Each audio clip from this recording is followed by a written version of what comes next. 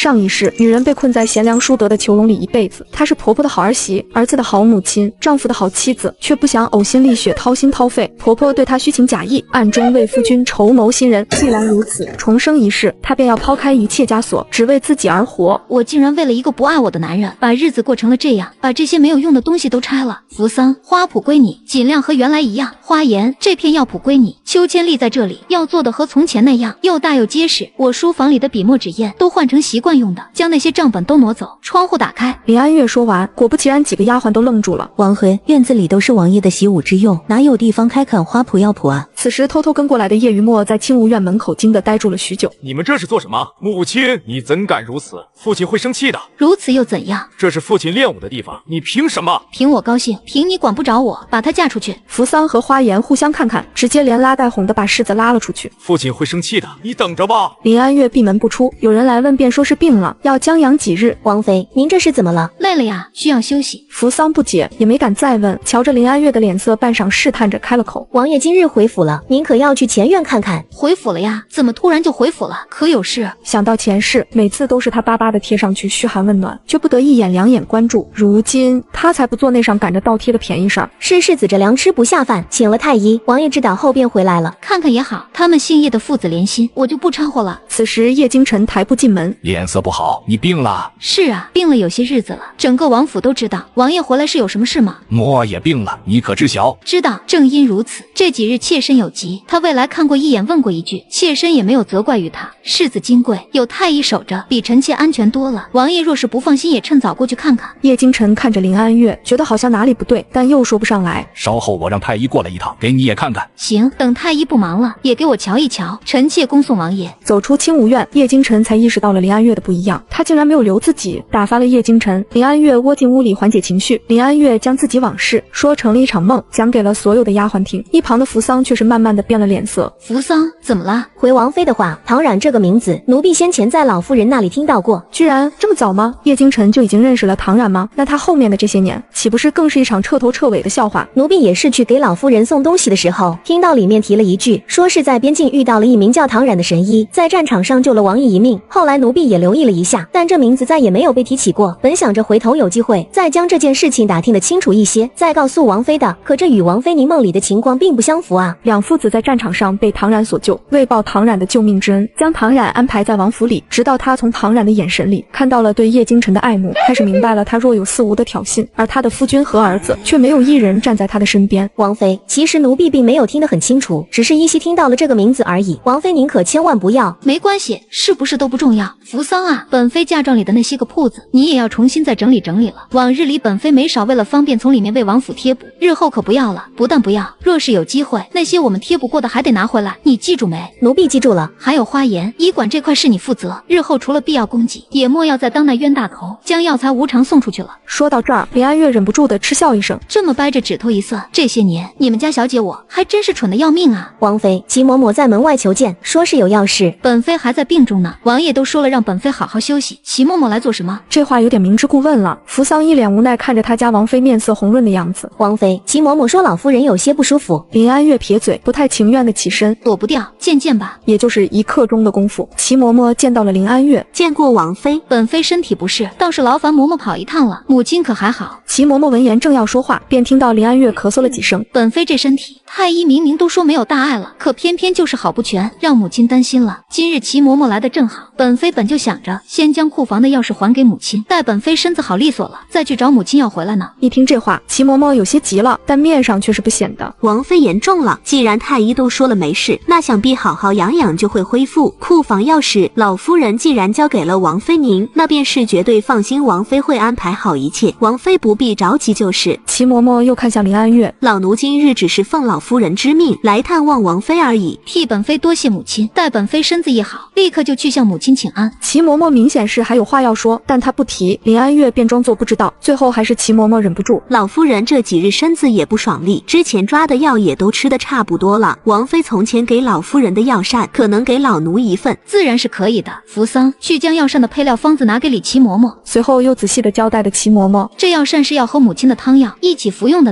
那药方药性有些烈，要靠着这药善中和，药膳要严格按照剂量，分毫不差的熬制，还有火候，本妃都在旁边写得很清楚了，嬷嬷照着做就是了。齐嬷嬷心里不舒坦，拿来方子一看，脸上更是难看。打眼一看，里面的食材、药材都十分名贵，熬制过程又复杂。嬷嬷可是有哪里不明白？齐嬷嬷又看了一眼方子，里面写的极尽清楚，但凡不是傻子都能看明白，只能应下后带着方子离开。走的时候脸色阴沉，十分不好看。将齐嬷嬷送走，扶桑再回来的时候眉头皱着。王妃，这库房的钥匙，老夫人看样子是不会收回去的。没事，我本来也没打算给他，谁的后院给谁，我不要就是了。一个空库房，等着让人往里添补，谁稀罕？齐嬷嬷早上来过，午后便传来消息，老夫人带了一个女医入府。听到女医，林安月的眉头一下子皱了起来。会是唐冉吗？茶茶女为了嫁入王府当王妃，不惜花重金讨好老夫人，为了名正言顺的嫁进来，甚至直接改了自己的名字。听说表少爷要大婚，这些是我的一点心意，还请老夫人笑纳。冉儿，这怎么好意思？老夫人莫要怪冉儿的唐突，冉儿是孤儿，从小到大，除了师傅，没有人对冉儿好过。遇到老夫人之后，冉儿就忍不住的想要亲近一点，再亲近一点。冉儿这些年孤身在外，也没什么能拿得出手的，唯独赚了些身外之物，还请老夫人不要嫌弃。你这孩子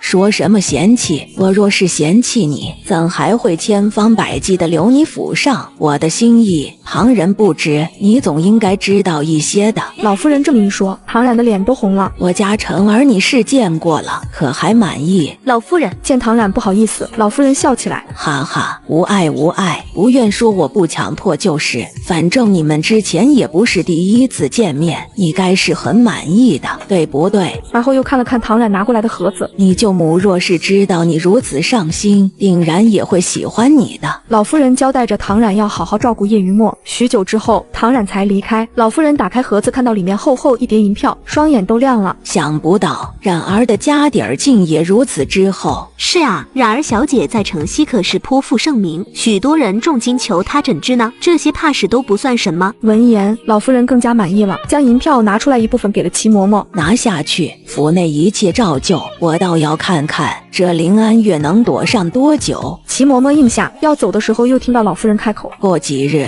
你去一趟林家。没说要去做什么，但跟了老夫人一辈子的齐嬷嬷却是听懂了。是，老夫人，老奴随后就去。清无院的小日子过得十分舒心，但林安月知道老夫人不会允许她这般岁月静好下去，所以嫂嫂夏音被齐嬷嬷带进来的时候，林安月一点也不觉得意外。既然王妃无事，老奴便去回禀了老夫人，让老夫人也安心。说完，齐嬷嬷便离开了。看着齐嬷嬷的背影，夏音皱了皱眉，开口：月儿，其实齐嬷嬷若是不来，我也是打算这几日过来看看你的。家里有些事情，我与你大哥商议，终归是需要让你知道的。闻言，林安月看过去，见夏音一脸为难。怎么了？出了什么事儿？家里的乔姨娘要被扶正，时间定在了2个月后，乔姨娘生辰那日。为何突然要扶正了？前世乔姨娘被扶正后，就成了唐冉的靠山。上个月祖母病重，父亲也身体抱恙，是乔姨娘衣不解带的左右照顾。祖母感动她的孝顺，便与父亲商议了此事，父亲是同意的。毕竟这些年乔姨娘在府上很是尽心尽力。月儿，你还好吗？没事，只是有些震惊。还有2个月，我会为乔姨娘准备大礼的，嫂嫂放心。闻言，夏音松了口气。其实我和你大哥对这件事情也是心有芥蒂，但是父亲身边的确需要有个人，乔姨娘还不错。林家主母，这一事你休想。王妃，老夫人传话，让您到安福院去一趟。什么事？不知道，只知道老夫人还派人去请了王爷，说是有要紧的事情宣布。林安月打开门和扶桑一起往安福院，还未进门，就听到里面的传来了老夫人的笑声。进了门便看到唐冉偎依着老夫人坐，叶京晨坐在下手，目光柔和地看着两人。安月来了，快坐。不等林安月坐下，老夫人便有些迫不及待地开口：今日家里可是有大喜事啊！2年前晨儿在战场受伤，被一个神医救了。这事儿当时军营都知道，你猜怎么着？这人居然是冉儿。今日叫你来，是晨儿有事想和你商量一下，是想让你以娘家妹妹的身份将冉儿接入府上，这样就能让晨儿报恩，又能让冉儿免于被人非议。你觉得呢？林安月心里一沉，看向了叶京晨。这是王爷的意思。叶京晨抬头看向林安月，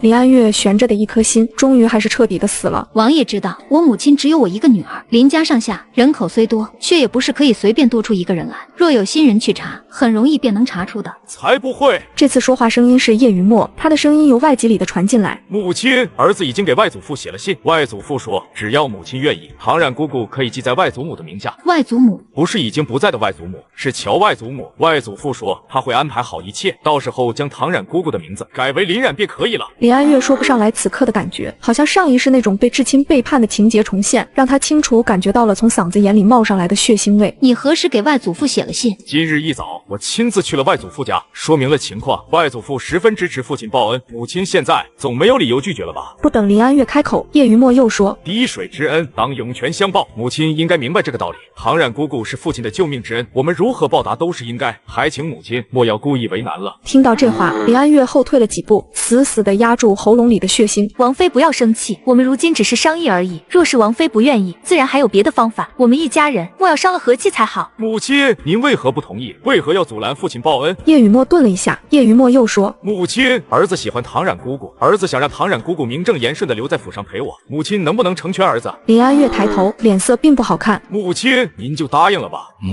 安静。随即叶京晨走到林安月身边。我知道这要求有些不妥，但却是最简单便捷的，你放心，不会有人去深究的，我保证。林安月骤然抬头，有那么一瞬间，他对叶京晨有了杀心，但很快又被藏起，快到叶京晨以为他是眼花了。好，这件事情我亲自回林家安排。话落，所有人都松了口气，唐冉的眼底更是差点藏不住了那点得意。如此就好，如此就好。安月果然是个大度的老婆子，我没有看错人。母亲，若无其他事情，我先回去了，这2日便动身回去林家。好，回去休息吧。你这身体可好调理，让太医来看看，需要什么尽管开口就是。女人对丈夫百依百顺，可婆婆却要给丈夫筹谋新人，甚至将人安排在女人身边，重活一世，看她如何收拾这一家人。王妃，这位是唐冉姑娘，是老夫人特意从城西那边请来的神医。老夫人最近一直疲乏，唐姑娘下午行了针之后，便已经好多了。老夫人赞不绝口，还想把唐姑娘收作义女呢。想起王妃身体不适，特意让奴婢带过来给王妃您也瞧瞧。见过王妃姐姐，不敢当。你给婆母看病有方，是王府的贵客，理当我们重谢。唐姑娘是城西人，回王妃的话，民女是孤儿，只是前几年才随师傅到了京城定居而已。不知道唐姑娘师从何人？王妃，民女的师傅已在去年离世，师傅一生隐迹苍生，不露名姓，请王妃恕罪。前世林安月只知道唐冉有个医术极高的师傅，助他一路结交达官显贵，可到临死前才知，不过是手握了他外祖家丢失多年的医术残卷。唐姑娘能被母亲请来，必然是医术超群，那灵师自然也不会是籍籍无名之辈。想着兴许是认识呢，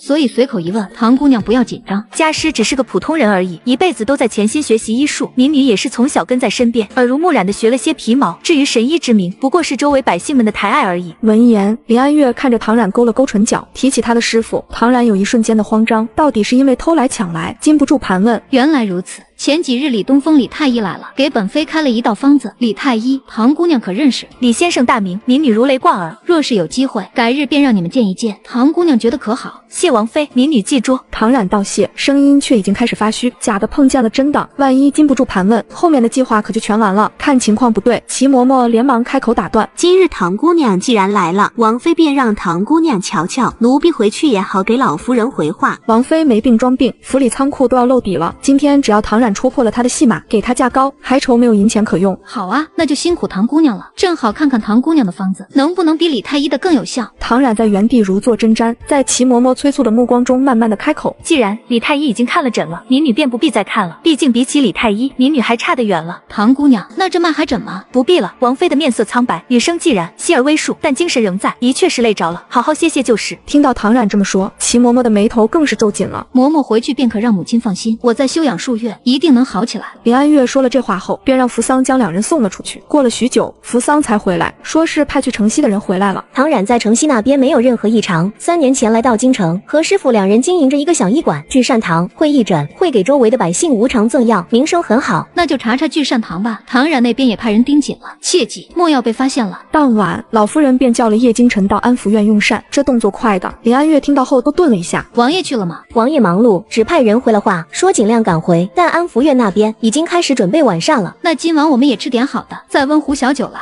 王妃，不可再饮酒了，李先生交代了，服药期间禁酒。没过多久，门外便传来了动静，众人转眼间就看到叶京晨进了门。你怎么来了？这清无院，本王来不得。臣妾不是那个意思，母亲那边应该是准备了王爷的晚膳，王爷不过去吗？听到这解释，叶京晨看了一眼林安月，去过了，母亲有客人，本王不便多待，打了招呼就出来了。就打了个招呼吗？叶京晨和唐冉这是第一次见面，如此随意，不知道王爷过来，所以没有准备王爷爱吃的饭菜。不如，若是王爷要留下，臣妾让人再去准备就是了。果然，叶京晨微微皱眉，开口：不用了，我还有事，你慢慢用。恭送王爷，王爷慢走。眼看着叶京晨离开，林安月松了一口气，转头招呼着这几个丫鬟一起用膳。王妃，您放心吧，我有分寸的，快点吃，一会儿凉了就不好吃了。清武院外，叶京晨不由得慢下了脚步，微微侧脸。青泽，你可察觉到王妃是哪里不太一样了吗？回王爷的话，没有啊。往日若是王爷要过来用膳，王妃都会准备丰盛的吃食，但是今日我们的确是来的突然。正往书房走去的时候，就看到了廊下叶云墨的身影。快点，本世子倒是要去看看他在忙什么，居然连本世子的晚膳都不准备了。叶京晨皱了皱眉，在他的印象里，他的儿子叶云墨行事自来沉稳，进退有度，从未有过如此急躁恼怒的样子。王爷，属下去。青泽话都没说完，叶京晨已经抬步跟了上去。叶云墨怒气冲冲地走到清无院，母亲今日为何没有为我准备晚膳？他伸手指着桌上菜肴，这是什么？母亲不为我准备晚膳，却一个人躲在这里吃独食。还有，是谁允许母亲你吃这些？难道母亲不知道儿子辣椒过敏，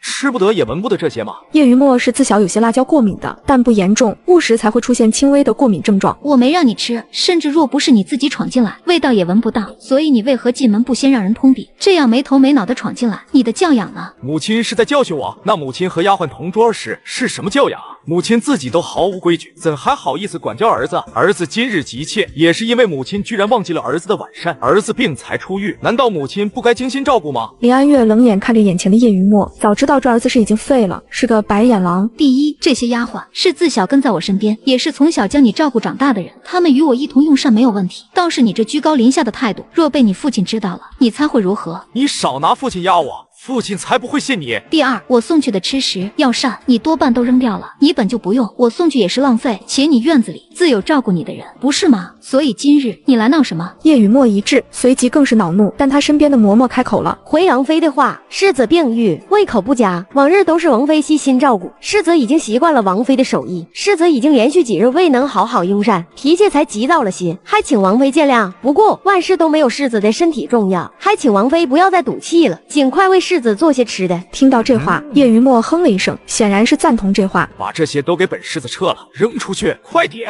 林安月不耐地皱眉，刚要说话，就听到叶京晨的声音：叶雨墨，你在做什么？她是婆婆的好儿媳，却被婆婆处处针对，就连当初的嫁妆也差点被要了回去。好在丈夫及时出手，为她保住了所有。你也是，这么大的事儿，怎么不和我商量一下，你就自己去找他了？还刚好就撞上了晨儿，你说说你们俩。母亲，这可怎么办？大哥让清泽跟着，我那私库里的东西都空了，这都是我以后嫁人的嫁妆啊！别哭了，谁叫你自己撞上你大哥？那谁知道大哥会那么较真，直接叫人拿了嫁妆单子，那贱人还真的就拿给大哥了，全程没有帮我说一句话。可不是，我怎么想想都不对，婵儿800年都不去一趟清无院，怎么就今儿去了？闻言，老夫人看向齐嬷嬷，老奴今日打听了，说是李太医来给王妃复诊，来的时候在门口遇到了王爷，王爷就随着一起去了清无院，所以当真只是巧合。你们俩也是，去的时候怎么就不留意，看看晨儿在不在？说着，老夫人又看向正室，让林安月给风儿准备聘礼，你怎么想出来的？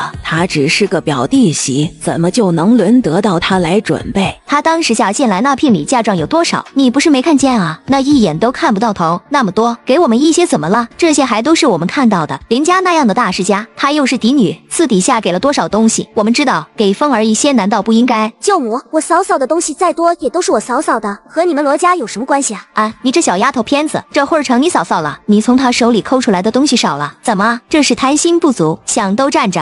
行了，你们俩吵什么？这就开始内讧了。时时年纪还小，成婚也还早着，不着急，母亲总不会委屈了你，你且放心就是。倒是风儿的婚事近在眼前，的确是需要解决。说着话，老夫人又看向郑氏，你们准备了多少？郑氏沉默，他根本就没有准备，本来就是打算让林安月拿了这份，他准备什么？见郑氏不说话，老夫人也有些微微动怒。你自己的儿子总是要准备一些的，你又不是不知道家里的情况，你那哥哥身体又不好，整日里不是这里病了，就是那里病了，这些年不是有你帮衬，家底儿都要空了，如今不够为时刻好看的面子，这事儿你该是最清楚的才是啊！一开口，郑氏便哭诉起来，直哭的老夫人头疼，答应再想办法，才施施然的离开。等郑氏前脚一走，叶诗诗急切的开口：母亲，舅母这话不可信，这些年我们都贴补他们多少了？女儿前些日子还见罗峰表哥从赌场里出来，很是得意的样子。叶诗诗说完，老夫人瞪了他一眼：那又如何？你舅母既然张了嘴，难道我们还能不管？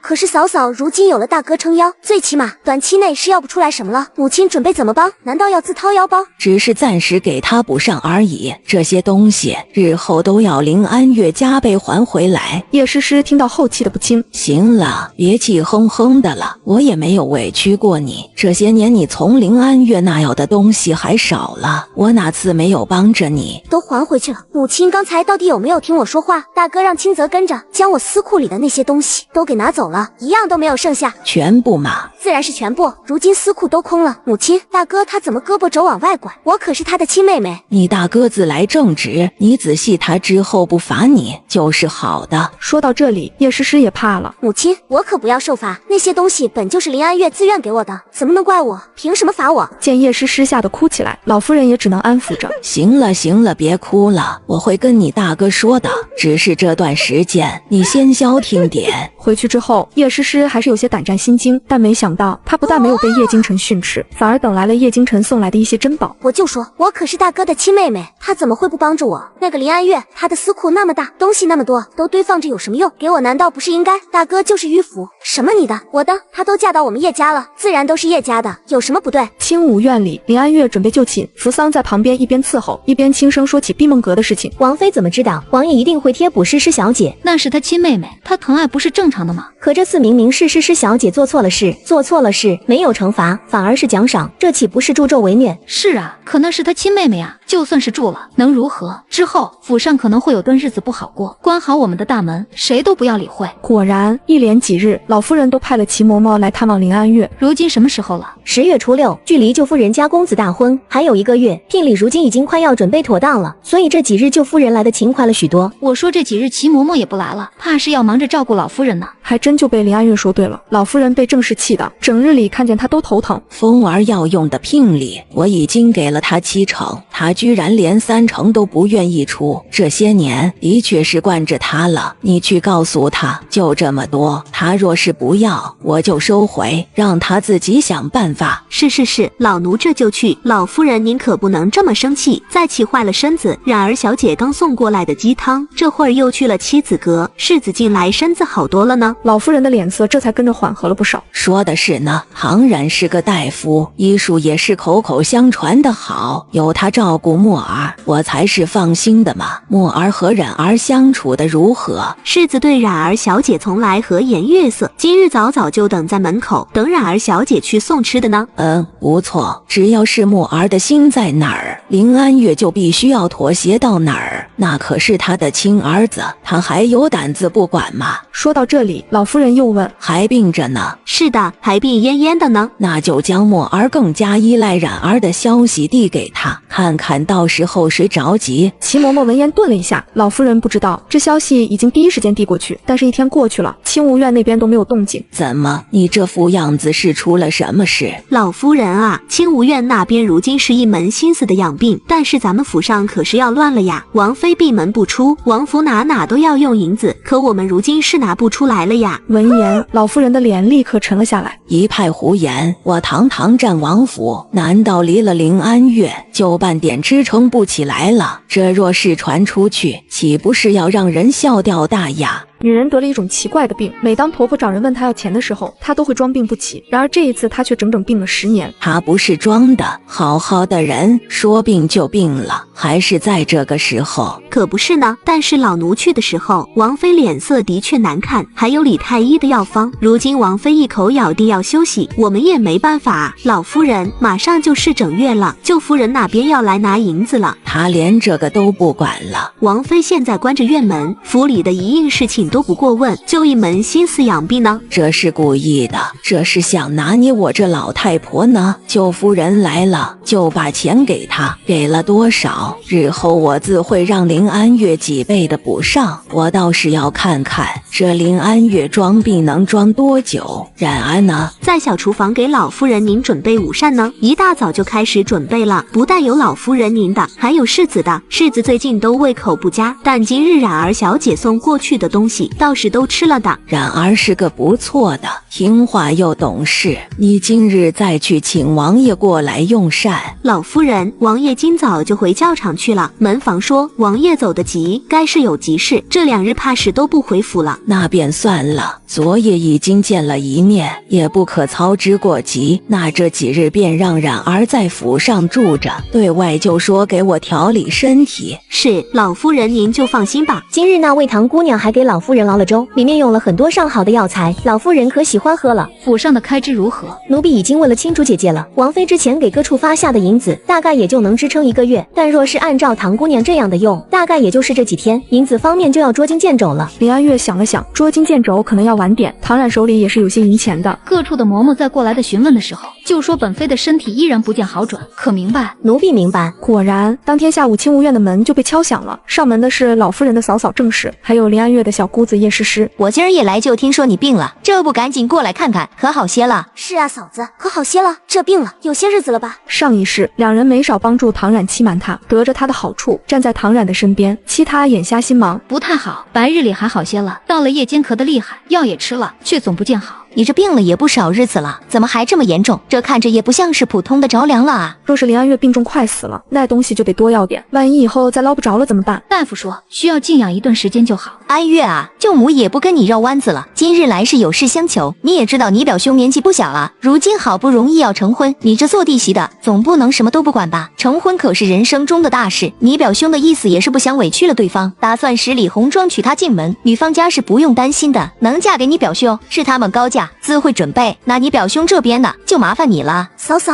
还有我，3日后我要参加宴会，嫂嫂私库可以不可以打开，让我进去挑些首饰呢？嫂嫂放心，我不会多拿的，就拿几件而已。每次拿几件，却从来没有还过。见林安月迟迟不说话，正室却不耐烦了起来。怎么回事？安月，你是不愿意吗？你可别忘了，你是我们叶家的媳妇，为我们叶家做些什么也都是应该的。这些年我们都待你不薄，怎么一点小忙都不愿意帮了？对呀，嫂嫂，不过是几件首饰而已，嫂嫂一定不会舍不得的。嫂嫂就将私库的钥匙给我，让我进去挑一挑呢。两人一言一语地说着，对于林安月咳得喘不上来的痛苦视而不见。王妃咳成这样，都不知道送水吗？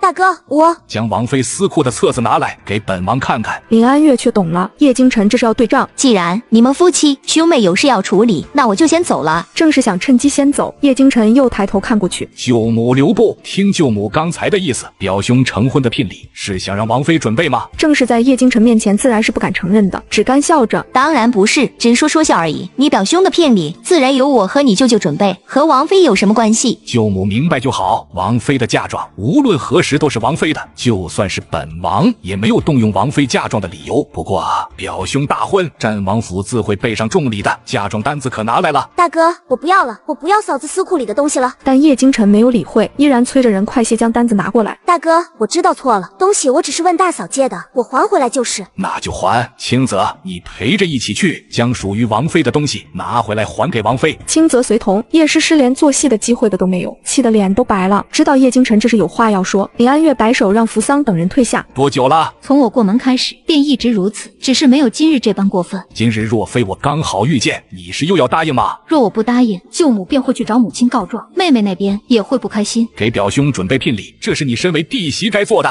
传出去别人会怎么想？可若传出我不像，王爷会信臣妾吗？叶京晨看着林安月，一时间不知道该说什么。什么？舅母的事情你无需再过问了，她应该不会再与你为难。诗诗年纪小，不懂事，你只需日后不必再管着她就是。王妃，母亲年纪大了，后院之事本就是你负责的，你不可如此软弱。我与王爷做个约定，可好？什么约定？若是臣妾没猜错，王爷稍后应该会去找母亲，和母亲说起今日的事情。那臣妾就和王爷约定，这件事情到此为止。稍后王爷就假借公务繁忙离开王府。为何？这样王爷才能看清楚之后到底会发生什么呀？你的意思是舅母和诗诗的这件事情还没完？不知道，我们就看看呗。叶京晨走了，走的时候脸色不愉，对于林安月怀疑叶家人的行为十分不满。王妃，王爷可是生气了？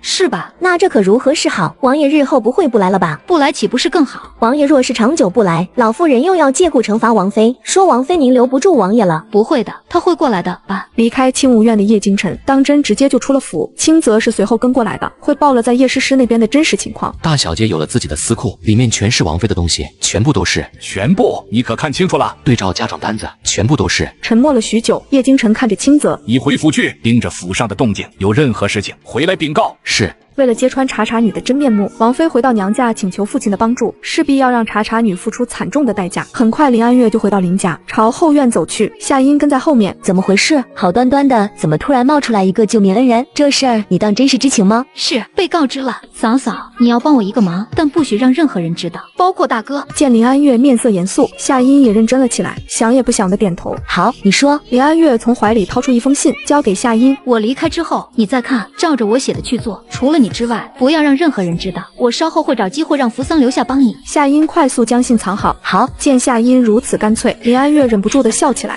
这么精彩的剧情，肯定要更换一部新的设备来观看。那闲置下来的设备应该怎么办呢？最近身边人都在用闲鱼 APP 卖闲置赚钱，我们也赶紧把家里闲置的东西挂闲鱼，卖掉赚钱又可以买新的了。现在还有 AI 发布功能，卖闲置更方便了。我用闲鱼已经好几年时间，已经卖了9000多块，真的太香了。你们也赶紧去试试吧。嫂嫂这么相信我，你对你大哥都信任，从我进门开始，你就不是我小姑子，是我亲妹妹，我怎么能不信我妹妹？林安月十分感动，又忍不住的提醒，不要让任何人知道你身边的丫鬟。放心，我知道的。两人就没说几句话，门外就传来了乔丽君的声音。我请了老夫人呐，没看到人，就知道你们姐俩来了这院子。王妃可是又来搬书了。是啊，我这里就只剩下一些书了，姨娘帮我打理得很好，谢谢姨娘。这都是妾应该做的，王妃谢什么？可找到了？还没呢，刚和嫂嫂说了2句话，姨娘就来了。哦，聊什么呢？2个月后是姨娘的好日子，我和嫂嫂自然是要准备一些惊喜的。不过先要恭喜姨娘了。听林安月主动提起这事，乔丽君显得有些慌张，忙解释：大小姐，妾之前从未妄想过的这事儿。姨娘不必解释，这些年姨娘兢兢业业打理的林家，所得皆是应该。若是母亲知道，怕是也会欣慰。那惊喜得等2个月后才能知道。但今日我也有礼物给姨娘。林安月拿出一只手镯，通体银绿，一看就价值连城。乔丽君的双眼微微一亮，这是林家当家主母的玉镯，是当年祖母给母亲的，母亲临终前给了我，如今我便替母亲送给姨娘。最后再说一次，姨娘恭喜了。乔丽君一愣，随即下意识的拒绝，这太贵重，王妃，这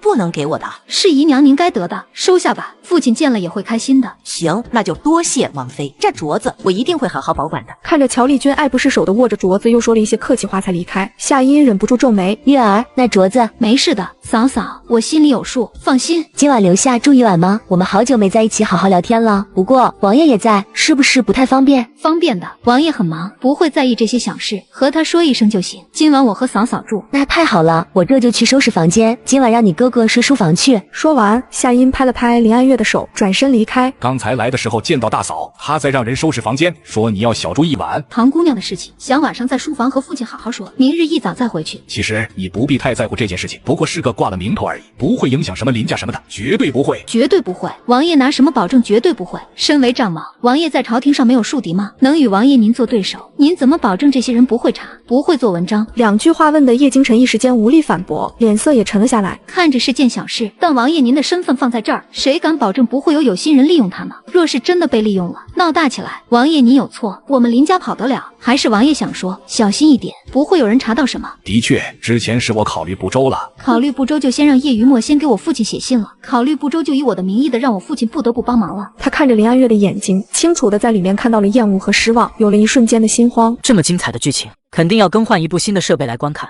那闲置下来的设备应该怎么办呢？最近身边人都在用闲鱼 APP 卖闲置赚钱，我们也赶紧把家里闲置的东西挂闲鱼，卖掉赚钱又可以买新的了。现在还有 AI 发布功能，卖闲置更方便了。我用咸鱼已经好几年时间，已经卖了8000多块，真的太香了。你们也赶紧去试试吧。这件事情，王爷的救命之恩是大事，我林家自然应该竭尽全力帮助王爷报恩。但这件事情实在是不能当做小事来处理，所以还请王爷不要着急，多容臣妾一些时间。叶京晨顿在原地，看向林安月，他清楚地感觉到林安月的书里，晚膳上一家人都在用膳。我知道你们心里不舒服，可这些年乔姨娘的付出，你们是看在眼里的。父亲，我们明白的，我们知道乔姨娘的付出，也赞同父亲的决定，只是还有些不习惯，父亲总是要给我们一些时间。那是自然的，你们放心，不过是个名分，和之前变化不大，丽君不会介意的。那个唐大夫的事儿，你也不要往心里去，不过是记个名而已。刚好丽君的娘家姓唐，到时候就说是她一生无子，过继了一个娘家的侄女儿就行，不会出岔子的。林安月这才知道，原来唐冉的唐也不是随便叫的，都是早有准备。可以，只要父亲安排好了就行。不过我们林家毕竟不是普通人家，关于唐姑娘这个人，我们还是要调查一下的。父亲，我亲自调查可好？只是这件事情不能让战王府知道，所以本来就觉得自己的女儿有些委屈，女儿还在乔丽君的事情上那么善解人意，如今不过是查个人这样的小事儿，林少怎么会拒绝？自然，你尽管去查，父亲给你兜底儿。多谢父亲。我们父女之间那么客气做什么？日后有任何事情，尽管来告诉父亲，父亲永远是你的靠山。晚膳之后，林安月本打算再和兄嫂小聚一下，谁料林玉成便有些不太舒服，最后夏音只能担心的去照顾林玉成。林安月被乔姨娘送回了自己的小院，院子的附近至少有5双眼睛盯着。奴婢下午在府里逛了一圈，发现府上增加了很多新面孔，看样子都是会些功夫的。记下这些人。王妃放心。累了一天，林安月洗漱之后便准备休息的时候，花颜却急匆匆地进了门。王妃，王府那边传来消息，世子晚膳不知用了什么，如今有些上吐下泻，情况不太好。王妃，最近只有那个唐姑娘给世子送了东西，奴婢那天看了一眼，里面还有一些世子根本不能用，蔬菜和调料。唐姑娘是大夫，叶于墨也不是无知小孩，再说府上还有王爷，不会有事的，放心吧。可是王妃，世子已经不舒服了，定然是最近那个唐姑娘给世子用了太多之前不能吃的。前几日我还撞见花嬷嬷给世子进药，那药渣奴婢检查了的，是一些抑制过敏的药，所以世子吃了这么些才好像没事的样子。但这药性若是持续累积，世子的身体是会出事的。那你想如何呢？花颜，王妃，奴婢知道世子之前说了一些过分的话，让王妃伤心了。但世子到底是王妃您10月怀胎生下来的孩子，那么精彩的剧情，当然要配上美味的炸鸡薯条。正好我在闲鱼上买了不少肯德基的超低价套餐券，现在大家都上闲鱼买卡券省钱，点击左下角上闲鱼搜省钱神券，每周还能0元抽奖，免费的肯德基真香，大家快去看看吧，和我一起来省钱。我们若是不管，世子的身体被毁，王妃也会难过的。我们应该情况告诉世子，这样说了他会信吗？见花颜眼底的担心依然浓郁，林安月叹了口气，算了，不到黄河，花颜是不会死心的。就算你想去告诉叶于墨，也得等明日了。花颜，王府并没有人来通知我们，那说明他的情况不严重。我们若是现在匆匆回府，事情就更麻烦。不如花颜，你去准备一些平日叶于墨爱吃的，等明日一早我们回去，刚好能让他当早饭吃了，可好？花颜立刻被说服，高高兴兴的下去准备了。林安月看了扶桑一眼，简单将东西收拾一下，明日一早大概是见不到大哥嫂嫂的，我们直接离开就是。说到这里，林安月转身看向外面，那人怕是有些迫不及待了。扶桑，你反而是不必那么着急，明白吗？对，王妃，奴婢明白。果然，次日一早来送林安月的乔姨娘，不过是一晚上而已。乔姨娘的气质好像就有些变了，隐隐的有了些上位者的威风。王妃，日后若有机会，可要多多回家，家里人都盼着您呢。下次回来的时候，将我那女儿带回来，让我也见见。莫要日后都碰上，我们都还不认识彼此，那不就要露馅了吗？王妃说是不是？好，乔姨娘，下次我再回来的时候，就将你的女儿带回来，让你们母女团聚。那妾就等着王妃了。马车回到战王府，叶京晨去上朝还未回来。林安月下马车的时候问：派人去叫王爷回来了吗？对，王妃已经在宫门口等着了。走吧，我们去妻子阁。另一边，唐冉也准备了早膳，要给叶于墨送过去。正要出门的时候，丫鬟翠云快步进门，神色有些激动。小姐，您猜奴婢刚才看见了什么？什么？清无院那位从林家回来了，一回来就去了妻子阁，但是却被世子拦在了门外。听到这话，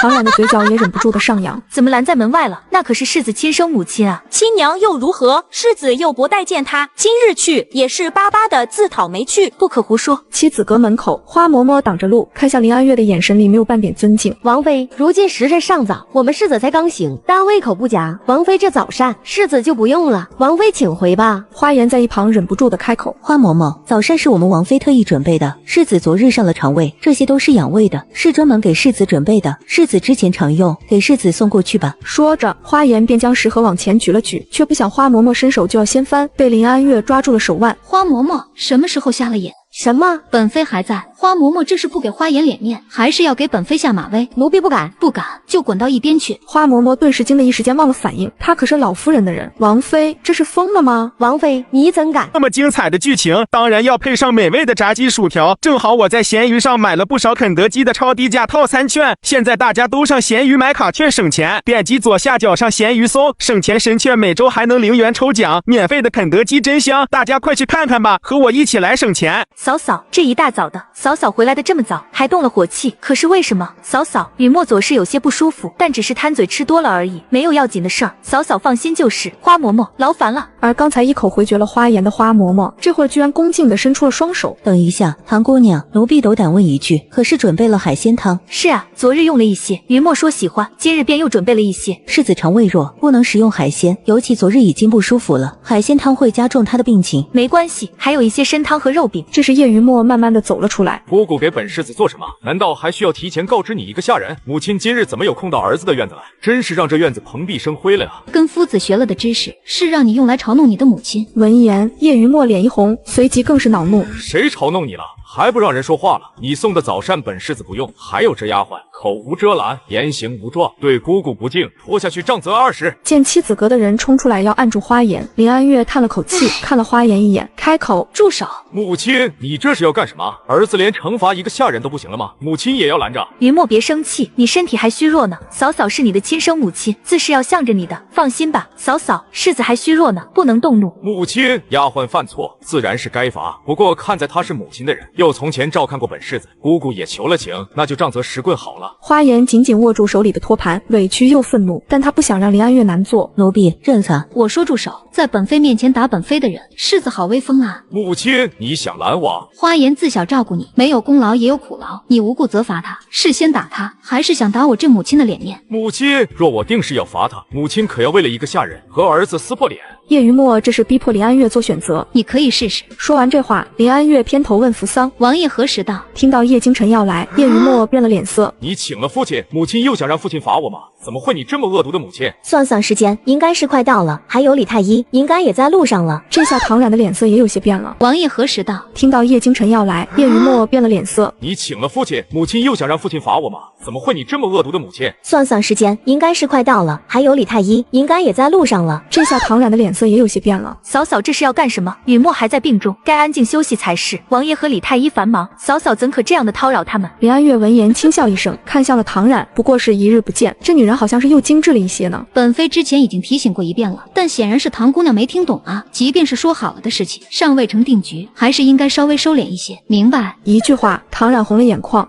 我没有别的意思，我就是母亲，你莫要欺负姑姑。叶云墨上前一步，护在了唐冉身前，怒视着林安月，仿若林安月是他的仇人。世子，王妃她才是您的亲生母亲。我宁愿她不是。本世子的母亲本就已经光耀夺目，起码也要上的厅堂下的厨房，或者像姑姑一样悬壶济世，怎么能是只会躲在内宅算计、搬弄是非的妇人？此时花嬷嬷立刻开口：“世子气急，口无遮拦，还请王妃不要怪罪，到底是自己的亲儿子，王妃该不会如此计较才是。”是啊，嫂嫂，云墨年纪还小，只是一时气话而已，我怎么能和嫂嫂您比呢？难道本世子还说错了？母亲本就什么都做，每日只知道围着内宅这1亩3分地，浪费时间。此时站在背后不知道看了多久的叶京晨带着李太医赶了过来。叶于墨，你这个逆子，来人啊，把世子拖下去，杖责20。自今日起，将礼记抄写100遍，何时抄完，何时出门。现在再次向你的母亲道歉。不必，我受不起。叶于墨，我加入战王府11年，从未算计过任何人，也从未搬弄是非。我不知道这话是谁告诉是你的，现在已经不重要了。说完这话，林安月又看向唐冉：“唐姑娘，你若是真心照顾世子，好歹应该先了解一下世子的情。你这食盒里的东西，他都不能吃，会过敏，严重的会致命。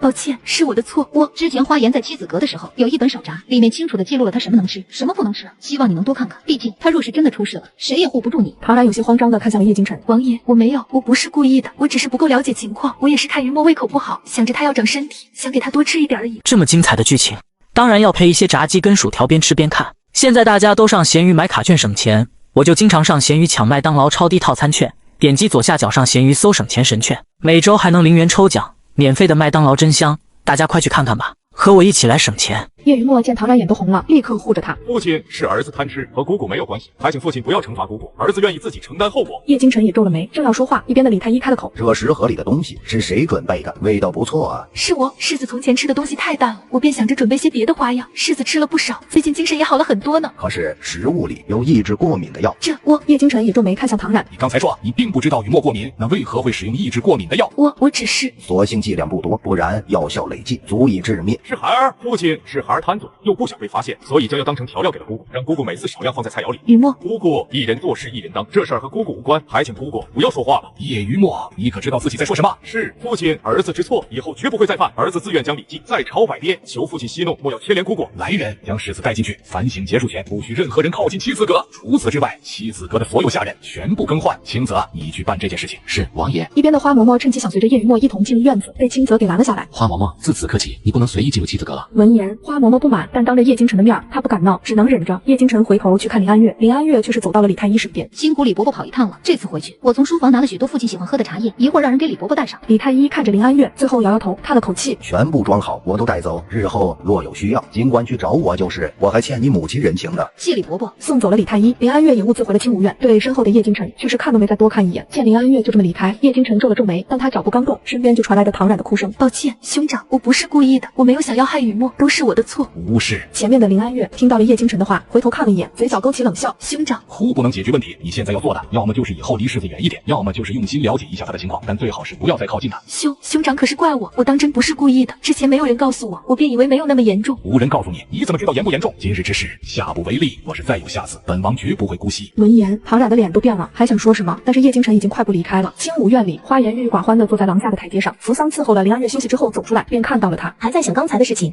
我就想不明白，世子怎么变化这么大？他小时候那么依赖王妃，整日都要让王妃抱着，怎么现在就好像变了个人一样？你也说了，那是小时候，4岁之后，世子明显在老夫人身边的时间越来越长，从那之后就和王妃不亲近了。除了王妃，世子小时候最依赖你，因为你年纪最小，最会陪他玩，只要一会儿看不见，就要问小花颜去哪儿了。但现在呢，20滚，花颜，你受得住吗？花颜，你要知道，我们的主人是王妃，任何人任何时候都不能越过王妃。可从前王妃不是这么说的，她说世子是她的命，我们怎么对她，就要怎么对世子的。花颜，我们的主子是王妃，回去之后好好想想我的话，说是想得明白，1个时辰之后你来伺候王妃起床，想不明白就不必来了。这么精彩的剧情，当然要配一些炸鸡跟薯条，边吃边看。现在大家都上闲鱼买卡券省钱，我就经常上闲鱼抢麦当劳超低套餐券，点击左下角上闲鱼搜省钱神券，每周还能0元抽奖，免费的麦当劳真香，大家快去看看吧。和我一起来省钱。说完这话，扶桑起身回了屋里。林安月看着扶桑进门，扬了扬眉：王妃，花颜是年纪小，单纯了一些，你只给他1个时辰，是不是太短了？本来也不是复杂的问题，1个时辰足够了。前院书房来见叶京晨的人一个接着一个，等最后一个人离开，太阳都下山了。王爷可是要去清武院，属下这就派人去知会一声。先去一趟妻子阁，妻子阁所有的下人你都要亲自挑选。是王爷，但老夫人那边，母亲那边我会去说明。从此之后，叶雨墨的身边就不能再出现过交换他的人了。是。清武院里，林安月听说叶京晨要来，林安月的好心情瞬间就没了。王妃，奴婢这就去准备些王爷爱吃的。不要，准备2道清淡一些的菜就好。等叶京晨从叶雨墨那处用了膳回到清武院，整个院子都黑了，连门口的灯盏都没留。王爷，也许是王妃身体还未痊愈，所以睡得有些早了，属下这就去敲门。不必。王府另一边的客院，唐然也不开心，从下午自老夫人的院中回来，便一直沉着脸。院子里没有外人，只有他的2个丫鬟翠云和半和。小姐，这是怎么了？怎么了？你们不是都知道吗？今日王爷对我的态度你们可看到了，他对我那般的疾言厉色，一点都没有想到我是他的救命恩人，甚至还想要罚我，他怎么可以这样？唐然眼眶都红了。今日下午老夫人让人去前院请了几回，他都没有露面，他这是什么意思？看着是禁足了叶雨墨，其实是保护他，在防备自己。我做的这些事情还不是为了能靠近他？战场上我为了救他差点没了一条命，可他呢？自从我来了这战王府，见过他几面，除了知道我是他救命恩人那天，他可还有正眼看过我？姑娘莫哭，王爷他能是什么意思呢？王爷这可是为了您好啊！什么？您倒是想想，如今您在战王府还没有站稳呢，王爷若是与您走得近了，传出去像什么样子？如今这样疏远，是为了你的名声着想啊，难道不是吗？听到这话，唐冉原本郁结的心情松动了一些。是吗？当然啊，姑娘您这样能有几个人不喜欢呢？您看这战王府上下见着您是什么样子，见到清武院那位是什么样子还不清楚吗？而且您救过王爷之后又要常驻战王府，王爷总是要给您一个交代的。姑娘您就放心吧，您现在要做的就是笼络好了这战王府众人的心，再给王爷一些时间才是。这么一说，唐冉居然也认可了。对，你说的没错，来日方长呢，我不必着急。自我说服成功后，唐冉朝着半盒看过去，之前我要的那些药材可都送到了。是，已经到了，一起过来的还有几张新方子，奴婢已经让人是要去了。姑娘放心，药材的监制你和翠云都要亲自盯着，绝不许嫁他人之手，可明白？小姐放心就是，奴婢们知道这事重要，必然不会会出岔子的。然而有心了，本来还想着让人去叫你呢，这下刚好。然而身边从小就没有亲人，后来也是只有一个师傅能照顾长辈，承欢膝下，一直都是然儿的心愿。多谢老夫人成全然儿。干，以后就住在战王府，我们娘俩便能天天见面了。正好我也有事想跟你说，你这几日都住在客院，住的可还舒心？很好的，老夫人。再好，那也是客院。我想着将北边的明星小筑收拾出来做你的院子，可好？老夫人，然儿住在客院就很好啊，离老夫人的安福院也近，然儿已经很满意了。这么精彩的剧情，当然要配一些炸鸡跟薯条，边吃边看。现在大家都上闲鱼买卡券省钱，我就经常上闲鱼抢麦当劳超低套餐券，点击左下角上闲鱼搜省钱神券，每周还能0元抽奖，免费的麦当劳真香，大家快去看看吧，和我一起来省钱。傻丫头，你以后也算是咱们战王府的主人，怎么能住在客院？你放心，这件事情我来做主，稍后就让安月去将院子收拾出来。安月可来了？老夫人还没来呢。什么时辰了？回老夫人，卯时已过了。这个时候了，林安月还没有过来。从前请安，林安月卯时不到就已经候着了。老夫人嘴上没再说什么，但心里已经准备好，等林安月过来，便好好收拾她，给她重新立规矩。等林安月醒来，已经是4时了。王妃，老夫人那边已经派人来了好几回了，可要先过去。王爷呢？可下朝了？派人候着呢。不过王妃怎么就知道老夫人今日是要给唐姑娘换院子呢？猜的，先用早膳，不着急，王爷还得一会儿呢。慢慢悠悠的用了膳，等林安月过去都已经4时过半了。见林安月进门，老夫人本是要给个脸色看的，但想起来稍后要做的事儿，又忍下了。安月来了，可睡好了？谢母亲体恤关心，儿媳睡得很好呢。那就好，你大病初愈，是应该多休息的。今日也是有事才叫你过来，想和你商量一下。母亲，嫂嫂才刚过来，你让嫂嫂先歇一歇吗？你这丫头，就你知道疼爱你嫂嫂了。嫂嫂对我好，我自然也对嫂嫂好啊，是吧？嫂嫂，你病的这些日子，母亲也很担心呢，每日都在为嫂嫂祈福，我也为嫂嫂求了平安符，希望嫂嫂日后健健康康。说着，叶诗诗便递过来了一枚香囊。多谢妹妹。林安月接过，小心的放在了衣袖里。叶诗诗的笑容里带着一丝丝不屑。嫂嫂喜欢就好。嫂嫂，过2日便是京城的游园会了，城中各家贵女都会参加的，你到时候……叶诗诗正说着话，看到叶京晨从外面进来，立刻就消了音，脸都跟着有些白了。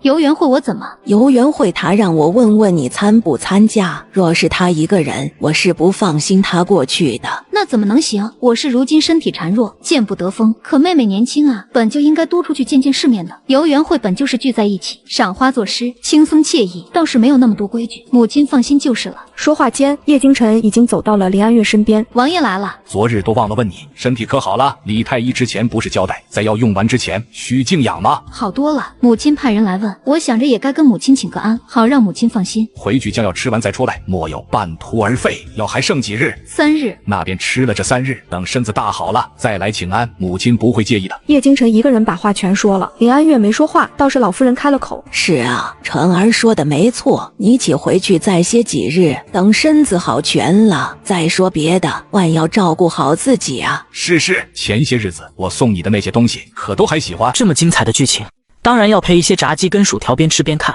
现在大家都上闲鱼买卡券省钱，我就经常上闲鱼抢麦当劳超低套餐券，点击左下角上闲鱼搜省钱神券，每周还能0元抽奖，免费的麦当劳真香，大家快去看看吧，和我一起来省钱。叶诗诗一愣，一时间不知道该说些什么。那些东西贵重是真的贵重，但若说喜欢，还是林安月的东西更让人喜欢。喜欢，多谢大哥。叶京晨看向林安月，诗诗长大了，日后若是需要什么，便从府上公帐中走，无需动用你的嫁妆。若是传出去，众人还当我战王府图谋王妃嫁妆。这话说的让叶诗诗的脸色骤然变了，本能的看向了老夫人，一脸委屈。老夫人摇了摇头，让叶诗诗不要闹。我说的话记住了吗？臣妾记住了。老夫人虽然没说话，但心口已经隐隐作痛，却只能开口。难得晨儿过问候院的事儿，就听晨儿的。还有一件事儿，我本是要与安月商量的，倒是没想到你也过来了。今日下朝早，便想着过来跟母亲请个安。母亲要说什么事儿？关于冉儿的事情，今日卯时不到，冉儿便来照顾我了，是个懂事的好孩子。我想着既然已经决定在我们府上住下了，那便将明星小筑给收拾出来，让安月去。不行，明星小筑不行，离我的书房太近，不合适。老夫人到了嘴边的话又咽了回去。那你觉得哪里合适？雨竹轩不行，雨竹轩太偏了。哪里偏？和诗诗的碧梦阁前后挨着，偏吗？一时间老夫人有些说不出话来。雨竹轩是离前院最远的院子了。我觉得明星小筑就不错，环境也好。可那距离前院太近，尤其是我的书房，众将士来来回回，十分不方便。有何不方便？中间隔着垂花门和抄手游廊呢。母亲为何非要让她住在明星小筑？若是让人知道我们让一个姑娘家住在内外院的中间，如何解释？见叶京晨实在不配合，老夫人只能退一步。算了，就让冉儿住在我的院子里吧。左右，我喜欢她的紧。若是如此，那儿子日后就不好过来请安了。那你怎么回事？是故意要过来气我不成？我说什么你都拒绝。儿子没有，只是院子的问题，母亲安排的并不合理。与竹轩哪里不成？清雅幽静的。躲在屏风后的唐冉将手帕都要搅烂了。与竹轩清雅幽静不假，但他要的是这个吗？他要的是近水楼台。老夫人没办法，有些话又不能说得太清楚，便看向林安月。安月，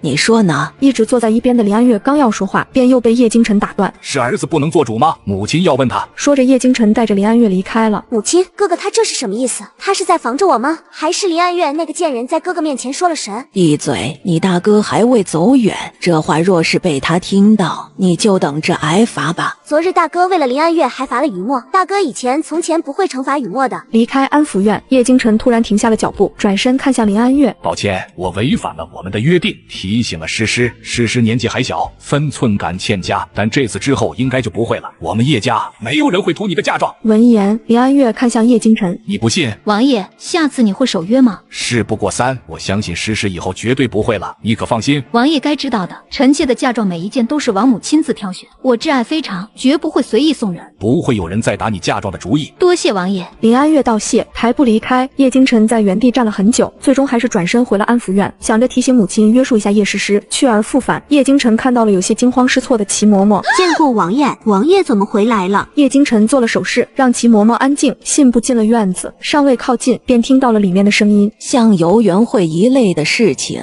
你大可以多请教你嫂嫂。嫁人前，你嫂嫂也是我们京城有名的才女，多学些，总不会出错的。首饰、衣着方面也要多听听嫂嫂的建议，之后母亲都会为你准备。听到这些话，叶京晨放了心，便转身离开了。母亲，大哥只是被人迷了心智吗？他怎么一直在帮着林安月那贱人说话？是啊，为什么呢？那我游园会怎么办啊？母亲，没有林安月的那些首饰和华服，我该没有面子了。喊什么？大不了就是不去了。你哥哥给你的那些还不够吗？哥哥给的东西都不是我喜欢的，而是大多是御赐之物，又不能去换成银子，有什么用啊？闭嘴！看着叶诗诗离开，老夫人叹了口气。哎，诗诗若是有你一半懂事就好了。诗诗是真性情而已，我很羡慕呢。有人宠着的人才能有真性情，老夫人对诗诗很好。还是你贴心，院子的事儿委屈你了。我倒是没想到晨儿会过来。没事的，然儿已经很知足了。老夫人您千万不要为此难过。我的心思你是知道的，但有些事情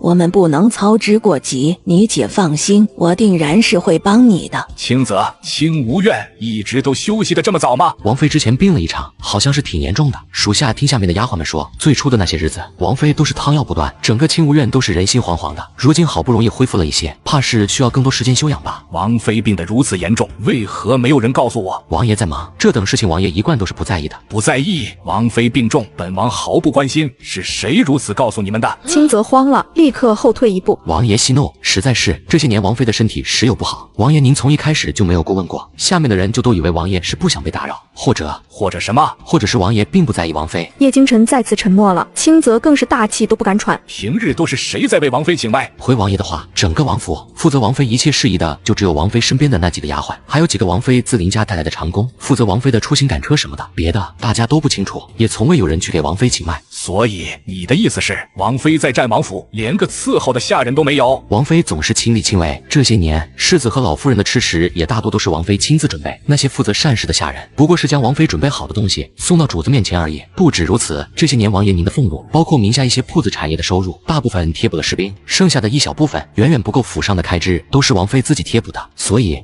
我们战王府这么多年一直用的都是王妃的嫁妆，是吗？最后一句话带了怒气，叶京晨简直不敢相信自己听到了什么。若不是自己今日问了一句，这件事情竟然从未有人跟他说过一句。去清点本王名下的东西，之前用了王妃多少，都给王妃补回去。清泽从怀里掏出了一本册子，这是王爷您和老夫人还有世子这些年所用的滋补品，另外还有少量老夫人和诗诗小姐的人情往来。叶京晨看着清泽手里的册子，眯起眼睛，这是府里一位管事嬷嬷记下来，只记录了前面几年，后面的就没有记录了。只有前面3年的，后面的呢？后面老嬷嬷就被调离了管家嬷嬷的位置，由现在齐嬷嬷和花嬷嬷顶替，便没有再记录了。将那嬷嬷带来，本王要亲自问话。另外叫王妃身边的扶桑过来问话。算了，本王亲自去问。清武院里，林安月也在苦恼，要如何才能名正言顺地给院子里添些人。林安月正想着的时候，门外扶桑匆匆进门，说是叶京晨在前院里大发雷霆，如今所有的下人都被叫到了前院。全部？对，青竹他们都已经过去了，奴婢过来跟王妃说一声，也要过去了。我和你一同过去。林安月到的时候，叶京晨沉怒地坐在上手的椅子。我们聊聊。王爷要聊什么？叶京晨将昨日那本账册拿出来。怎么从未听你提起过？林安月疑惑地拿起账本翻了翻，露出惊讶，越是往后翻就越是震惊。原来仅仅是前面几年，他就已经被拿去这么多东西了。你应该直接告诉我，我便不会让诗诗如此放肆。我本来是想叫你身边的扶桑过去问话的，但想了想，我们本是夫妻，我直接问你更方便。王爷想问什么？王爷要看臣妾的嫁妆单子。叶京晨点头，抬手接过青泽手里的锦盒。这里是一些银子和房契、地契，与你付出的那些比不算什么，但总归能补回去一些。林安月看了看盒子里的东西，又看了看叶京晨，一时间不能确定叶京晨是个什么意思。我昨日看到了这个账本，才知道这么多年你为战王府付出了很多，我没想到战王府会如此，很多事情我都是不知情的，你应该告诉我一声，这样也不会这么多年都让你自己一人独自付出，里面有许多是不必要的。王爷有空听臣妾说什么吗？什么？我们大婚初始，王爷才刚成为战王，每日都在忙碌，连叶于墨都是在各方催促下匆匆才有的。叶于墨1周岁之前，王爷都不在京城，之后回来也是在教场的时间比在府里多，即便是回来了，也顾不得看看孩子，更何况是听臣妾说话。再后来，王爷归家，更是给臣妾立了规矩，除了初1、15，没有要紧的事情，不要打扰王爷。王爷忘了吗？叶京晨还真的不记得了。抱歉，我之前并不知道这些。那王爷如今知道，能如何呢？我自然是要好好。叶京晨正要说话，外面突然传来齐嬷嬷的声音：“王妃，老夫人有请，还请王妃快些收拾一下，莫要让老夫人久等了。”齐嬷嬷，我们王妃正在。不管正在做什么，老夫人那边还等着呢。王妃是晚辈，可没有让长辈等着的道理。齐嬷嬷说的理直气壮，但是在看见走出门外的叶京晨时，顿时吓得脸都白了。多王爷，母亲找王妃何事？多王爷，奴婢就是奉命过来请王妃过去而已。请母亲什么事？要让王妃立刻过去。齐嬷嬷支支吾吾说不上来，这本就是老夫人拿捏王妃的小手段，他们这些下人也不过是配合老夫人而已。就说是有要紧事儿，让王妃快点过去。说完这话，齐嬷嬷就要先走，想去通风报信。齐嬷嬷，你同我们一起。母亲，大哥最近一定是疯了吧？好端端的他查什么账？那些东西我早就已经送人了，很多送给了谁我都不记得了，还怎么将东西补齐？还有我们府上这么多的吃喝用度，哪里就能一一补回去了？这不是为难人吗？定然是林安月那个贱人跟大哥说了什么。听到这话，叶京晨眯眼看向林安月，见他安静如常，显然对此并不惊讶。行了，你闭嘴吧，早干什么了？我是不是告诉了你，让你收敛一些，不要那么过分？那个账单我看了都心惊，你是疯了吗？你要那么多干什么？我自然是要用啊！母亲，您知道我花费了多少功夫才走进闺女们的圈子吗？若不是这些东西，谁会理我？说到底，还不是我们叶家的底蕴太浅。我们若是和林家一样，那些人还不得上赶着捧着我？母亲，你就不能跟林安月说一声，日后京城的宴会让她陪着我一起？有她这个林家嫡长女陪着，那些人自然是不敢看轻了我的。这件事情日后再说，先说说眼前，你打算怎么办？还能怎么办？让他过来把账消了不就行了？母亲您开口，他一定不会拒绝。老夫人正要开口，门外突然传来了花盆碎裂的声音，顿时脸色一变。你说什么呢？这和你嫂嫂有什么关系？自己做的事情自己处理，牵扯你嫂子干什么？老夫人，诗诗只是开玩笑而已，做错了事情我们就认，诗诗已经知道错了，这件事一定能处理好的，放心好了。下一刻，叶京晨便和林安月一起进了门。母亲急着叫儿媳过来，可是有事。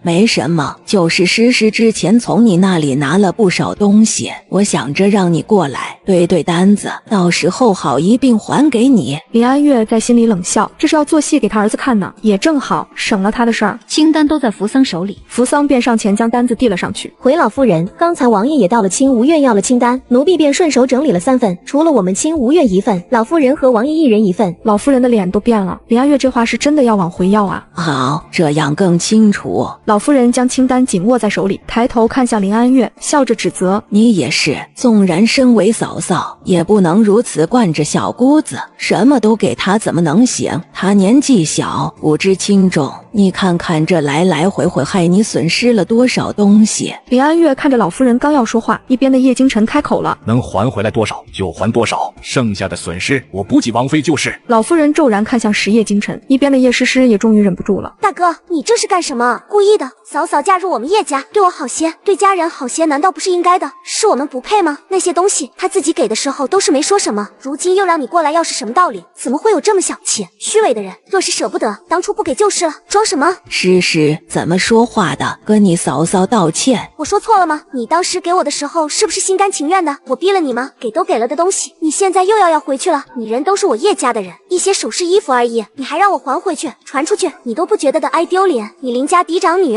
就这点气度？林安月的眼神冷了，说她可以，但是带上了林家就不行。只是叶京晨又快了一些，不见他动怒，却听他说：青泽拿着本王的帖子去宫里求一位教养嬷嬷来重新教叶诗诗规矩。我不要，我不要！大哥，我是你亲妹妹，你怎么忍心让教养嬷嬷来折磨我？林安月倒是笑了：诗诗，你一直期待融入京城贵女的圈子里，但这京城算得上是贵女的，身边都有教养嬷嬷，宫里的教养嬷嬷不好请的，你大哥能为你请来，也是真的疼爱你，是为了你好。你若能从教养嬷嬷手里学成而出，那京城贵女中必然会有你的一席之地。听到林安月说话，叶诗诗下意识的就要反驳，但是听到后面一句又犹豫了。你会有这么好心吗？你以为我会信？见林安月不说话，叶诗诗还想说什么，又被叶京晨打断。行了，给你请教养嬷嬷是我的主意，有什么不满跟我说。大哥，你的什么主意？你平时都不在家，你会在意这些？若不是这个女人给你吹了枕边风，你会管这些？她嫁进来都10年了，你什么时候管过这些？如今怎么突然就管了？她敢说自己什么都没有做？叶京晨看了看叶诗诗，又看看老夫人，虽然老夫人没说话，但态度上明显是偏向叶诗诗的，那就证明这些年叶京晨所看到的岁月静好、婆慈喜孝都是假的，是伪装出来的。将叶诗诗带下去，等候宫里的教养嬷嬷。母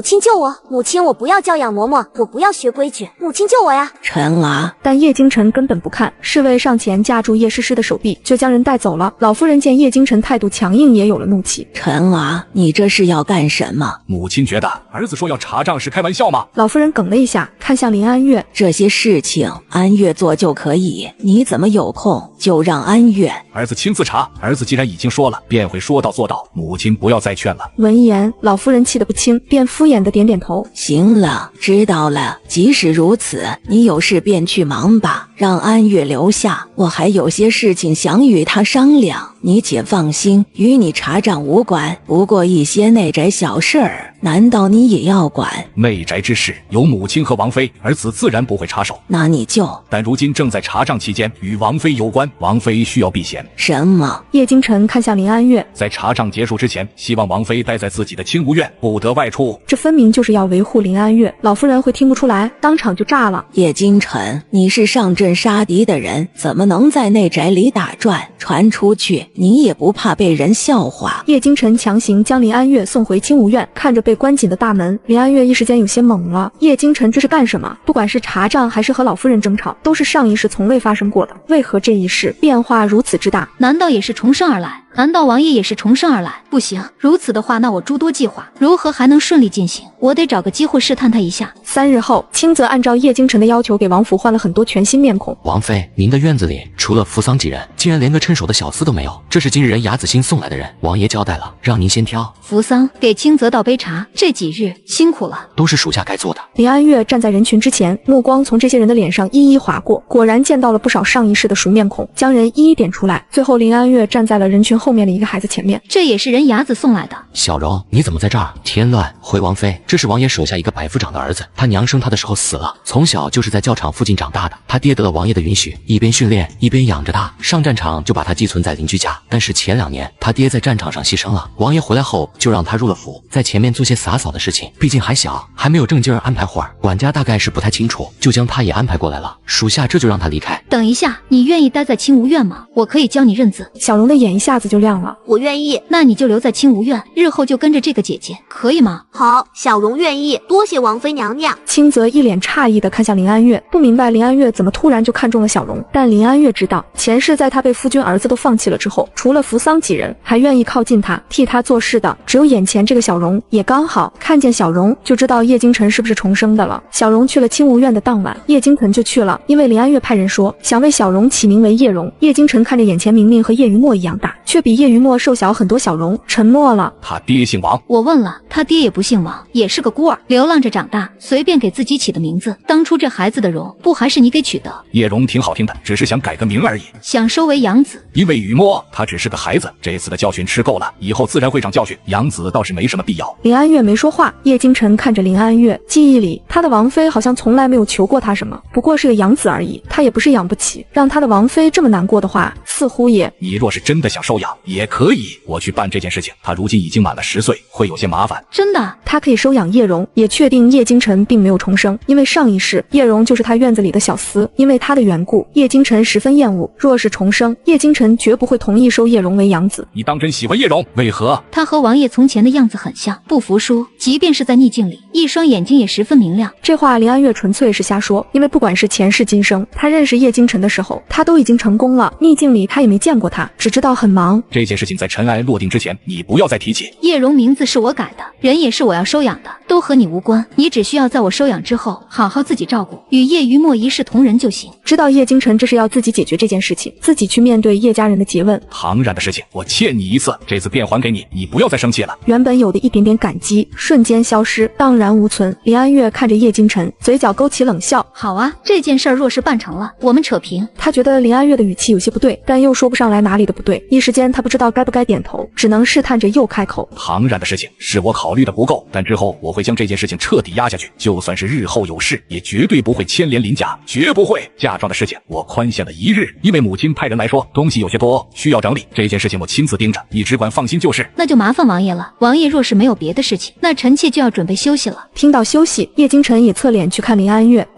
臣妾知道王爷公务繁忙，自是没有时间在清无院停留，更何况如今也不是初一15，臣妾不会强制留下王爷的。这话说的叶京晨一时间不知道该说什么好了。初一15这规矩的确是他定下的，但现在你好好休息，早日将身体养好。多谢王爷，臣妾知道了。目送叶京晨离开，等他出了门，林安月片刻都不耽误，转身看向扶桑。等叶荣的身份定下，你就安排一下我和老师见面。王妃是要为荣少爷求师，自然啊，我的儿子自然是要最好的老师来教。这么算来，谁还能越过老师？可是王妃当年为世子求师，陈夫子就说过，那是他最后一个学生了，让王妃您以后不要再去烦他。这话让林安月沉默了一下，似乎是被难为住了。父亲书房里有一幅水墨画，是前朝的书画大家的绝品，师父一直想要，若是得到了，应该就会很好说话了。王妃，老爷也很喜欢那幅画。一幅画怎么能比外孙子重要呢？我这就给父亲写信，父亲一向大义，我将小蓉儿的身世写得可怜一些，他定然会同意的。林安月立刻去找了笔墨纸砚，下笔的时候又想起来，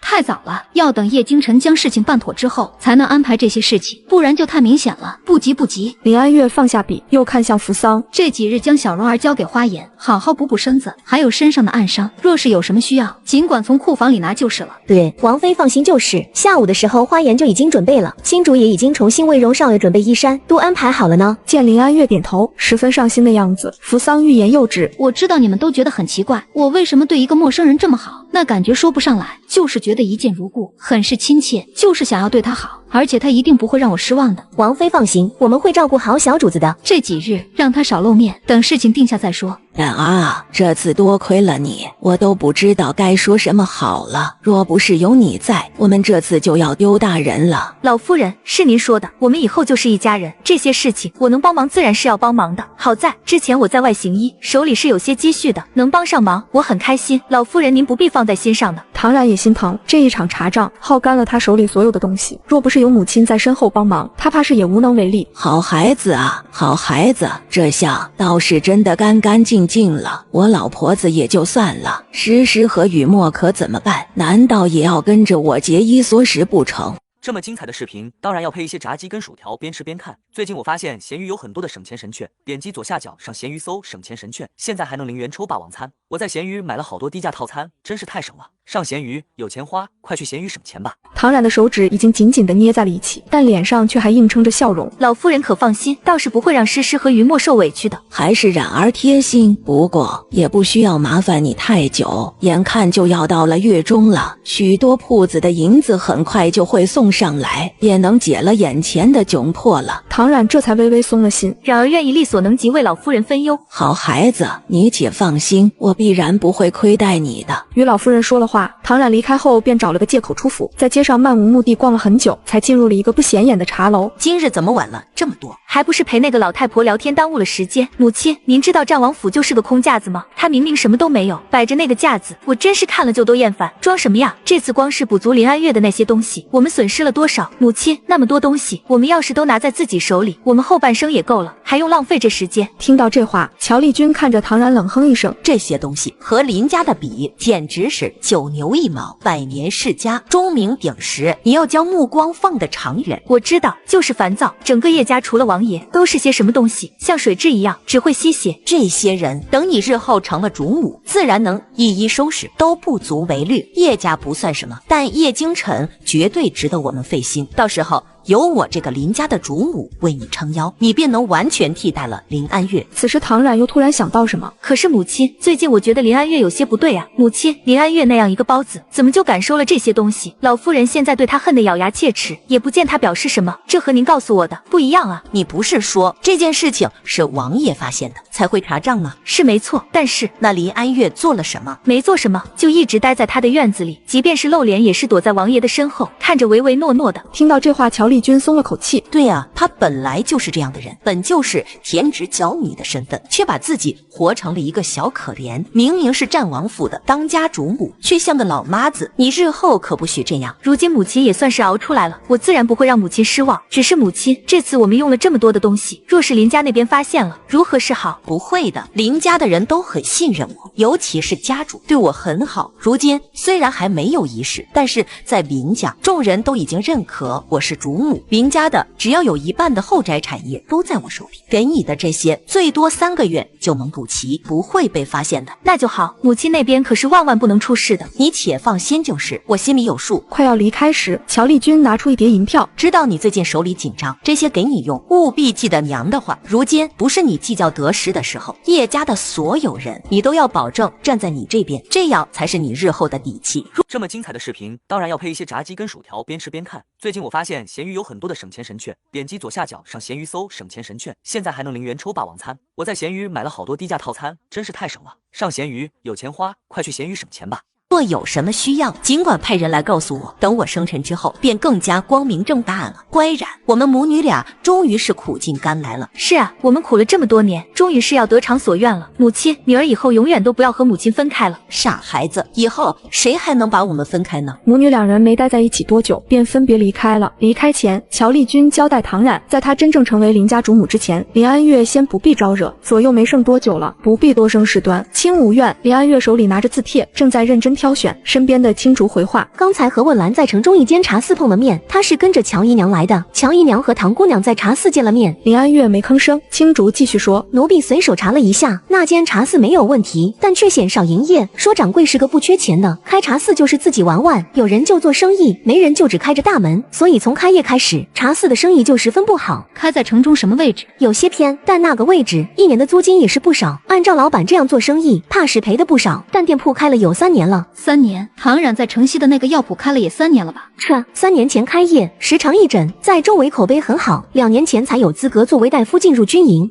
时常义诊，又在2年前上了战场。在战场时待了快1年的时间回来，这1年的时间就算是连续接着，且都是达官贵人，他能积累多少财富？乔姨娘来的时候，手里带了一个锦盒，盒子的大小刚好能容纳银票。听到这话，林安月笑着看过去，查到什么了？上尉，乔姨娘做事十分小心，尾巴收拾得非常干净，除了今日之前的所有事情都没有乔姨娘参与过的痕迹。但比起来，唐姑娘就很没有那么谨慎了。这次帮助整个战王府补回王妃您的嫁妆，金额已经十分庞大了。林安月安静了好一会儿，才又开口：扶桑这几日在整理司库的时候，务必让王爷收到些消息。最近不是和清泽接触的多了些吗？对，奴婢知道。即便是对叶京晨没什么感情了，但林安月也绝不怀疑叶京晨的正直。他若知道有问题，必然会彻查。在叶家，叶京晨想做些什么，比他方便多了。嫂嫂那边情况怎么样了？短短几日，少夫人那边遇到几次埋伏和恶意捣乱，若不是有早有防备，怕是后果不堪设想。嫂嫂可有事？没有，在府里，问兰贴身保护。出事之后，大少爷也为少夫人安排了2个会武功的丫鬟，问兰亲自挑的人。林安月这才松了口气。这么多年，嫂嫂从未出过事，若是为了帮我有点什么意外，我该怎么面对哥哥？王芬，我们从前是不知道的，少夫人也遇到过很多次危险，所以近几年大少爷才让少夫人尽量少的出门，只是从未和我们说过。这期间，大少爷也为少夫人找过几个丫鬟，但都因为各种原因没能保护好少夫人。问兰这次过去，少夫人便找借口将院子里的丫鬟换了，这才找了称心如意的。所以说，大哥如今也知道了。上尉，问兰说，少夫人的意思，最近大少爷的身子不好，这些事情不想让他操心，便都没有细说。日后若是需要，让王妃和少夫人一起。大哥的身体如今越发虚弱了，李伯伯给那些药一直都在吃吗？是的，一直都是少夫人亲自熬制。闻言，林安月沉默，却在心里记下了这件事情。前世大哥虽然没有死，但也一直缠绵病榻，最坏的时候卧床1年都没能起来，整日里待在自己的院子里，没能踏出一步。等这几日，我们找个时间回去看看，交代问兰，千万要保护好嫂嫂。撤。王爷说了，王妃的东西他就不看了，王妃只需要告诉王爷够不够就行。除了一些必要的损耗，基本上都补齐了。这次多亏了王爷了。一边说，扶桑便又拿出了一个茶包，递给清泽。事情了戒了，我们王妃说清泽侍卫辛苦了，这是之前你在院里喝的茶，王妃让给你准备了一些，提神醒脑呢。清泽到了谢阶下，扶桑才离开。看着扶桑离开，清泽扬了扬眉，这么多的东西，说补上就补上了。此后，清泽一五一十地向叶京晨提了这件事情。那你觉得母亲手里的银钱都是从哪儿来的？属下不知，只是之前奉王爷之命，属下了解了诗诗小姐的司库，司库里的东西已经尽数交出，如今再交出这样的数，不太可能。查，在来之前，属下稍微了解了一下情况，就直说。这几天光顾着剪视频，家里乱糟糟都没收拾。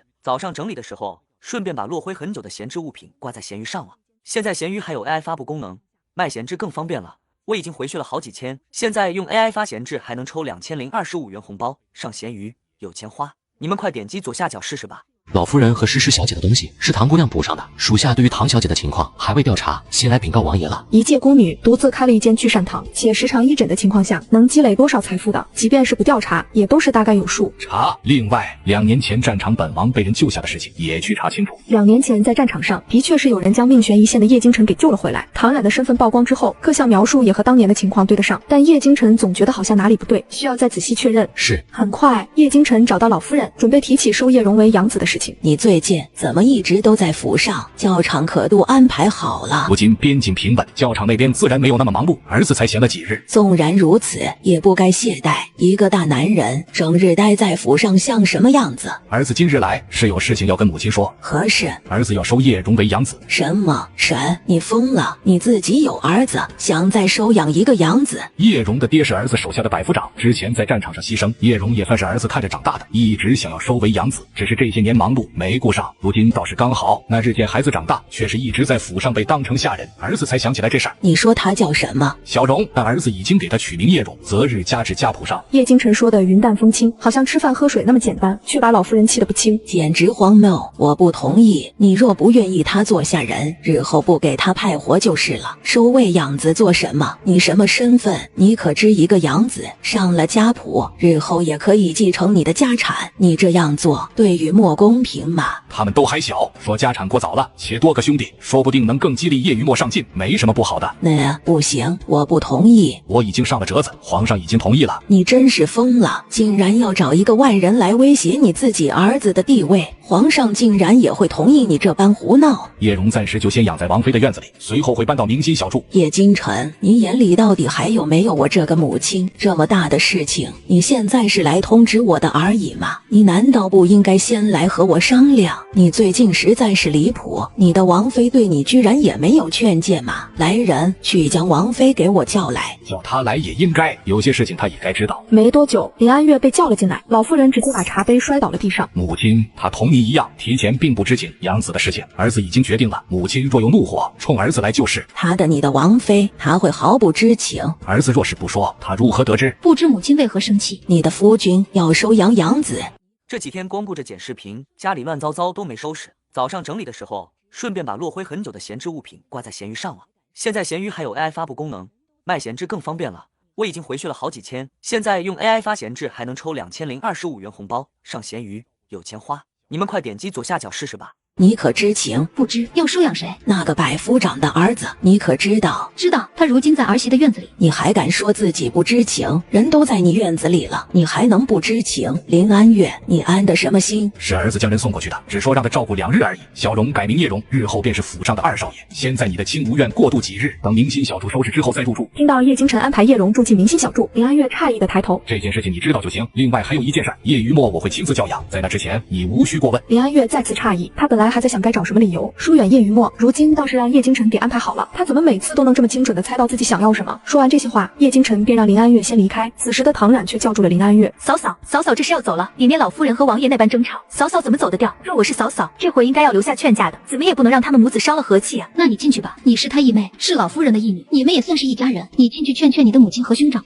你母亲看见我只会更加生气而已，还是唐姑娘进去劝劝。我去厨房让那边做些好吃的给母亲送来。说完之后，林安月毫不留恋的转身离开。厅里，老夫人对着叶京晨怒目而视。你把你的话再说一遍，你罚了余墨还不够，你还要将人带入军营。他是你儿子，你可有半点心疼？不过是对他母亲顶撞了几句，怎么就要罚得这么重了？当日的事情，相信母亲也了解了。母亲觉得他不该罚吗？你已经罚了，那不够。若非他身体不好，就他的那几句话，也该军棍处置。军棍？你难道还想打死他不成？那是你亲儿子，所以儿子要带在身边，亲自管教。余墨还小，怎么能随你进出军营？再说你堂堂战王，身边总带着一个孩子，像什么样子？10岁，儿子当年已经在战场上拼杀了。见老夫人还要再说什么，叶京晨开口：我意已决，日后叶余墨的一切，儿子会亲自接手。母亲不必为此去责难王妃，这件事情他阻拦不了。你就是因为余墨顶撞了他，再给他出气，是不是？那可是你亲儿子，罚过了还不行吗？见老夫人一直纠缠，叶京晨有些不耐烦。母亲，这件事情就不要再说了。若是母亲无事，儿子便先告退了。之后，叶京晨转身就走，却在门口遇上了唐冉兄长。但叶京晨匆匆而过，连个多余眼神都没留下。这边叶京晨离开，就在花园里见到了等着他的林安月。王爷，你身子弱，怎还站在湖边吹风？站了一会儿而已，没事的。今日多谢王爷了，臣妾也替叶荣谢谢王爷。刚才我说的是真的。小荣的父亲离世时，我是动了要收养他的念头，可惜当时事情太多，便没顾上，耽误了这么许多年。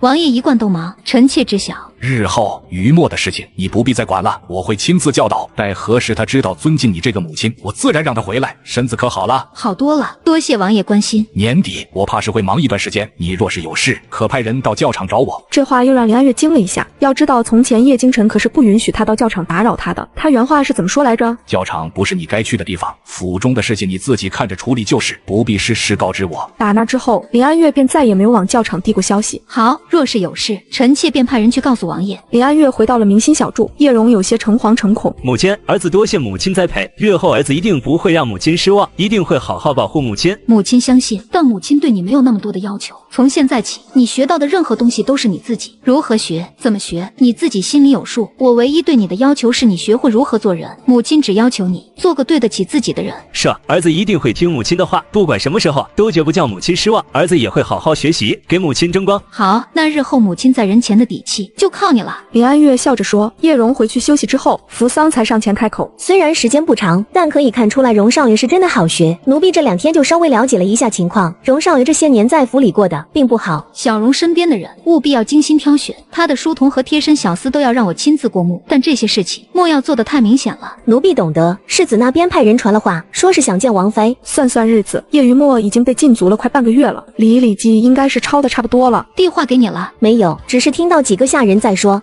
世子想念王妃了，每日都念叨，就当没听到，不用管。妻子阁里，里，叶云墨等了2天都没有等来林安月，气得摔了手里的笔。他怎么没有来？你确定把花递给他了吗？他若是知道我想见他，不是应该早就眼巴巴的赶过来了吗？一边的书童宋妍一脸心疼。世子，这可是王爷当初送您的毛笔，您那么爱惜，万一摔坏了可怎么办呢？话已经递过去了，专门挑在扶桑面前说的，除非他不告诉王妃，不然王妃一定知道。世子别急啊，王妃定然是为世子您准备好吃的呢，毕竟这么久了，王妃总得做点什么才能让世子您原谅她。听到这话，叶云墨才又冷静下来。你说的没错，他最会讨好人了，定然是准备我喜欢的东西嘛。但本世子这次真的很生气，即便是他来求我，我也不会那么轻易的就原谅他，绝对不会。若不是他，本世子怎么会挨罚？没错的，世子这次定要多谅一谅王妃，这样王妃以后才会更加疼爱世子。主仆俩都坚信林安月一定会来。又是1日，林安月依然是没有出现。叶云墨忍无可忍，一把抓住了来送饭的小厮。交代你的事情，你可真的做了？世子，小的真的做了，但是如今外面忙碌得很，怕是扶桑姑娘都没顾上告诉王妃呢。外面忙什么？可是罗家的婚事需要我们战王府帮忙。罗家已经许久没有上门了，如今外面忙的是为2位主子收拾院子。什么2位主子？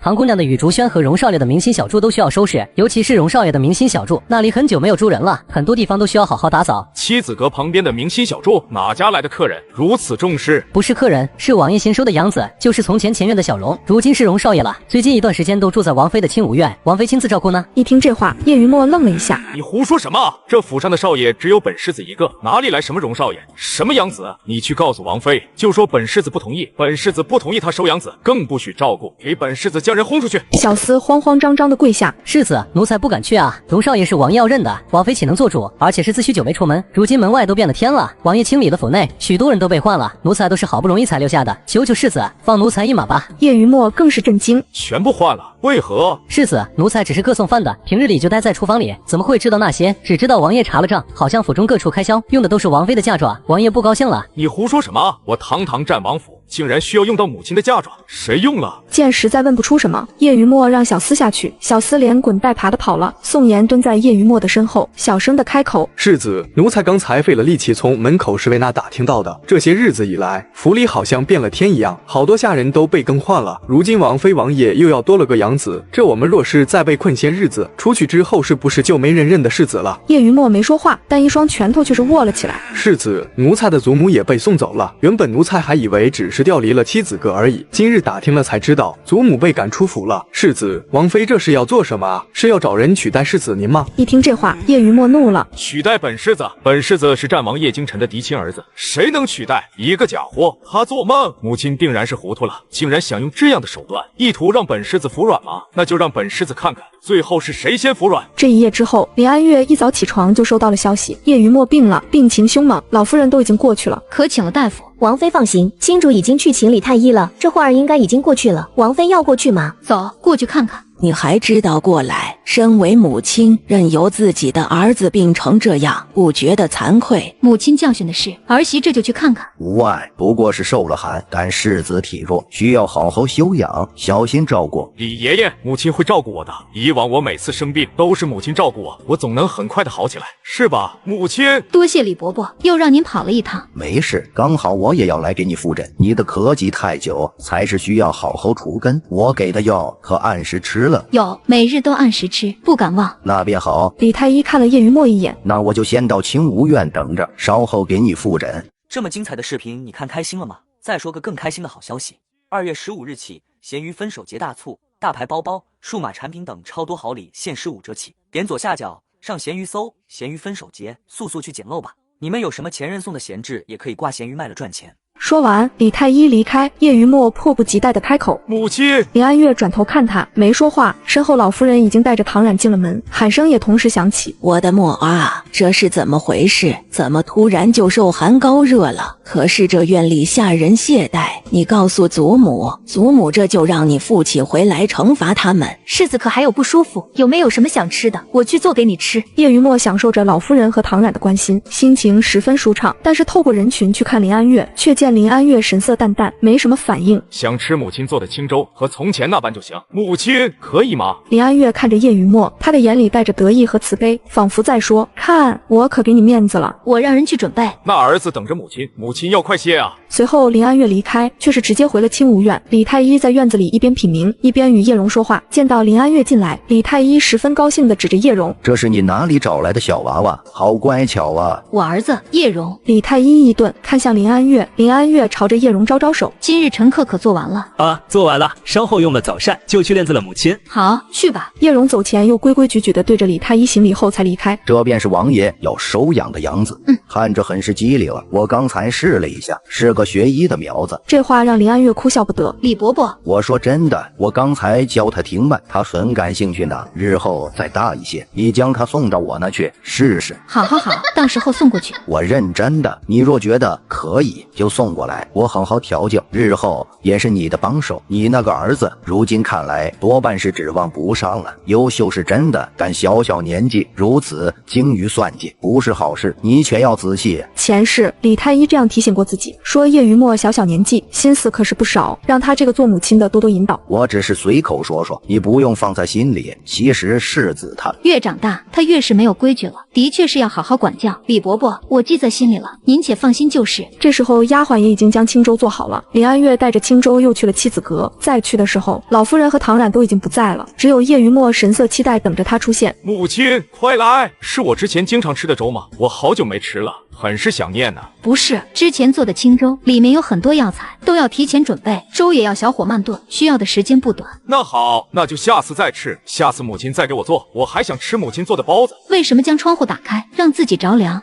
这么精彩的视频，你看开心了吗？再说个更开心的好消息，2月15日起，闲鱼分手节大促，大牌包包、数码产品等超多好礼限15折起。点左下角上闲鱼搜闲鱼分手节，速速去捡漏吧！你们有什么前任送的闲置，也可以挂闲鱼卖了赚钱。母亲在说什么？你的身子不好，高热若是不能及时止住，对你的伤害很大。你已经不是小孩子了，不该不懂这个道理，故意打开窗子让自己着凉。若非你在禁闭期间，你的院子本就没有人，知道这么一来，你院子里的下人会如何被惩罚吗？叶于墨沉下来了脸，没什么想说的吗？叶于墨。突然，叶于墨抬手砸了手里的粥。说什么？我为什么这么做？你不知道吗？我派人递了消息让你来，你为什么不来？若不是我生病了，你会来看我吗？你还记得你是我的母亲吗？怎么会有你这么狠心的母亲？面对儿子苦苦哀求都置之不理。你是我的母亲，你现在要去给别人当娘？你问了我的意见了吗？我不同意，我要去阻止这件事情，我要你去阻止。林安月安静地听着，等叶于墨说完了才抬头。你知道了这件事情，那你自然也该知道，这件事情是你父亲做主的。你若是不同意，应该去找你父亲说，找我有什么用？父亲决定的事情，我身为儿子怎么能反驳？自然是你去。那母亲决定的事情，你就可以反驳了吗？为什么？这样的小事儿，你都不愿意为我做了吗？我不希望这府上有除了我之外的其他少主，有什么不对？倘若是你与父亲的亲生孩子也就算了，哪怕是父亲的庶子也可以，但为什么是养子，还是一个从小养在我们府上的叫花子？我不同意。林安月看着自己10月怀胎的儿子，尖锐跋扈，眼里没有半点对他这个母亲的尊重。既然不同意，那就去找你父亲，让他收回决定。你母亲，我知道你在为之前的事情生气，儿子愿意认错，以后也绝不再犯，但养子一事，我不同意。若是母亲不能阻止这件事情，那日后我就再不认你这个母亲。好，我知道了，你以后照顾好自己，身体是自己的，类似于今日这种伤害自己的行为，不要再做了，没人会替你生病。叶于墨恶狠狠地看着林安月，你若不帮我，我往后如何都和你无关。言尽于此，林安月转身就走，身后传来叶于墨愤怒的声音：你要是敢让别人叫你母亲，我便再也不认你。林安月停下脚步，叶于墨刚有些得意，便看见林安月又大步离开，将他爱吃的菜谱方子都交给他身边的人，日后没什么事儿，清无院和妻子阁就不来往了，省得他生气。是，王妃，奴婢回去会将所有东西整理好，不会有遗漏的。青竹回来了吗？已经在路上了，今日回来的有些晚了，怕是收获的。果然，1个时辰后，青竹回来，告诉了林安月最新调查到的事情。唐冉在城西的那个聚善堂，在唐冉接手之前，主人叫做朱亮，是城西有名的混子。朱亮居然是乔姨娘娘家的亲侄子，当真？他喝醉之后亲口说的，只是没有证据，怕是他醒来之后也轻易不会承认的。他如今日子过得如何？沉迷赌博，3餐不济，一个赌徒，多的是办法让他乖乖开口，不是吗？奴婢会竭尽全力的。林安月凑近青竹的耳边，小声说了几句。青竹的双眼一亮，奴婢懂了。去吧，眼看时间已经不多了，最近辛苦你了。待这些事情结束，我一定好好犒劳你们。这都是什么东西？你死了怎么吃？还有今日的海鲜汤怎么那么腥？厨房是怎么处理的？回世子的话，今日用的不是海鲜汤，狮子您才刚刚退热，刚才用的是乌鸡汤，可以放了少量的盐。狮子现在不宜口味太重。气氛正僵持着，门外传来唐冉的声音：“这是怎么了？世子在发脾气？”唐冉端着食盒进来，看见叶云墨便笑了笑：“你可是生病刚好，不能动气的，我给你做了好吃，你快来看看。”看见唐冉，叶云墨的脸色缓和了一些，正要说话，刚才的下人开了口：“见过冉娘子，奴婢是桑嬷嬷，自今日起负责世子的院子。”唐冉点点头，正要说话，桑嬷嬷便开口：“世子的膳食若非专人烹饪，都需要经过检查。抱歉，冉娘子，老奴需要检查一下这些东西。”唐冉的脸色有些难看，看向叶云墨，叶云墨也不高兴，但却没有说话。好，桑嬷嬷检查吧，刚好一路走过来也有些凉了，桑嬷嬷热一下也好。桑嬷嬷放心，里面的食材都是没有问题。谢冉娘子理解。没关系，我做了甜点，你一会儿吃一些，心情就会好很多。之前你不是找一本地方译文吗？我帮你找来了。当真找到了？是啊，但你只能闲下时候看，万不可耽误了学业。多谢姑姑，我知道的。桑嬷嬷检查完，确定没有问题，便退下了。唐冉才坐在叶云墨的身边的。听说下午你和王妃发脾气了？姑姑可见了那个养子？没有，荣少爷养在王妃的院子里，王爷亲自下令不许打扰。荣少爷？王爷亲自改的名字叫叶荣，不过就是个乞丐，如今倒是想和本世子平起平坐了。怎么会和你平起平坐呢？你可是世子，他不过是个养子，也就是王爷可怜他，给他个身份而已，威胁不到你，世子不必在意。就是姑姑有话直说，就是王妃好像十分喜欢这位荣少爷，明仙小筑那边修整的十分用心，荣少爷也十分亲近王妃。叶云墨听到这话脸色更黑，冷哼一声：“他是惯会装模作样的，以往便是这样对我。”博得好感，但是有什么用？本世子不需要，那个叶荣就需要了，就只会一些无关紧要的小事而已。真正需要的时候帮不上分毫忙，但本世子不要的东西也没说就可以给别人。这次本世子是真的生气了，他若是不好好道歉，本世子都不会原谅他。唐冉勾唇劝了劝叶云墨：“好了，之后出了门，这话可不许说了。她是你母亲，你难道还想挨罚不成？再说母子哪有隔夜仇？嫂嫂始终是关心你的，一个养子而已，难道还能越过你去？”叶云墨听了这话，心里舒服了很多。母亲就是在赌气而已。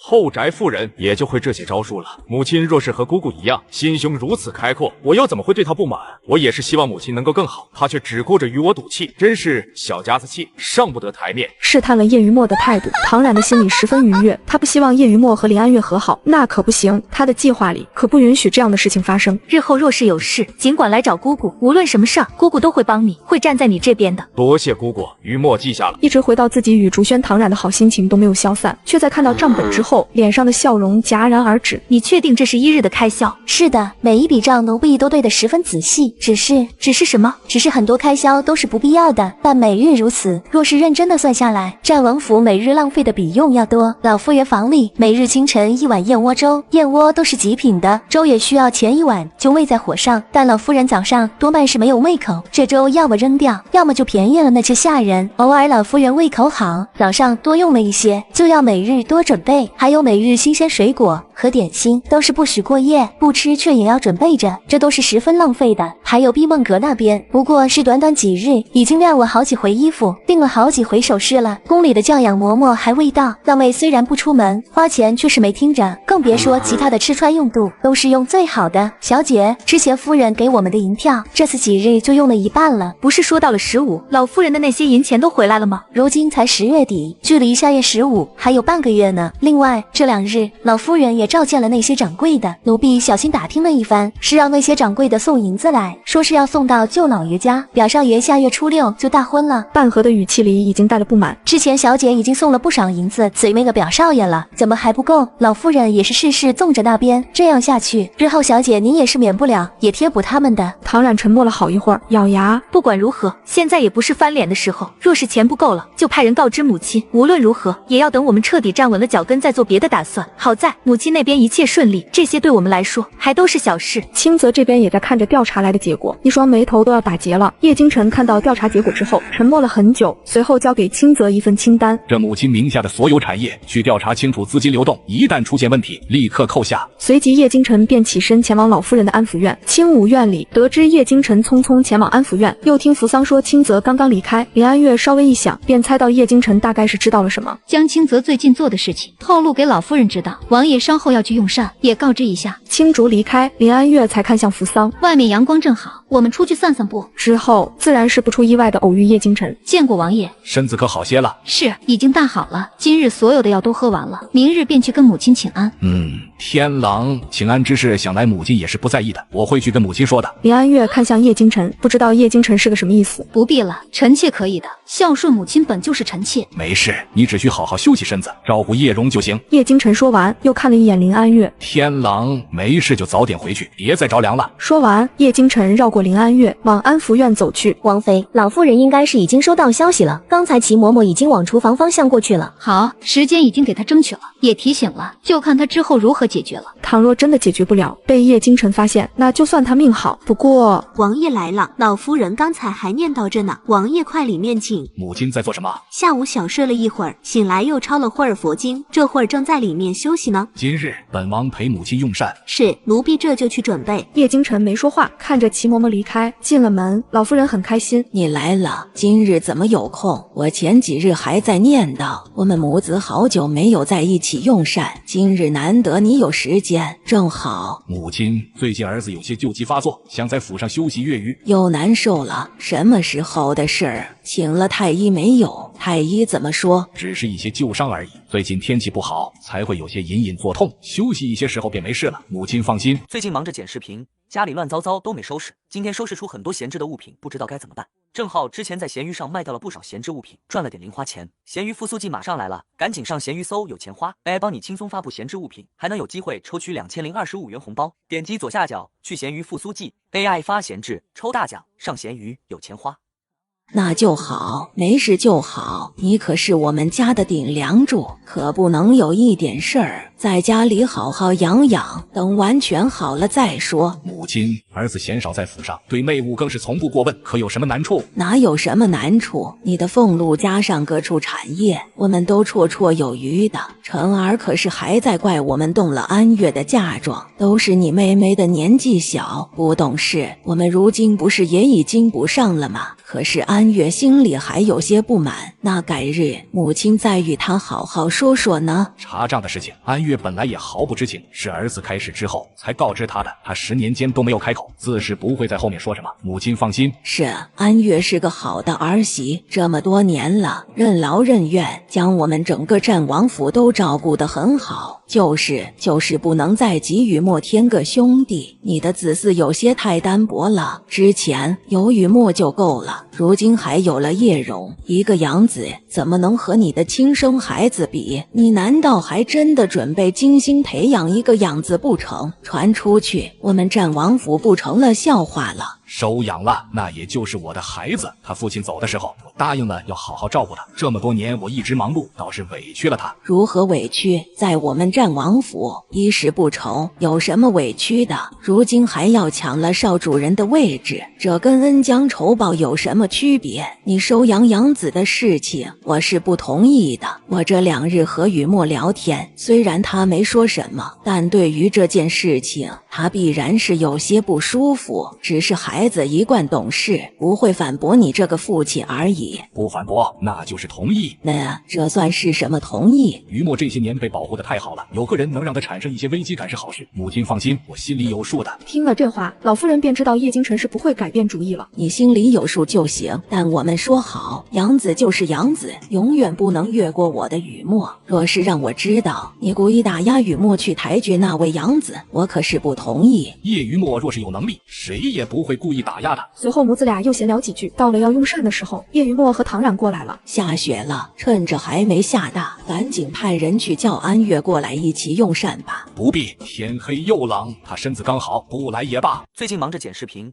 家里乱糟糟都没收拾，今天收拾出很多闲置的物品，不知道该怎么办。正好之前在闲鱼上卖掉了不少闲置物品，赚了点零花钱。闲鱼复苏季马上来了，赶紧上闲鱼搜有钱花 AI 帮你轻松发布闲置物品，还能有机会抽取2025元红包。点击左下角去闲鱼复苏季 AI 发闲置抽大奖，上闲鱼有钱花。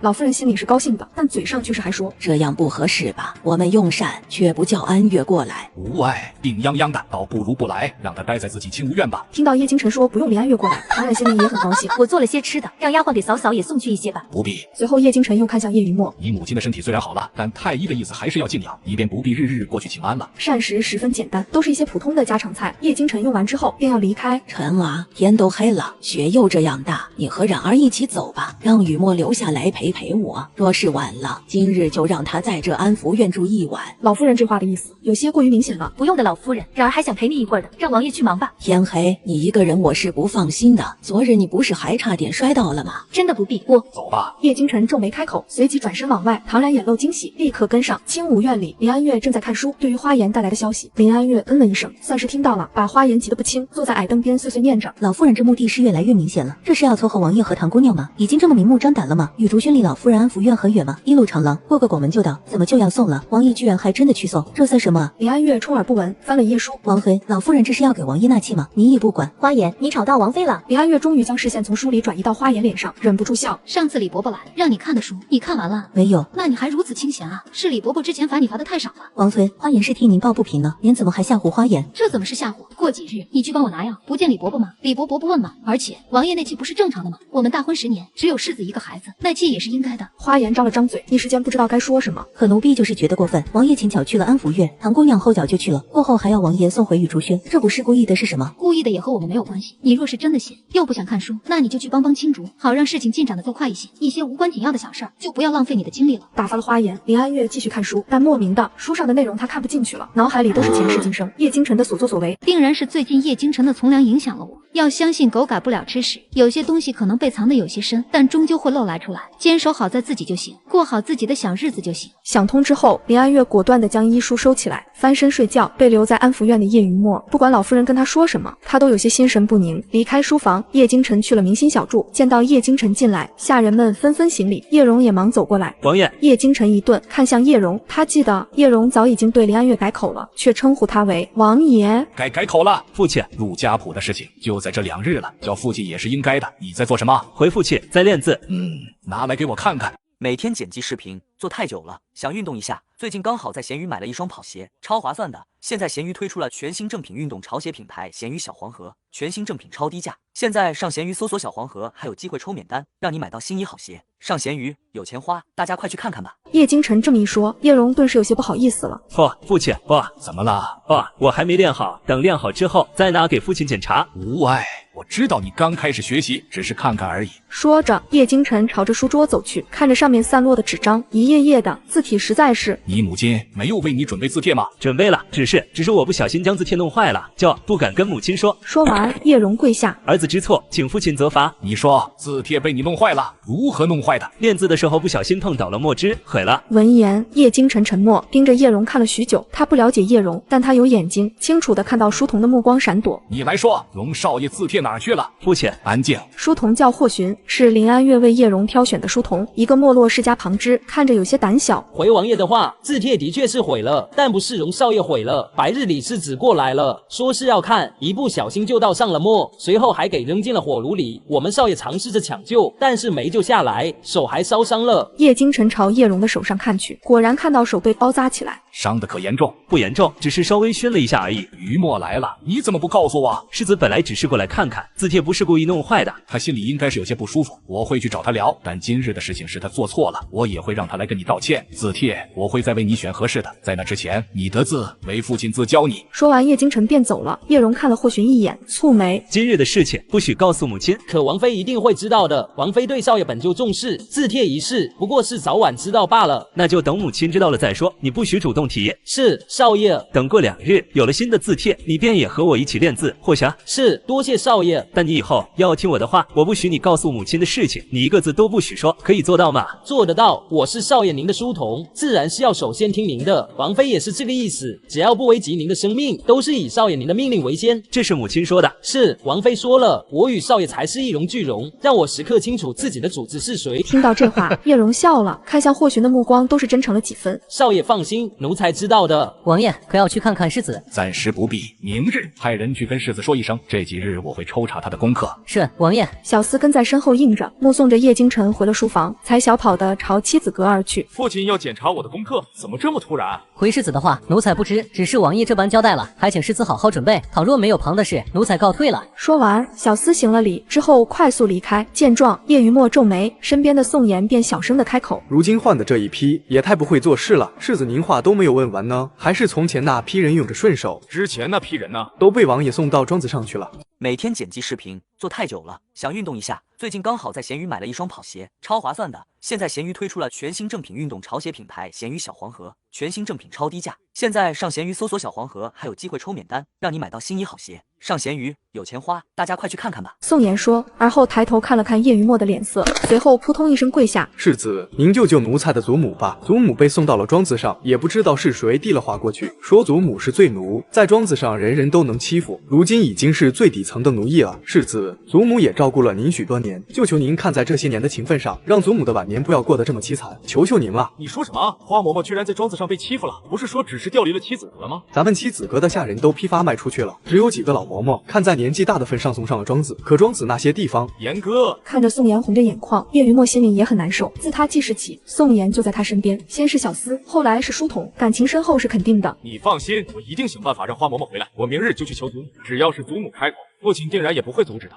祖母就是怕世子您替他求情，才不敢让您知道的。祖母说，他就是犯了错误，若不是他粗心，世子也不必受罪了。挨罚他是心甘情愿的，而且如今王妃正在气头上，若是就让他回来了，怕是王妃也会不高兴的。有祖母发话，母亲能说什么？花嬷嬷不必担心这个。祖母是担心王妃会迁怒世子，她愿意受罚的，是奴才心疼祖母，才想求世子您一个恩典，让祖母在庄子上能好过一些。也不知道宋妍跟叶云墨说了什么，叶云墨放弃了将花嬷嬷带回来的心思，却在心里更加埋怨林安月了。很快就到了罗家大婚这一日，老夫人带着叶诗诗、唐冉还有叶云墨先走了，并没有等林安月。王妃，他们太过分了，老夫人这分明是不给您面子，怎么呢？出门不和自己的儿媳一起，反而带了个外人，这外面的人看到会怎么想？没事，我们这样挺好的，一会儿不要走得那么快，我们难得出来，我还想沿路看看风景。花颜张了张嘴，还想说什么，被扶桑拉住。王妃怎么说就怎么做，别多问。到了罗家，本来应该喜气洋洋的罗府此刻正吵成一团，不可开交呢。先进门，先进门，等进了门再说别的。那不行，进了门这事儿就说不了了，都是已经说好的事情，你们别想就这么糊弄过去了。快点，别耽误时间了，一会儿误了吉时，我们可是宁愿原路返回，也不会让新娘子进门的。芊芊，你别着急，我这就去找母亲，肯定是哪里出了岔子。我答应你的事情是肯定不会食言的。花轿里立刻传来了新娘子细声细气的声音：“峰哥，我相信你的，现在吉时还没有到，你慢慢处理就是，我会等你的。”好，我这就去，你千万不要着急啊，就在这里等着我。说完，罗峰立刻推开喜婆进了门。府内，老夫人等人也是刚刚进来，正和正室说话呢。姐姐啊，你说这可怎么办？人家姑娘那边的虾饺里突然就加了这么多，我们怎么拿得出来啊？行了，这事儿回头再说，去跟人家姑娘说说，这东西回头就给她补上。今日这么多客人，先举行仪式。可是不行，当时说好的事情，如今变卦了，那不是委屈了我的芊芊？母亲，将你准备的东西都拿出来，我可跟你说，芊芊当初答应嫁给我，我承诺过的，要对她好，不能第一天就给她受委屈。不就是1钱2吗？我们罗家又不是拿不出来，您就别耽误时间了，行不行？你急什么？急什么？1000两，那是说话就能拿出来的，我们上哪儿去弄这么多的银子？全拿出来，以后我们还过不过了？你爹的病还看不看了？你这个不孝子！我不管，今日我必须让芊芊过门，你们快点给我想办法，但凡出了一点岔子，我就不活了，我让你们罗家断后。一听这话，正室是真的生气了，恨不得把罗峰的脑袋摘下来，给他清洗清洗。叶诗诗翻了白眼，站在老夫人身边，没说话。无论如何，今日是大喜日子，总不能让事情不圆满的。正是舍不得对罗峰真的发火，但对于唐冉可是半点都不客气。圆满可以啊，只要有那银子就能圆满，可我们没有怎么办？寻常姑娘家下轿里1000两有些过多了，你们当日是如何商议的？这话一问，周围安静了一瞬。姐，您说现在怎么办啊？延平被气得已经回去吃药了，我这实在不行，就让人家姑娘回去吧。不行，芊芊若是今日不能进门，我就去死。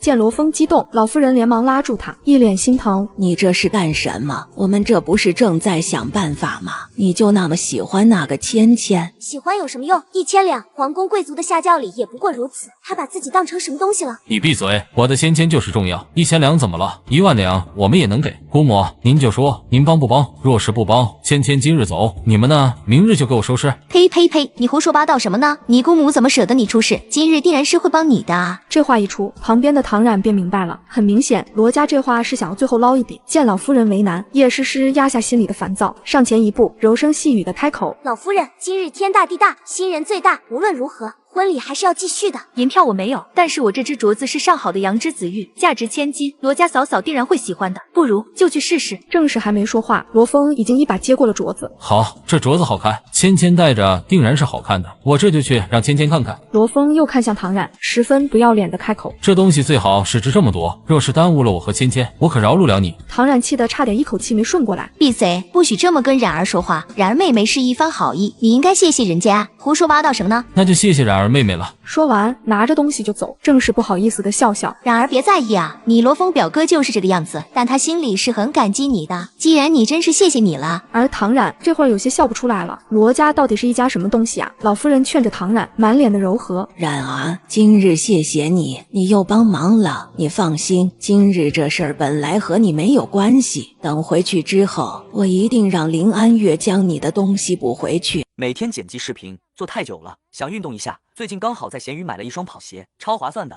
现在闲鱼推出了全新正品运动潮鞋品牌闲鱼小黄盒，全新正品超低价。现在上闲鱼搜索小黄盒，还有机会抽免单，让你买到心仪好鞋。上闲鱼有钱花，大家快去看看吧。就刚才那样的镯子，林安月的私库里不知道有多少只呢。若是他给，必然是一点都不心疼。等回去之后，就让他赔给你，放心。唐冉笑了笑，看着不在意，但心里是有些算计的。林安月是踩着及时到的，才刚站稳，新人已经开始拜堂了，之后便是顺顺利利的喜宴。结束的时候，老夫人也终于忍不住了：“安月，你跟我来。”安福院，林安月进来之后，身后的大门就被关上了，扶桑等人都被关在了外面。跪下。林安月站着不动，只是微微蹙眉，不知儿媳犯了何错。嫂嫂，母亲让你跪你就跪，怎么还连母亲的话都不听了？你最近都做了什么？自己心里没有数吗？三番几次的和母亲对着干，怎么是觉得大哥会一直护着你吗？林安月看向老夫人，儿媳不明白到底为何？难道只是因为今日去罗家，儿媳晚去了，母亲的马车太快，儿媳没有跟上，路况也不熟悉，所以在路上耽误了一些时间，也不是故意的。难道就是因为这个，母亲要罚儿媳吗？林安月，我昨日怎么交代你的？叮嘱着让你早些过去，你怎么做的？儿媳回去之后想了想，觉得我们只是客人，倒不用去的那么早，只要按时就是了。所以儿媳不是和母亲一起出发的吗？难道是迟了？母亲，可是儿媳做错了。今日你没来之前，出了一些意外，冉儿替你解决了，你稍后将冉儿的损失补上。另外，要多谢谢冉儿。林安月点头。就在老夫人觉得她要听话的时候，又反问：替儿媳解决了什么？若是道谢，自然是应该事出有因，是什么事儿呢？林安月这么反问，让老夫人一时间竟然不知道该怎么回答。嫂嫂，不是我说你，都这个时候，你还问什么？母亲让你做什么你就照做就是了。本来母亲就已经很生气了，难道你还想让母亲更生气不成？难道不应该不计一切的让母亲消气吗？我不能知道是什么事儿。什么事儿？今日你也去了罗家，你不知道什么事儿？母亲让你早点去帮忙，你干什么去了？罗家的婚事差点办不成，你作为亲人，难道没有一点责任？你现在是什么意思？推脱责任吗？这话说的，林安月都笑了。我姓林，嫁到了叶家，罗家于我而言有什么责任？安月，你什么意思？母亲，儿媳只是不明白今日做错了什么，还请母亲明示。嫂嫂，老夫人没有别的意思，只是今日罗家的婚事办得并不顺利，老夫人心里有些不舒服。她年纪大了，身体也不好，嫂嫂就不要激怒老夫人了，认个错就是了。至于什么道谢，我不用的。你看看冉姐姐这心胸，再看看你，嫂嫂，你可是堂堂战王妃，你们林家就教你如此顶撞自己婆婆的吗？你们林家就是这个规矩吗？我们林家的规矩如何，轮不到你一个未出嫁的姑娘家评论。诗诗，长熟不是个好习惯，若是传到未来婆家，对你可十分不好。母亲，我只是想问问，今日的事情和儿媳有什么关系？冉娘子做了什么？我应该道谢，儿媳难道不能知道发生了什么？这几天光顾着剪视频，家里乱糟糟都没收拾。早上整理的时候，顺便把落灰很久的闲置物品挂在闲鱼上了。现在闲鱼还有 AI 发布功能，卖闲置更方便了。我已经回去了好几千，现在用 AI 发闲置还能抽2025元红包，上闲鱼有钱花。你们快点击左下角试试吧。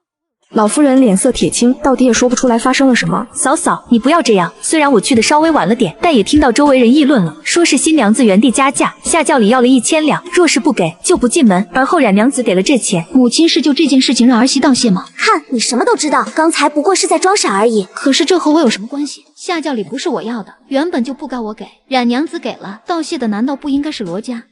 甚至罗家若是不愿意出这个钱，当时就可以直接报官解决。不管怎么算，都和儿媳没有关系的，不是吗？老夫人的脸色一下子变得难看。够了，林安月，你怎么胡搅蛮缠？不过是1000两银子而已，你没有吗？你拿私库里不知道有多少好东西，你拿出来一些怎么了？你一个人又花不完，你小气什么？林安月看向叶诗诗，眼神微冷。果然，有些人当强盗都这么理直气壮。你就说你认不认错？儿媳不认。好，来人，带王妃到祠堂里去反省。没有我的命令，不许起身。何时知道错了，何时出来。母亲，儿媳不明白。那就去祠堂里想明白。孽障，简直是个孽障。一边的唐冉却是有些高兴。林安月这是要和叶家众人撕破脸吗？果然，他的努力没有白费。很快，林安月就被带进了祠堂。若不是有计划在先，他绝不会让自己受这个罪。请王妃跪下，好好反省。他在里面做什么？回老夫人，王妃一直跪在蒲团上，没有偷懒，没有，真会装样子，虚伪。那就让他跪着，我倒是要看看是祠堂的地板硬，还是他的膝盖硬。晚上做些好吃的，叫上冉儿。对了，还有墨儿，看紧了，不许他去看林安月。祠堂里，叶雨墨进门就感觉到了里面彻骨的寒冷，心里不禁有些担心林安月，这样冷，他怎么受得了？母亲，林安月没有应，叶雨墨又喊了一声：“母亲，我知道您听得见。”这里太冷了，你快走吧。叶雨墨却是走到林安月面前：“母亲，冷吗？母亲，不过是1000两白银而已，就算是1000两黄金您都有，何必还受这样的罪？本来也是姑姑帮了您，您还给她不行吗？和我有关系。罗家是祖母的娘家，帮了罗家就是帮祖母，母亲为何不愿意？之前不是一直都做得很好吗？身为战王府的世子，你父亲平时也给过你不少好东西，你拿出来卖掉，将银钱给罗家呀。评审，叶雨墨几乎是下意识的开口，但话没说完，脸色就难看了起来。母亲，我本来是想帮你的，钱财不过是身外之物，不是吗？为何一定要和祖母作对？和从前一样不好吗？这几天光顾着剪视频，家里乱糟糟都没收拾。早上整理的时候，顺便把落灰很久的闲置物品挂在闲鱼上了。现在闲鱼还有 AI 发布功能，卖闲置更方便了。我已经回去了好几千，现在用 AI 发闲置还能抽2025元红包，上闲鱼有钱花。你们快点击左下角试试吧。从前我有求必应，得到了什么？所以我是不是有求必应？有区别吗？叶雨墨一时间竟然说不出话来。不过是区1000两，母亲给了，皆大欢喜，也不必受罚，不好吗？不过区1000两，我记得你书房有幅名家字画，你可愿卖掉？也价值1000两。母亲，没事就回去吧，我和你之间没什么好说的。那母亲想和谁说？叶容那个乞丐吗？他连进来这里都没有资格。还没到时候，到了时候他便就有资格了，不必着急。这话让叶雨墨更生气了。母亲当真是冥顽不灵，那儿子也帮不了你了。希望母亲之后还能如此嘴硬。说完气冲冲的离开，却在安福院之外遇到了焦急的叶容。你来干什么？大哥，你可见到母亲了？母亲还好吗？当真是被关在了祠堂里吗？谁是你大哥？你有没有规矩？世子，母亲大病初愈，身子都还没有好透呢。祠堂阴冷，母亲的身体受不了的。叶容这么一说，叶雨墨的眼神也露出了担心。世子，您就去求情，让老夫人放了母亲吧。叶容愿意替母亲受罚。听到这话，叶雨墨眼里的担心消失，取而代之的是生气。你是个什么东西，也配替母亲受罚？我警告你，叶家不会承认你的身份，你最好也给我死了这条心。滚！世子，母亲的身体当真是受不住的，那是您的亲生母亲啊，您怎么忍心看她受罚，看她受罪？我再说一遍，滚！叶容气急，想说什么，但最后只是转身离开，想去搬救兵。而叶雨墨也像是想起来了什么，立刻开口：“给我站住！来人，拦住他！”叶雨墨，那是母亲。我知道那是我的亲生母亲，我也知道你这是要去找父亲求助。可是你算个什么东西？轮得到你去搬救兵？教场也是你能随便进入的。那我不去，世子你去找父亲，只要父亲来了。闭嘴！不许你喊父亲！来人，把他带下去，给我看好了，哪儿也不许他去。我不去，我哪儿也不去。世子你去，求求你，一定要将父亲叫回来。这话不用叶容说，叶雨墨也知道林安月最近最近在冷落他，也是他的亲娘。祠堂那地方若是待上一夜，怎么能好？所以立刻就要前往教场。只是人还没出大门，宋妍便匆匆而来。世子，刚才雨竹轩那边来了人，说冉娘子做了好车的给您，问你什么时候过去。我说是做了世子您念叨了几日小面，去得晚了就要驮了。那边人说冉娘子从下午回去就在做了，失败了很多回，手都烫伤了，终于做好了。世子您现在要去尝尝吗？好，去尝尝。云墨来了，快坐。刚才那碗坨了，我就给你重新下了一碗，一会儿就好。那不吃了，等我回来。马上就好，你就尝尝，看好不好吃，就一口，行吗？叶云墨知道自己应该现在马上就走，但是眼前的唐冉满脸期待，拒绝的话他也说不出来。很快的，你只要等我一会儿就好了，我专门为你做的呢。好。安福院里老夫人正在问话，林安月还没有服软，跪了多久了？回老夫人，快2个时辰了。怎么，齐嬷嬷，你是想替林安月那个女人求情？你是脑子不好了吗？居然站在她那边，你想吃里扒外？这话吓得齐嬷嬷连忙跪下。这么精彩的视频，当然要配一些炸鸡跟薯条，边吃边看。最近我发现闲鱼有很多的省钱神券，点击左下角上闲鱼搜省钱神券，现在还能0元抽霸王餐。我在闲鱼买了好多低价套餐，真是太省了。上闲鱼有钱花，快去闲鱼省钱吧。奴才不敢，只是如今祠堂实在寒冷，若是王妃有个什么3长2短，我们反而是不好交代啊。之前王爷就很维护王妃，如是这次王爷再追究起来，我们数不清啊。我看你就是想帮他说话，怎么是拿了他的好处？牛逼！行了，齐嬷嬷不会的，你不要胡思乱想。其实齐嬷嬷说的没错，最近一段时间你大哥的态度的确是不对劲儿。我们是要小心一些，你去看看，给林安月一个台阶，只要他认错，以后听话就让他出来。是，奴婢这就去。说完，齐嬷嬷转身就走，但人都还没出门，外面就传来了喧闹声，为首的便是的林家长媳夏音的声音。听说我家妹妹在老夫人的院子，我就冒昧过来了，不知道老夫人和我家妹妹聊完了没？我家夫君白日里做个梦，梦见妹妹生病，这会儿无论如何都得让我过来看一眼妹妹，真是打扰了。夏音说完，四处看了一眼，哎，我家妹妹呢？怎么不在这儿？老夫人皱眉，看着闯进来的夏音，不满却也不敢明着表现。亲家嫂子，你这是干什么？我这老婆子的院子怎么就这么闯进来了？对不住了，老夫人，是晚辈着急了，晚辈赔礼。只是我家夫君还等着消息呢，不知道我家妹妹，可能叫我见见，我马上还得回去给夫君回个话呢。安月今日没空，还请亲家嫂子先回去，等明日我再让安月回去看看，可好？老夫人，我来都来了，只是见个面而已，不会浪费多长时间呢。老夫人也是知道的，我家夫君就这么一个妹妹，自然是捧在手心里疼爱着，这不过是做个梦，您是没见到她担心的样子，若不是我拦着，怕是都要亲自过来了，还请老夫人行个方便，我也就看上一眼，回去跟我夫君回个话儿就成。亲家嫂子，安月今日帮我做些事情，实在是不方便，明日就让她回去了，你就放心吧。说着，老夫人看向身边的齐嬷嬷，齐嬷嬷，送亲家嫂子出去吧，我这身体不舒服，实在是撑不住了。等一下，老夫人这是什么意思？是要将我赶出去吗？我们来看看妹妹，老夫人为何这样阻止？难不成是有什么隐情？老夫人想说话，但是夏音更快，见到人我立刻就走，今日若是见不到，那我是绝对不会离开的。无赖！老夫人还未开口，一旁的叶诗诗便先一步骂了出来。夏音顿时抬头看过去，目光凌厉。怎么？难道我说的不对吗？这是我们战王府，是叶家，你一个林家的人在这里发什么疯？嫂子是我们叶家的人，我们让你见就见，不让你见就不让见了。怎么了？我若是你，现在就应该赶紧走，省得在这儿丢人现眼。闭嘴！战王府的小姐好家教。亲家嫂子，诗诗年纪小，不是那个意思，还请你见谅。我见谅什么？我就是来看妹妹的，你们拦着不许，还如此折辱我，真是让我开了眼了。这么精彩的视频，当然要配一些炸鸡跟薯条，边吃边看。最近我发现闲鱼有很多的省钱神券，点击左下角上闲鱼搜省钱神券，现在还能0元抽霸王餐。我在闲鱼买了好多低价套餐，真是太省了。上闲鱼有钱花，快去闲鱼省钱吧。叶诗诗还想说什么，被老夫人拽了回去。亲家嫂子，一句话，我家妹妹今日能不能见？实在是不方便，就等明日。好，来人，去报官，就是战王府囚禁我林家嫡女。老夫人一下子变了脸色，使不得，使不得，亲家嫂嫂子，这事儿不至于，真的不至于。诗诗还不跟亲家嫂嫂道歉？不用，我是来见妹妹的。你们战王府的家教和我无关，如果见不到妹妹，我就一定报官。报官？我看你报什么官？那个官敢来我战王府抓人，我哥是战王，连皇上都礼让3分，你能如何？去报官，去啊！我看你怎么去，你就看看你今日能不能走出这个门。夏音愣住了，不可思议地看向叶诗诗，又看向老夫人。战王有你们这些家人，当真是他的福气。好啊，既然话都说到这儿了，那就报官，我就看看到底有没有人敢管你们战王府。叶诗诗一听这话，急了，来人，都给我拿下，绑起来！就在这时候，叶京晨进门了。你来正好，安月被困在安福院好几个时辰了，现在老夫人拦着不许我见人，我丑话说在前面，今日若是我们安月出了什么事儿，我林家绝对不会善罢甘休。老夫人的脸色在叶京晨进门的时候就已经不能看了。母亲，王妃呢？这时候，老夫人更是不能承认什么。我让她帮我办点事儿。如今人都不在府上，明日才能回来。这话音都没落，扶桑已经跪了下来。回王爷的话，我们王妃根本没有离开安福院，奴婢们一直在外面守着，没有见到王妃离开。母亲，王妃呢？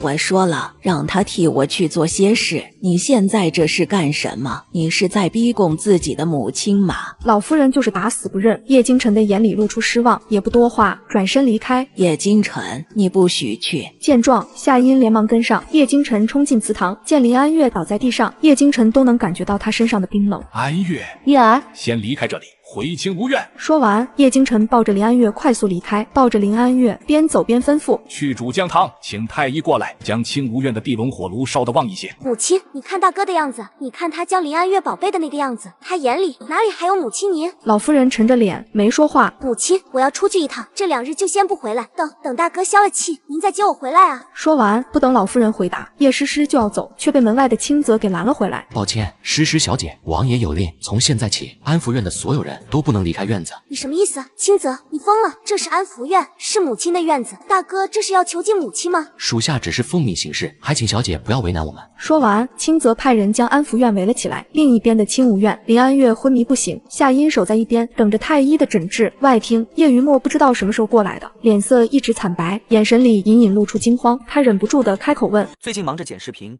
家里乱糟糟都没收拾，今天收拾出很多闲置的物品，不知道该怎么办。正好之前在闲鱼上卖掉了不少闲置物品，赚了点零花钱。闲鱼复苏季马上来了，赶紧上闲鱼搜有钱花 AI 帮你轻松发布闲置物品，还能有机会抽取2025元红包。点击左下角去闲鱼复苏季 AI 发闲置抽大奖，上闲鱼有钱花。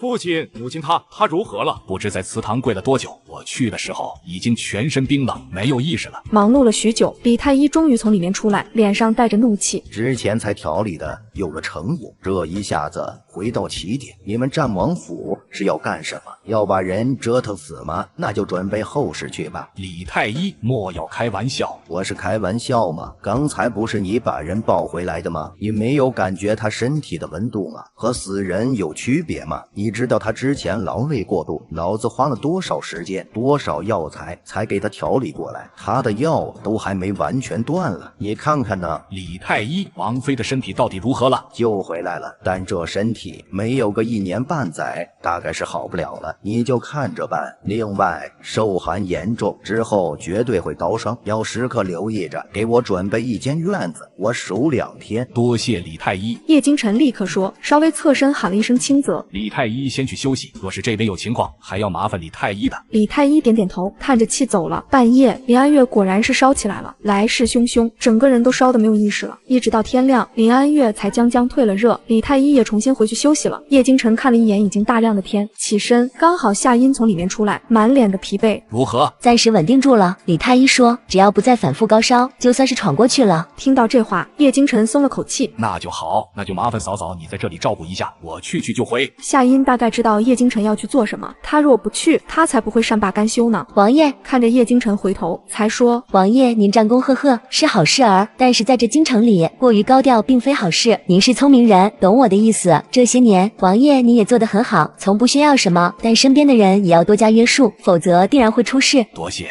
出门之后，青泽又一五一十地汇报了昨日的情况。叶京晨的脸瞬间黑如墨。好，真是好样的。人呢？几次想要外出都被拦下来了。昨日发了了一宿的脾气，这会儿怕是还在休息。张姑姑可忙完了，原定计划3日后就会过来，你亲自再去请一趟，就说情况有些急，问张姑姑能不能早日过来，最好是今日就来。是，属下稍后就去。另外还有一件事，清泽附在叶京晨的耳边轻声说了几句话，叶京晨的眉头立刻就打了结，看向清泽，人送回去了吗？已经送回去了。先解决安福院的事。母亲，我必须要出去，大哥会扒了我的皮的，我也不想再受罚了。母亲，您就放我出去吧，不然大哥真的不会放过我。最近忙着剪视频，家里乱糟糟都没收拾，今天收拾出很多闲置的物品，不知道该怎么办。正好之前在闲鱼上卖掉了不少闲置物品，赚了点零花钱。闲鱼复苏季马上来了，赶紧上闲鱼搜有钱花 AI 帮你轻松发布闲置物品，还能有机会抽取2025元红包。点击左下角去闲鱼复苏季 AI 发闲置抽大奖，上闲鱼有钱花。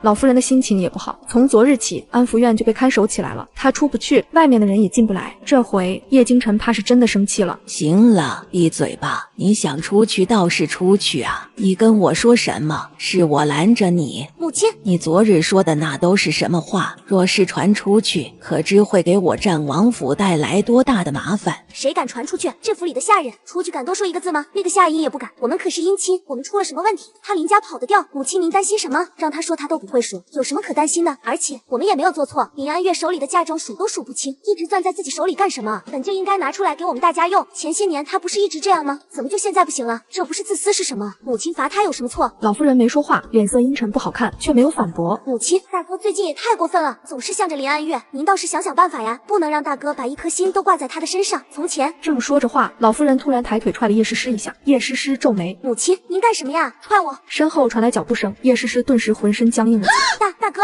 安月病得十分严重，若非有李太医在，这次就危险了。人已经脱离危险了，但还没醒来。李太医说了，底子被伤，没有个1年半载是好不了的了。听到这里，叶诗诗没忍住，不过是跪了几个时辰，哪里就有这么严重了？大哥，他分明是在装而已，你可不要上当了。叶京晨抬头去看叶诗诗，记忆里那个乖巧站在他面前，用依赖眼神看着他。甜甜叫哥哥的妹妹好像不见了。嫂嫂吗？她有些高傲，总是看不起我。大哥，嫂嫂好像不太喜欢我，我前些日子不舒服，想让嫂嫂帮我请一下李太医，可嫂嫂说李太医是院正，不会轻易给人看病的。大哥，嫂嫂说她亲没空。大哥，陈大人家的宴会，嫂嫂也不想去。回过神来，叶京晨听见叶诗诗依然在说，嫂嫂是惯会伪装的，就是想让人可怜她。大哥，你不是知道吗？嫂嫂对我们叶家是有些看不起，说不定这次就是为了躲着我们，或者故意给母亲难堪。我不知道，甚至关于一些从前的事情，今日我也想问清楚，想将王妃身边的丫鬟叫来，和你当面对质。叶京晨这话落下，叶诗诗的脸色刷了一下白了，心虚的连续后退几步。张姑姑稍后就到。我不要。听到张姑姑的名号，叶诗诗脸都白了。大哥，我不要，这和永远囚禁我有什么区别？张姑姑是宫里皇后娘娘身边的一等宫女，一辈子未婚伺候皇后娘娘，在她手里的高门贵女就没有不哭的，那简直是所有贵女的噩梦。大哥，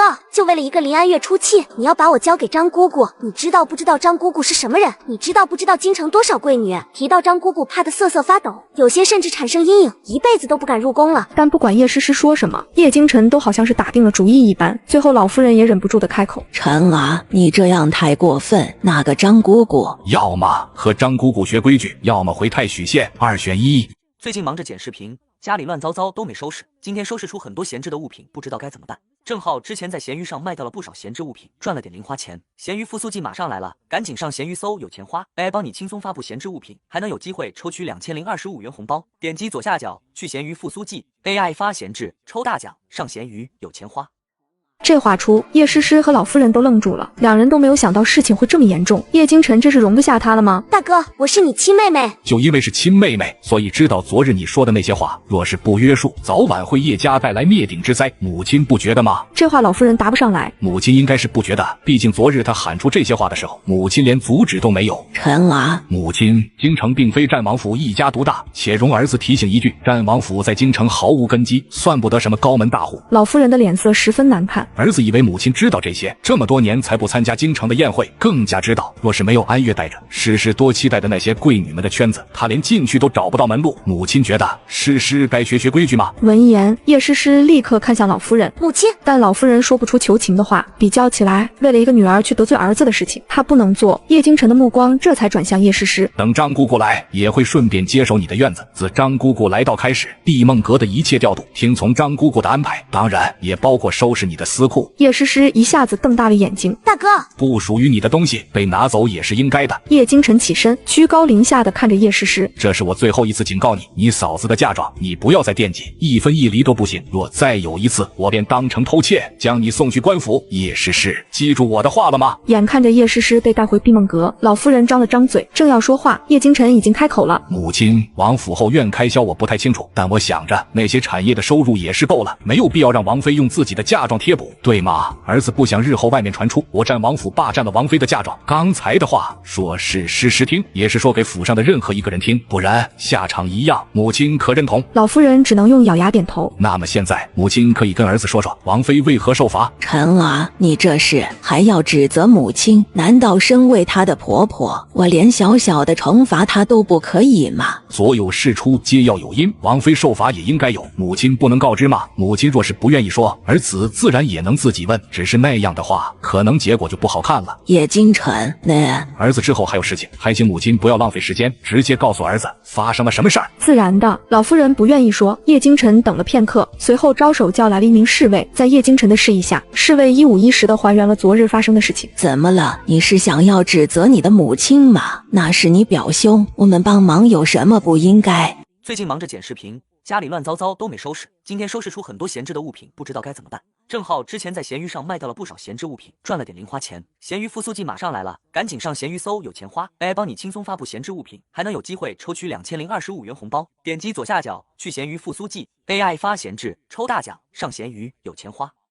林安月难道不该去帮忙？最后让冉儿帮了忙，我让林安月还回去有什么不对？我将安月当成自己人，所以才随意了些。你是要指责我吗？罗家的事情，王妃为何应该去帮忙？帮什么忙？都是亲戚。那母亲怎么不去？罗家为何不派人来找我帮忙？为何一定要王妃？想要的是王妃，还是王妃手里的那些东西？母亲，你是想说你的母亲也觊觎你王妃的嫁妆？叶京晨，你是这么意思吗？有则改之，无则加勉。母亲，那嫁妆的事情，这是我最后一次提起，再有一次，我绝不姑息。无论是谁，占王妃是一品王妃，除了皇上和皇后，可不用跪拜任何人，这点母亲知道吗？听到这话，老夫人更生气。说到底，你还是在为你的王妃出气。如何？跪都跪了，难道你想让老婆子我去跪回来，这样你就满意了？你就这么护着你的王妃？她是我的王妃，嫁我为妻，我护她难道不应该吗？那你还想如何？不如何了，因为母亲很快就会知道自己失去了什么。你说什么？叶京晨起身，在出门前回答了老夫人的问题。王妃伤了身体之后要静养，这府内的事情就麻烦母亲了。在叶诗诗规矩学好之前，不得外出，即便是日后规矩学好，也融不进去她想进的圈子了。母亲的如意算盘，怕是要从今日落空了。什么意思？为何融不进去了？之前诗诗一直做得很好，交了很多朋友。是吗？那他们看的谁的面子呢？母亲觉得是我吗？看着叶京晨离开，老夫人终于露出了脸上的慌张。她心里当然清楚林安月的重要性，但就是因为她重要，老夫人才想要控制。子，王爷过来了。叶荣呢？父亲，这是第二次，第一次你烧了他的字帖，第二次你囚禁了他，我希望没有第三次。父亲，我可以解释。好，你解释。对不起，父亲，儿子知错。最近一段时间，你的表现很让人失望，认错很快，却从来不改。叶于墨，你对我收养叶荣有意见，你的位置不会被旁人动摇。若是动摇了，那必然是你自己出了问题，德不配位了。人我带走，你自去领杖责五下。若再有下次，严惩不贷。走到门口，叶京晨又回头去看叶于墨。你可以不必，兄有弟恭，但要相安无事。若还有不理解的，可直接来问我。叶于墨一贯都是信服叶京晨的，所以叶京晨的话无疑是给叶于墨了一颗定心丸，让他心松了不少。但见到叶荣，叶于墨又被叶荣眼里的轻蔑给惹怒了。收回你的目光，否则……我听到下人议论，母亲被罚跪2个时辰，如今病重，若非父亲去的及时，后果不堪设想。叶雨墨，你不愧疚吗？你是母亲的亲生儿子，却屡屡忽视母亲，一次次让母亲伤心。叶雨墨，我从一出生就没有母亲，如果你不珍惜的话，我就要抢走了。你说什么？叶荣，你也配？你不过是个被我们战王府收养的乞丐，你也配跟我抢母亲？那就拭目以待。叶雨墨。说完，叶荣匆忙离开，直奔清无院。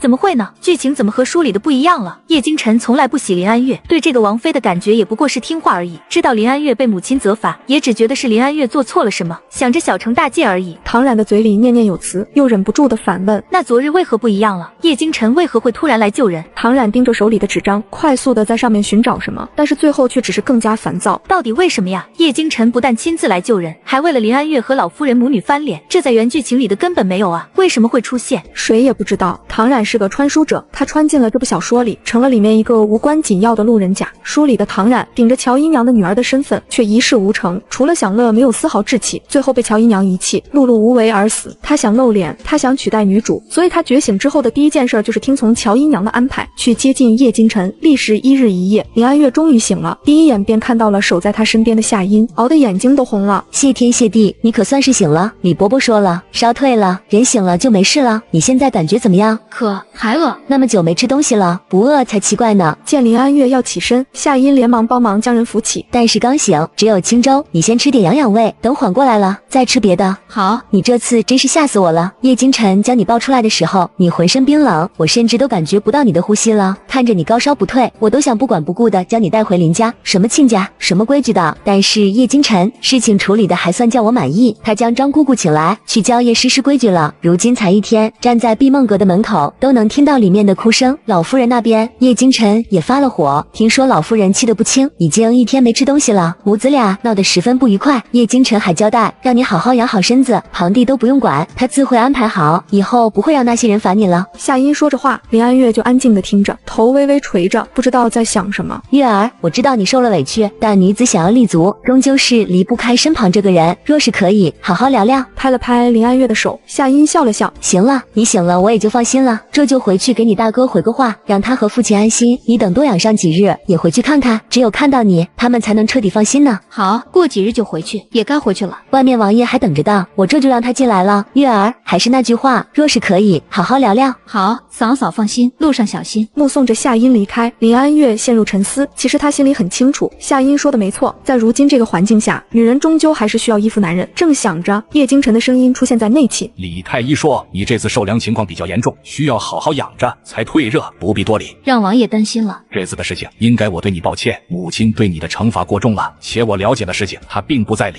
诗诗交给张姑姑了，相信等她出来，便会知道什么是规矩了。这样的惩罚，你可满意？抬头，林安月看着叶京晨的眼睛，见他是真的在问，才开了口。张姑姑是个十分严苛的人，但能从她手里学成的，都能成为众贵女争相模仿的对象，日后的路会更宽。王爷是在惩罚，但也是在为诗诗打算，希望诗诗能理解。我没有想那么多，就是想让张姑姑好好教训她，给你出气而已。这话说的林安月都愣住了。叶京晨什么时候说话如此直白？母亲那边，我和她认真的聊过了，相信母亲也知道以后该怎么做，我就没有惩罚什么，只是将王府的内务交给她了。所以自今日起，你便只管好好养着就是，等什么时候身体彻底好了再说。之后，林安月看着叶京晨，一时间不知道该说什么，只隐隐觉得有些不对。王爷，您2个孩子，我也会亲自看顾，你也不必忧心。见叶京晨好像将所有的事情都安排好了，林安月便只能说多谢王爷体谅。既然王妃没有什么可担心的了，那本王有件事情，希望王妃解惑。闻言，林安月抬起头，就见叶京晨从身后拿出了一样东西。林安月骤然瞪大了眼睛，这本王想问问王妃，是不是早就知道自己会被罚，所以提前安排好了一切？那本王也是王妃计划中的一环吗？林安月盯着被放在桌面上特制护膝，才明白过来，叶京晨今日是来算账的。王爷想听什么？是想听到臣妾说事？臣妾就是算计了母亲，也利用了王爷吗？我只想知道到底发生了什么，出了事情，你为何不是第一时间想着与本王商议，而是要自作主张的去？自作主张什么？王爷这是已经认定了臣妾的罪了，认定臣妾恶毒，算计了这一切。那王爷算计了这一切，臣妾得到了什么？得到了一副更加孱弱的身子，还是差点命丧黄泉的体验。叶京晨说不出话来，看着林安月，许久之后才开口。那你如何解释会提前准备了护膝？难道不是知道自己要挨罚了？既然是提前知道，为何不应对？为何不知会本王？为何自己一个承受？我已经应对了，王爷，护膝就是我的应对方式啊，毕竟我是不能直接反抗母亲的。所以你……叶京晨还想说什么，林安月却突然撩开了被子，看了一眼叶京晨，呼吸一滞，上前竟全是乌青。这是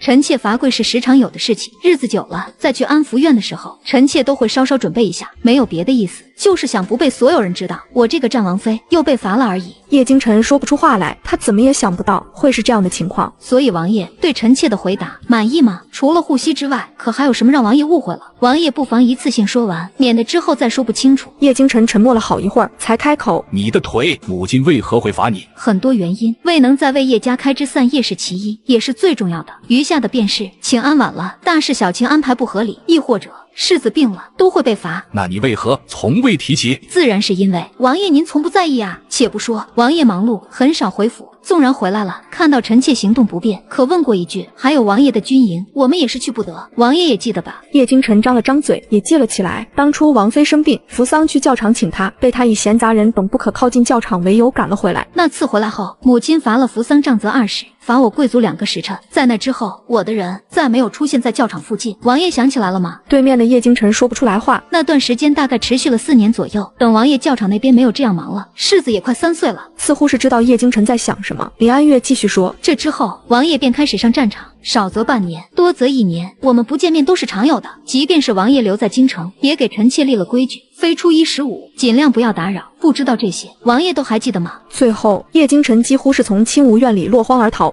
于子阁里，下人通传说是唐冉来了的时候，叶余墨眼神里闪过不耐。世子，唐冉的脸色十分苍白，整个人都有些摇摇欲坠。姑姑，你这是？昨日翠云来给你送吃的，没见着你，今早的早膳又被拒绝，我便知道你是怪我了，怪我当时耽误了你的时间。唐冉借着擦泪的动作，掩住眼底的寒光。你若是真想去，我还能拦住，这是来怪我了。果然和书里写的一样，是个小白眼狼。对不起，我当时不知道的，知道王妃因此受难，我也很惊慌，昨日精神不好，所以没能顾上，今日醒来便想过来跟你道个歉。叶余墨还是没说话。这是养心丹，对人身体大有益处的，你拿去给王妃用，王妃的身体定会尽快恢复的。听到养心丹，叶余墨终于有了反应，伸手接过瓷瓶，微微扬眉。这当真是养心丹？传说能医治百病的养心丹吗？没有那么夸张，但这个药与人的身体十分有益。我总共也只有2颗，是当年师父无意得到传给我的，其中1颗当初救了王爷，如今这1颗若是能救王妃，也是物有所值了。说完这话，唐冉有些可怜地看着叶雨墨。我知道错了，当时不该耽误你的时间，但你能不能看在我已经用心补救的份上，不要生气了。我真的不是故意的，我不知道老夫人会真的那样罚王妃，我以为只是小惩大戒，王妃早就回去了。此刻的唐冉满脸真诚，看着手里养心丹，叶雨墨的气也一下子就消了。其实我也知道，事情不能怪你，是我自己意志不坚定，刚才是我迁怒了，我道歉。这个养心丹，我先替母亲道谢了，姑姑，谢谢你。不等唐冉再说什么，叶雨墨已经握着瓷瓶，我这就给母亲送过去。姑姑，我之后再去找你，你回去之后先好好休息。好，快去吧，希望王妃能早日康复。嘴上这么说着，但是叶雨墨前脚一走，唐冉后脚就沉了脸。小姐，那养心丹真是可惜了，小姐今日脸色都是要难看了，世子却好像没看到一样，也没说将养心丹让给小姐。平日里一口一个姑姑，关键时刻却也想不到小姐您。翠云在后面小声的埋怨着，唐冉回头看了他一眼，用眼神警告他慎言。叶雨墨一路小跑到青梧院里，看见青梧院的大门紧闭，他上前正要敲门的时候，又停下了。你站在这里干什么？听见叶蓉的声音，叶雨墨转过身来，但第一眼看到的却是叶蓉挂在腰间的荷包，十分精致，和母亲做的一样。你这是？叶雨墨指着叶蓉腰间的荷包，是母亲做的。叶蓉立刻伸手捂住荷包，警惕的后退了一步。啊，本世子只是随便问问而已，你难道还怕本世子会抢？本世子那里不知道有多少母亲做的荷包，还会稀罕你这个？你站在这里做什么？为何不敲门进去？要你管！你若不敲门，就闪开，我要进去看母亲了。等一下！见叶蓉要敲门，叶雨墨喊住他，眼神里闪过挣扎，但最后还是将手里的瓷瓶递给叶蓉。养心丹，你拿去给母亲，告诉母亲是我给的。见叶蓉伸手去接，叶雨墨又强调，养心丹十分贵重，对母亲的身体极好，你务必让母亲服用，亲眼看着她用，知道吗？这么一说，叶蓉拿着瓷瓶的手都小心了，点点头。好，等等，话都没说完，叶蓉只觉得腰间一沉，竟然是被叶雨墨一下子抢走了荷。也就是仗着你现在年轻，不然这样折腾你还能好？林安月笑笑，刚要说话，就看见叶蓉进来，顿时改了口。李伯伯，您在孩子面前就给我留些面子吧，我知道错了。呵，这会儿知道要面子了，把孩子吓得哇哇哭的时候，怎么不想着爱护自己啊？李爷爷，您看这养心丹是真的吗？母亲能不能用？一听说养心丹，李太医立刻接过瓷瓶，放在鼻下仔细闻了闻，随后一脸惊喜的抬头。是养心丹，我母亲此刻正需要呢，哪儿来的？世世子给的，让母亲务必服用。周围有一瞬间的安静，李太医将瓷瓶递给林安月，这要对你大有益处，若是可以，重金求取也可。很显然，李太医知道养心丹绝不是叶雨墨所有，而叶雨墨能接触到的人也有限，是谁给的，不必猜也知道。是李伯伯放心，我会处理好的。养心丹中的许多草药都已经绝迹了，即便是有方子，也提炼不出来。你身子这次伤了底子，若是能用养心丹温养，是顶顶好的。无论如何，你的身子是最重要的。是，我记下了，一定不会跟自己的身体过不去。李伯伯安心。李太医这才满意的点点头，离开了。等李太医一走，叶蓉就将刚才门外的事情一五一十的说了，末了又添了一句：世子将母亲给我的荷包抢走了。林安月一下子就笑了，是吗？不过不是有很多吗？换一个就是了。可那是母亲做的第一个，意义不一样呢。那就下次有机会了抢回来。你们是兄弟，偶有抢夺也是正常，注意分寸就是了。我可以嘛？万一我下手重了，世子受了伤，那正常切磋，受点小伤是正常的。你光明正大的赢他，没什么好担心的。不只是母亲，父亲也会为你做主。无意间提起叶京晨，叶蓉眼里有了崇拜。母亲，最近父亲在指导儿子练字，昨日还夸奖了儿子有进步呢。等儿子的字再好看一些，就写给母亲看。做得很好，先生母亲也帮你请好了。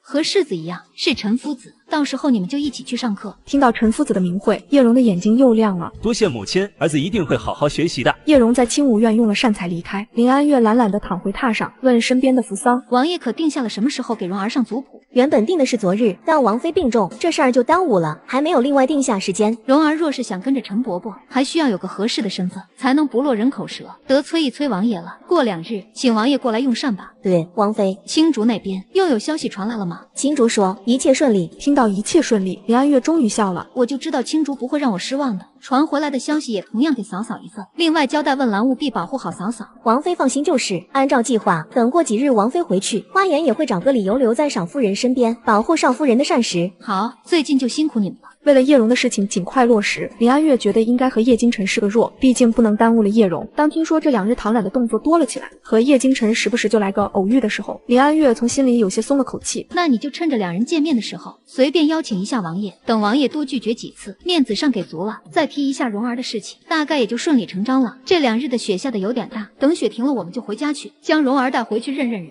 对，王妃，奴婢这就去。晚膳的时候，林安月看到了叶京晨，有些震惊和尴尬，因为一桌子没有一道叶京晨喜欢吃的菜。那个，你现在的身子能吃这些吗？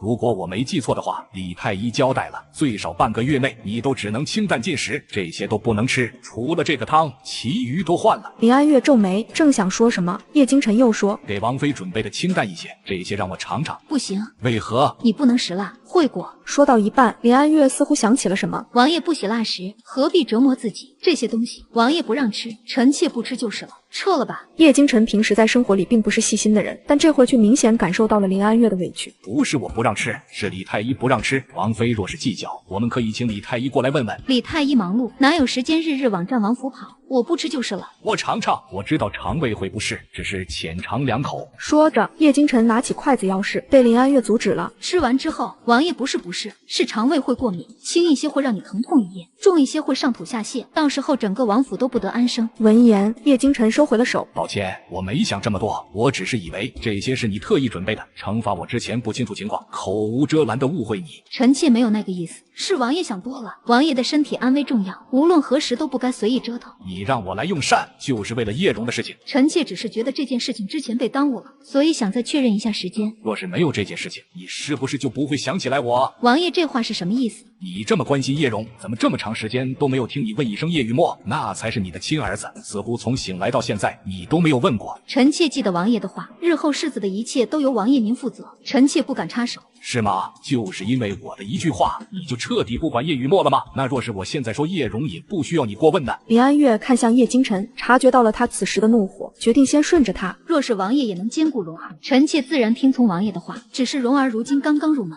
还有许多规矩不懂，难免需要臣妾留意一些。但王爷请安心，臣妾绝不会做多余的事情，不会过多干涉。听到林安月如此中规中矩的回答，叶京晨气急的起身离开。叶京晨向来是个雷厉风行的人，所以第2日，叶家的一些长辈就陆续到了战王府。叶京晨暂时不在，那些长辈们便到了老夫人的院子里。好端端，突然收什么养子？那些没有亲生儿子的才会收养，王爷这是干什么？对啊，若是觉得世子一人孤单，那便应该早日纳妾，多要几个庶子也是可以的，这样子算什么？罗氏，你倒是说话啊，这样子算什么？年岁这样大了，都与世子一样，这日后怎么安排？说的更加直白一些，会不会威胁世子的地位？不会，族长可以放心，我是绝对不会允许这样的事情发生的。大家放心就是，不过是个养子，即便是日后优秀，也只能成为我们墨儿的助力，除此之外不会有别的。若真是如此，倒也不是不行，当成各家生子养着，日后也能更加可信。老夫人点点头，但其实心里也是有些忐忑的。总之，我心里有数，大家放心就是了。听罗氏这么说，众人当真安心了不少。到了定好的时间，叶京晨带着2个儿子进入祠堂，叶京晨这才看向2兄弟，日后就是兄弟了，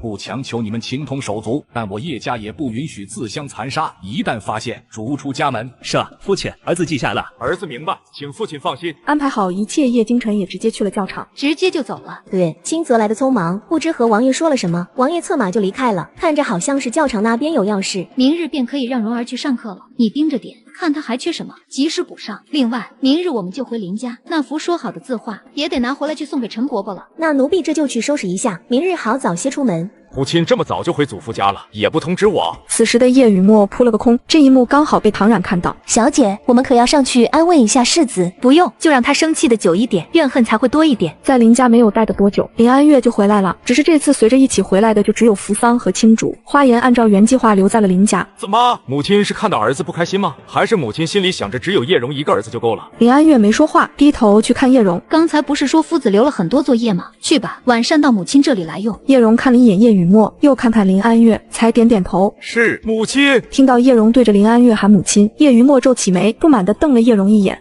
这么精彩的视频，当然要配一些炸鸡跟薯条，边吃边看。最近我发现闲鱼有很多的省钱神券，点击左下角上闲鱼搜省钱神券，现在还能0元抽霸王餐。我在闲鱼买了好多低价套餐，真是太省了。上闲鱼有钱花，快去闲鱼省钱吧。我不喜欢他叫你母亲，我不喜欢你对他好。今日他去上课所用的那些的东西都是你准备的吧？那你为何只准备了他的？我的呢？母亲，你要记住，我才是你的儿子，你唯一的儿子，我不许你对别人好。你来就是说这个？不是，我是想来问问你身体好点了吗？我跟你的药你吃了吗？还没。为何还没吃？那可是养心丹，是不是叶蓉没跟你说清楚？早知道就应该自己送。现在吃不是效果最好的时候，我是受寒，养心丹里有些草药的成分也属寒，贸然服用会冲撞。听到这话，叶雨墨才点头。那就等合适的时候再用，那样你的身体就能很快好起来了。说完这话，叶雨墨看着林安月，似乎是在等着林安月夸奖。多谢世子。你叫我世子？不是你说让我称呼你世子吗？还有别的事情吗？母亲，您是在跟儿子怄气吗？不是。所以是因为有了叶蓉，母亲觉得不需要我这个儿子了，是吗？母亲觉得日后你身边有了叶蓉就足够了。母亲，父亲说不许我们自相残杀，可母亲知道什么叫做优胜劣汰吗？就是不好的就会被淘汰，叶蓉就是。这话是叶雨墨故意说的，他以为能激怒林安月的。好，我等着看你把他淘汰。但是世子，最近一段时间你对学业懈怠了很多，我也很期待之后是谁被淘汰了。母亲觉得一个小小的叶蓉也能越过我去吗？母亲，我以前不喜欢母亲，现在更讨厌母亲了。谁家的母亲会去认别人当儿子，对自己的儿子不管不顾？母亲这样，日后可别后悔。等一下，林安月叫住怒气冲冲要离开的叶雨墨。干什么？林安月起身，从一旁的架子上拿了一双靴子。你身体不好，冬日里脚上容易冻疮，靴子从来都是特制的，这是今年的。见到靴子，叶雨墨的心里有一丝丝的甜蜜。谁稀罕你做的靴子？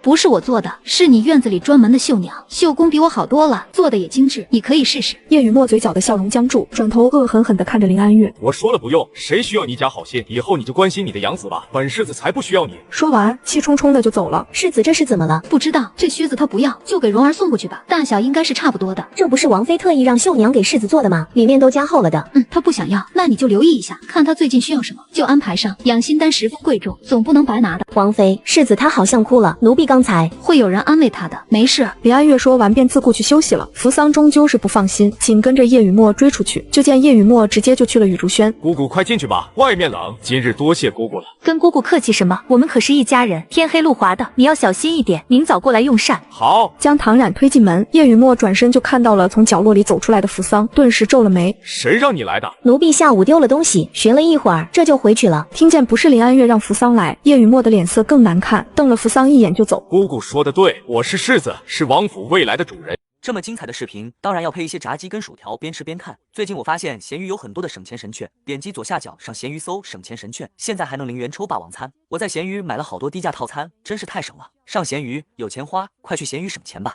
母亲日后也终究是要依附着我的，我看你到时候怎么求我原谅。说完，叶雨墨怒气冲冲地离开了。到了第二天，郑氏又上来门来了，也不客气，直接就是要钱，说是罗延平那边又病了，需要到药铺拿药，让老夫人先给200两，不够了再说。200两？什么药这么贵？200哪里多了？之前每次不都给500两吗？姐姐，那可是你亲弟弟，你不能看着你弟弟病重不管吧？你自己的男人生病了，你就自己去看，你手里银子不少，别以为我不知道。怎么当真是1毛不拔，一点也不想出？这话说的，延平这么多年吃药，不一直都是姐姐您管着吗？怎么今年就不愿意了？姐姐若是不愿意了，那我可就直接去找安月要了。你若是能找他要出来，你就去要。见老夫人这么说，郑氏的眼睛转了转，凑近了问：姐姐，您还没有整治好林安月那个小贱蹄子呢？您这婆婆当的怎么这么憋屈啊？一个儿媳妇都收拾不了。当初谁不知道咱们这王妃嫁过来，那嫁妆的一太太的数都数不完，那就是可劲儿花，一辈子都花不完，怎么就不知道孝敬你这个婆母？要我说，就该将那些嫁妆放在姐姐这里，不然她年纪轻轻怎么压得住这些东西？郑氏说口沫横飞，老夫人看着她就烦。既然如此，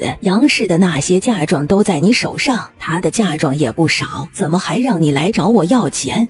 我那是不稀罕，她那嫁妆才有多少啊？怎么比得上这王妃？姐姐，不是我说你真应该强势一些，就是要过来了能如何？还有上次大婚当日，差点让我丢了多大的脸，那个林安月回来就什么都没说要补偿我们。老夫人看着郑氏贪婪的嘴脸，一度不想说话。最近一段时间，你少去招惹林安月，延平的药你自己想办法，最近也不要常来走动。什么意思？姐姐，你这是不想管我们了？亲弟弟也不管了？我管你们管的还不够吗？你们现在吃的、穿的、住的，哪一样不是我管的？正是说话之前，你能不能摸摸你的良心？那姐姐为何这样说？我总觉得最近有些不对劲，林安月好像变了一个人一样，哪里怪怪的样子？怪什么？她那样的软包子，咋呼几句就吓得不轻，还是世家贵女呢？有什么用啊？是不是姐姐你最近的态度太和善了，让林安月有些蹬鼻子上脸？不是，把人叫来，我替你好好教训教训。来人，去请王妃，让她马上过来。清无院那边回话说，王妃正在服药，请各位长辈稍等一会儿。吃药？这算什么理由？吃药什么时候不能吃？怎么就偏要这个时候了？该不是故意的吧？既然她不过来，那我就过去看看。我倒是要看看她要装到什么时候。我可不是你们老夫人，那么容易就被她骗了。说完，郑氏气势汹汹的就往清无院而去。到了清无院门口，就看到了附近的小厮，皱了皱眉。这是之前王妃身体不舒服，王爷担心王妃被打扰，就安排了这些小厮。病得有这么重吗？我听说就是罚跪了一会儿而已，这么娇气，不会是装的吧？走进清无院，郑氏的目光四处看着。林安月出来的时候，郑氏的手正在一个花瓶上来回抚摸。这花瓶真好看，我前些日子还想着家里缺个花瓶，想去买呢。这几天光顾着剪视频，家里乱糟糟都没收拾。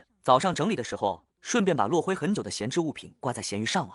现在闲鱼还有 AI 发布功能，卖闲置更方便了。我已经回去了好几千，现在用 AI 发闲置还能抽2025元红包。上闲鱼有钱花，你们快点击左下角试试吧。这个花瓶真品只有我这一个了，多宝阁最近上新品，应该有差不多的，只是价格估计也不便宜。那不是还要跑到城中去吗？我直接拿走多方便啊！一边说，郑氏就要将花瓶拿下递给一边的下人，动作自然极了。但下一刻，接住花瓶的却是亲主。舅夫人，花瓶而已，想要可以自己去买。我们王妃这里可不是商铺，而且这花瓶可是当初我们家夫人给王妃的天中之一，我们王妃宝贝着呢。不就是一个花瓶，有什么不能？对啊，不就是一个花瓶，舅夫人也不能夺人所爱啊！被人下了面子，郑氏的脸色阴沉。我看这个香炉也不错，还有这个玉石的香炉3000两，玉石倒不怎么值钱500两，这些在多宝阁都有。舅夫人若是不想讨，奴婢可以代劳3500两，将东西给你送到府上。郑氏一听这话，声音就尖锐起来了。什么3500两？这钱难道是要让我自己拿？林安月，你也好意思？买卖讲究银货两讫，这不是正常的吗？舅母难道还想要白拿？郑氏被人戳破心思，脸上红红白白了一阵，索性也就不要这脸了。拿了又怎么了？你又不缺这个，难道还要跟我斤斤计较？我可是你的长辈，就当是孝敬我了。舅夫人拿了什么，你们只管递下来就是，稍后帮着送去府上也是可以的。听到林安月这么说，舅夫人开始得意，不屑地看了林安月一眼。这才像呀，刚才那是装什么？你的东西不就是叶家的东西，那不就是让我随便拿的吗？随后就将清单给王爷送去，让他比照着，要么东西带回来，要么折成银子带回来。你什么意思？舅夫人可能不知道，之前因为我们王妃的嫁妆被算计问题，王爷发了好大的火气，不管谁拿了什么，都得原封不动的还回来，还不回来的也都给了银子了，但没关系，舅夫人看上什么了，可以随意拿，奴婢记下就是了。正是一听就知道自己被耍了，顿时就想砸了手里的东西。这个夜明珠800两，你这个妇人简直是恶毒！你心里到底还有没有我们叶家的长辈了啊？舅母今日来是有什么事儿吗？没事，就是听说你身体不好，所以过来看看。之前你表兄大婚，一直在忙，也没有到你这里来坐坐。今日有了空，自然是要来看看的。你身体好些了吗？不是很好，所以王爷让我没事就在院子里养着，说府上的事情不用我操心了。舅母若是有什么事情，找母亲就可以。是应该直接去找姐姐的，但之前我们府上的很多事情不都是你帮着安排的吗？我想着没有人比你更清楚了，所以就过来问问你。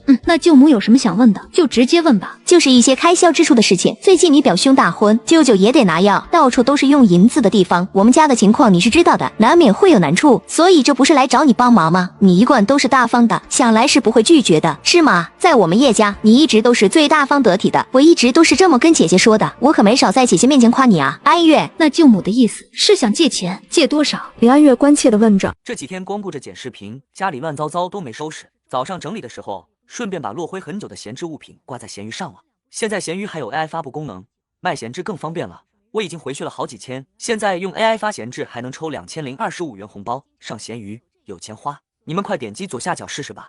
便让人青竹去准备笔墨纸砚，说借，让正氏皱了眉，但这话也不能反驳，就随便来个几千两就行。几千两不是小数目呢，舅母要用多久？哇，正氏到底是没忍住，怒目看向林安月，你还真打算让我还？我可是你舅母，叶京晨可就只有这一个舅舅，所以舅母是想从我这里白拿。妹，你说话定要这么难听？你是我们叶家人，就应该让我们叶家认可。你看看你现在的小气样子，得罪了我们这些长辈，日后有了事儿，还有谁能帮你？要我说，你就应该……正是正要滔滔不绝，叶蓉进了门，给母亲请安。舅奶奶，谁是你舅奶奶？我们叶家可就只有雨墨一个。叶蓉不在意，但是林安月沉了脸。说起来，我就要说你2句了，已经有雨墨了，再收养这么个东西做什么？你也真是。舅母来的时间也不短了，若是没事就请回吧。你说什么？蓉儿是上了族谱，是战王府的2少爷。舅母若是不知道什么是尊重，日后我这清无院就别来了。奶，你放肆，你这是要赶我走？银子本来是可以借的，但如今不想借了，舅母想别的办法了。青竹送客之后，才眼神温和地看向叶蓉。上课累了吗？扶桑准备了一些吃的，去尝尝。是，金玉雪花，路上可滑了。儿子早上没来及吃早膳，但上午的时候，夫子给了点心吃。母亲，夫子给的点心很好吃，说是城中新开的一家。今日太晚了，改日儿子去买给母亲。好，那等天晴了再去。两人一人一句的往后面走去，正是看得气急。林安月，你疯了吗？这就是个养子，也值得你如此上心。怎不见你问问雨墨？但林安月根本不理会，正是想追过去，也被青竹给拦住了。舅夫人，我们王妃稍后就要休息了，还请回吧。休息什么？你看他那样子像是要休息了。可不管正是如此撒泼，林安月都没有反应，青竹更是一步都不让他上前，最后又气冲冲的走了。随后正是又拐去了叶雨墨的妻子阁，最后出来的时候手里拿了2个锦盒，才眉开笑眼的离开了。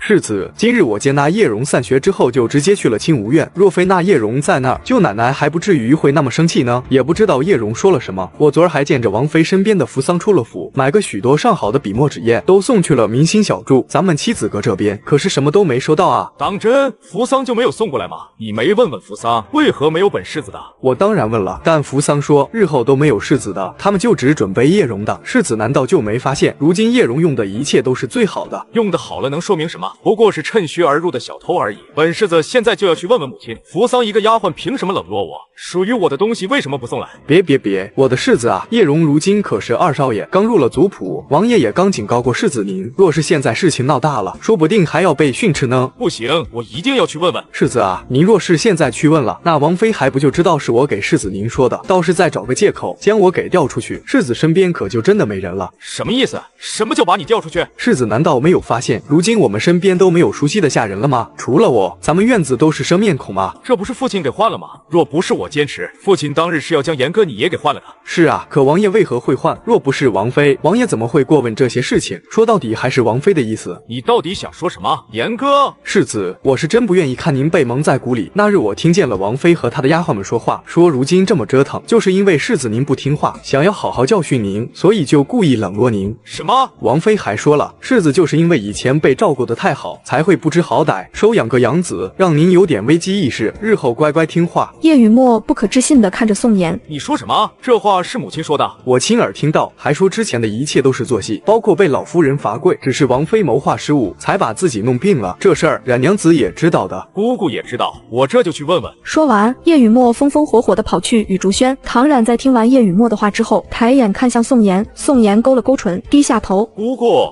这事我本来不想让你知道的，但既然你问了，我便简单提一下具体的事情。你父亲下了封口令，不许任何人提，但那日你母亲去见老夫人，的确是做了准备的。当真？他竟然这般算计？别怪王妃，也许她有什么苦衷呢，我们只是不清楚罢了。既然想装，那就让他装得彻底好了。书里的戏码，我就要看看他能玩多久。次日，叶雨墨去上课的时候，在大门外碰到了送叶蓉上马车的林安月。听到林安月小心地交代叶蓉，天气冷，莫要着凉了。昨日见你有些咳嗽，扶桑准备了些梨水给你备上了，记得喝。好的，母亲，儿子知道了。林安月看到了身后的叶雨墨，不知道为什么，今日叶雨墨目光带着凶狠。母亲，小时候您教过我一句话，叫做适可而止。任何事情只要过了那个度，就会让人厌烦。母亲可还记得？闻言，林安月转身看向叶雨墨，微微扬眉，希望母亲也还记得，有些事情要掌握好那个度，万不能越过。你想说什么？没什么，只是告诫母亲，莫要聪明反被聪明误。闻言，林安月点点头，看向叶雨墨的靴子。天气冷，棉靴子要时常更换，才能保证里面的暖和，照顾好自己。不需要母亲担心，母亲若是有时间，就多做些有意义的事情，莫要总是这么虚度。林安月看着叶雨墨都觉得好笑。好的，林安月点头，然后离开。即便知道林安月是演戏，叶雨墨也很生气。母亲，我很不喜欢你如今的样子，非常不喜欢，希望母亲能够好好想想，您到底哪里做错了。说完，叶雨墨转身就要上马车，身后传来林安月的声音：叶雨墨，母亲，我要迟到了。所以这是你对母亲不敬的理由。你的夫子便是这么教你，让你对母亲出言不逊，还是以教训的口吻和你的母亲说话？需要我去找你的夫子聊聊吗？叶雨墨马上转头，愤愤地看着林安月。你敢？你不用赌我敢不敢，我和你的夫子很熟，不过是一句话的事情，所以现在跟我道歉，否则我这就到学院去一趟，也并不麻烦。抬头去看林安月，叶雨墨咬牙切齿：母亲，你的选择呢？对不起，母亲，你不是小孩子了，这是我最后一次包容你，若是再有下次出言不逊，必罚。说完，林安月转身离开，叶雨墨气得咬牙。上了马车之后，就看到叶龙坐在一边，好像没有听到外面的争执，也没有给他一个多余的眼神。回到清无院之后，林安月又交代扶桑去查一下叶雨墨最近干了什么，还有他身边的人，那个宋妍。扶桑应下，对林安月的吩咐没有丝毫的疑问，动作小一点，不要惊动任何人。王妃放心。没过多久，扶桑去而复返，手里拿着一封信递给王妃。王妃，是赏夫人的信，约您见面的。林安月打开信件，没一会儿便扬起了唇角。嫂嫂那边都已经准备好了，是要碰个面的。我的药吃完了吗？李伯伯开的药已经没有了，得去找李太医再开些药。那就午后去一趟，准备一些给李伯伯的礼物。对，王妃。扶桑离开，大张旗鼓地准备着要给李太医的礼物，不贵重，但十分用心，传到老夫人的耳朵里。老夫人皱眉：去拿药就去拿药，还准备什么礼物？我们是没有给诊金吗？回老夫人，都是些不值钱的东西，有些是清无月里自种的一些草药，一些是库房里的小东西。谁的库房？战王府公库，自然是王妃的私库。那私库里即便是一些小东西，能有不值钱的？宁愿送给外人都不对拿来给战王府用，真是。以后他的事情不必来告诉我，不够烦躁的。冉儿呢？今日可过来了？一早就来了，如今正在帮老夫人理账呢，一上午做得有模有样的，看着十分得手。那就好，这也就算是个考验吧。若是做得好，我自是不会亏待他的。老夫人的意思是，林安月之所以敢这么嚣张，还不是因为府上就只有她这一个女人，但凡多几个，她就知道什么是怕了。唐然很好，身份简单，又有能力，最重要的是，若是进了我们战王府，不会有二心，这不是正合适吗？是，老夫人说的是。主仆多年，齐嬷嬷瞬间就明白了老夫人的意思，这是在说唐冉孤身一人更好拿捏的。最近晨儿在忙什么？回老夫人的话，年底了，教场那边似乎是出了什么乱子，王爷已经好几日没有回来了，大抵过年前都会对很忙。那你之后这段时间就跟着点冉儿，帮帮他。是。这边老夫人安排着之后的事情，那边林安月已经顺利见到了夏音。月儿，你简直是料事如神，居然都被你说中了，办点不错。我们都以为乔姨娘父母双亡，和那些亲戚也不过就是泛泛之交，毕竟这么多年也都没有来往过了。但不查不知道，这么一查才知道这里面千丝万缕的关系。那个唐一平居然是乔姨娘的亲哥哥。乔姨娘因为从小被送给了别人，才信的乔。她成人前回到唐家，也不知道是什么原因，就没改过来。因为那时候她已经在林家了呀，还改什么名字？哦，我倒是没能查到这些。这些年府里的很多老人都陆续离开了，一些久远的事情就没那么清楚了。乔姨娘有心隐瞒，也不是什么重要的事情，很容易被藏起来。更何况什么？父亲应该也不想站在自己身边的夫人，是通房丫鬟出身。夏音点点头，又好像是反应过来什么，一下子瞪大了眼睛。你的意思是说，你是说这里面有父亲的手笔？可是想将乔姨娘抬为夫人，也是最近几个月决定的，从前可从未提过。未提过，不代表父亲心里没有想。若是父亲不想，谁也决定不了，包括祖母。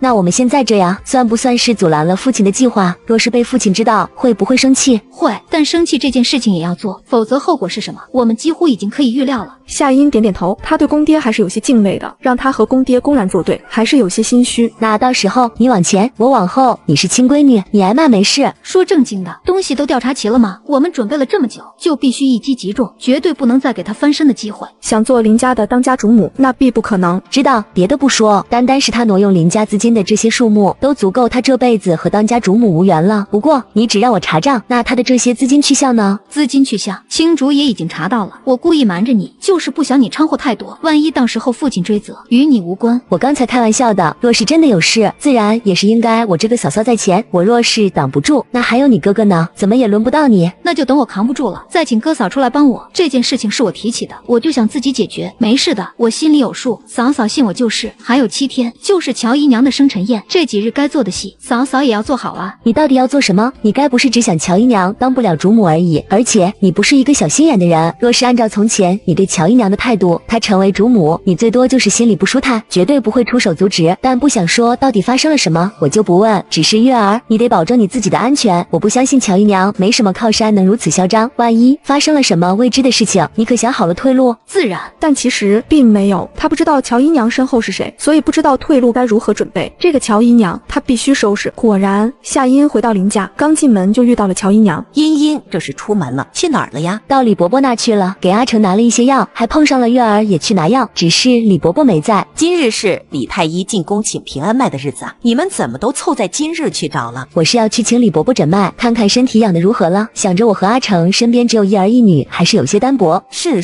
这个事要得上心了，毕竟哥都10岁了呢，确实该考虑了。最关键的是你还年轻嘛。我本来想着去的晚一些，能碰到人少我也好开口，谁知道今日李伯伯在宫里还没回来，反而碰上了月儿。自从上次病了之后，月儿的身体就好虚弱，今日见面脸色都不好，没聊几句就匆匆回去了。不过他说等过几日就回来了，来庆祝姨娘的生辰，可以多住几日。乔姨娘笑起来，这次的笑容都真诚多了。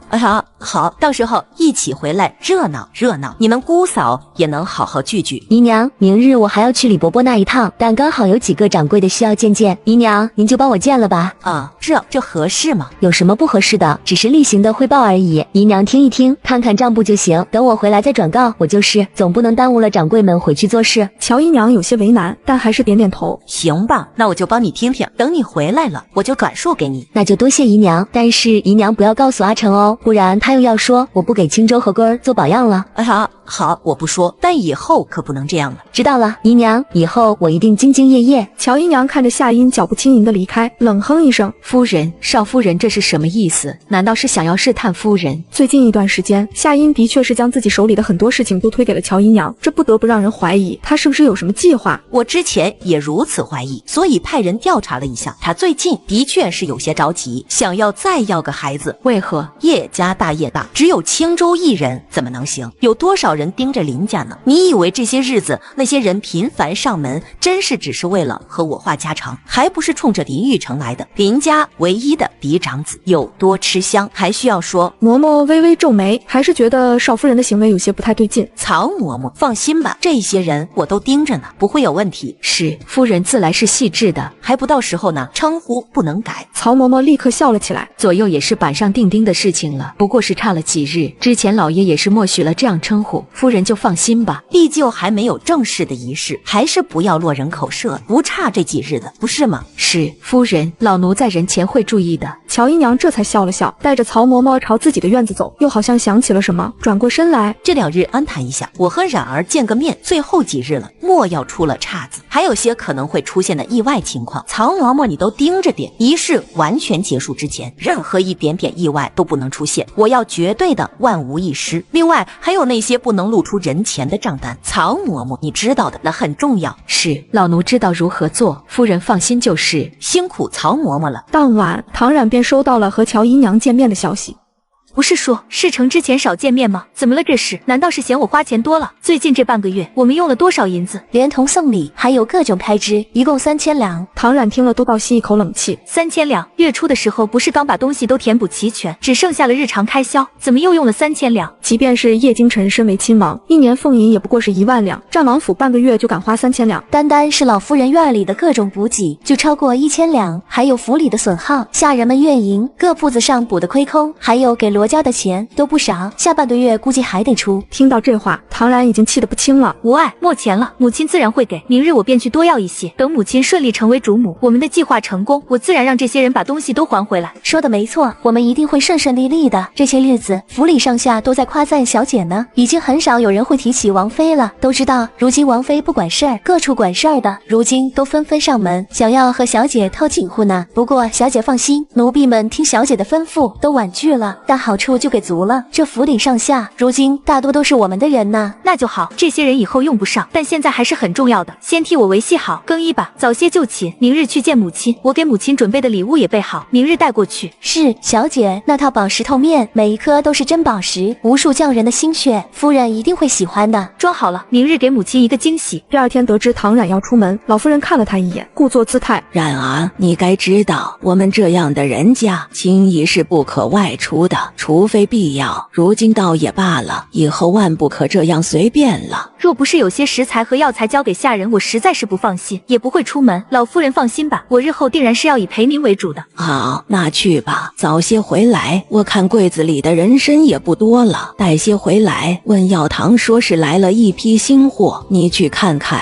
好的，老夫人放心。等上了马车，满脸的笑容立刻就消失了。问药堂的人参哪一株不得白两起？他怎么这么好意思？小姐，我们要去问药堂吗？去。见到了乔姨娘，唐冉忍不住的向乔姨娘告状，显然是气得不轻。倒是乔姨娘忍不住的笑起来。傻丫头，这算什么？不过是些小钱而已。战王府的老夫人本来就是小门小户出身，不然你以为她为何从不出门参加宴会？还不是没人看得上，没人邀请。可即便如此，她的身份也依然尊崇我天齐国唯一异姓王的母亲。你可知道这全京城有多少人羡慕她的一步登天？你要记住我的话，战王府里只有战王一人，值得你上心。到时候你能成功挤掉林安月，成为战王府，你的儿子就能世袭王位。如今的老夫人就是日后的你，而你只会比她做得更好。是，母亲，女儿知道的。唐冉自然是知道的，甚至比乔姨娘更加清楚，因为有叶京晨，老夫人一辈子金尊玉贵，众星拱月般的活着；还有叶京晨的王妃，因为叶京晨战神的身份，连皇后见了都要礼让3分。你成为了战王妃，我林家主母的位置也才能坐稳。只等几日之后，你便能名正言顺的叫我一声母亲了。乖女儿，这些年你受苦了，好日子还在后面呢。说着，乔姨娘照旧拿出一个锦盒，里面是1万两，你大可放心用。几日之后，母亲会给你更多。我也为母亲准备了礼物，等母亲生辰那日用，最合适不过。说着，半盒将礼盒放在乔姨娘的面前，推了过去。母亲看看，可喜欢？乔姨娘打开盒子，一瞬间便被里面的华丽的宝石夺了目。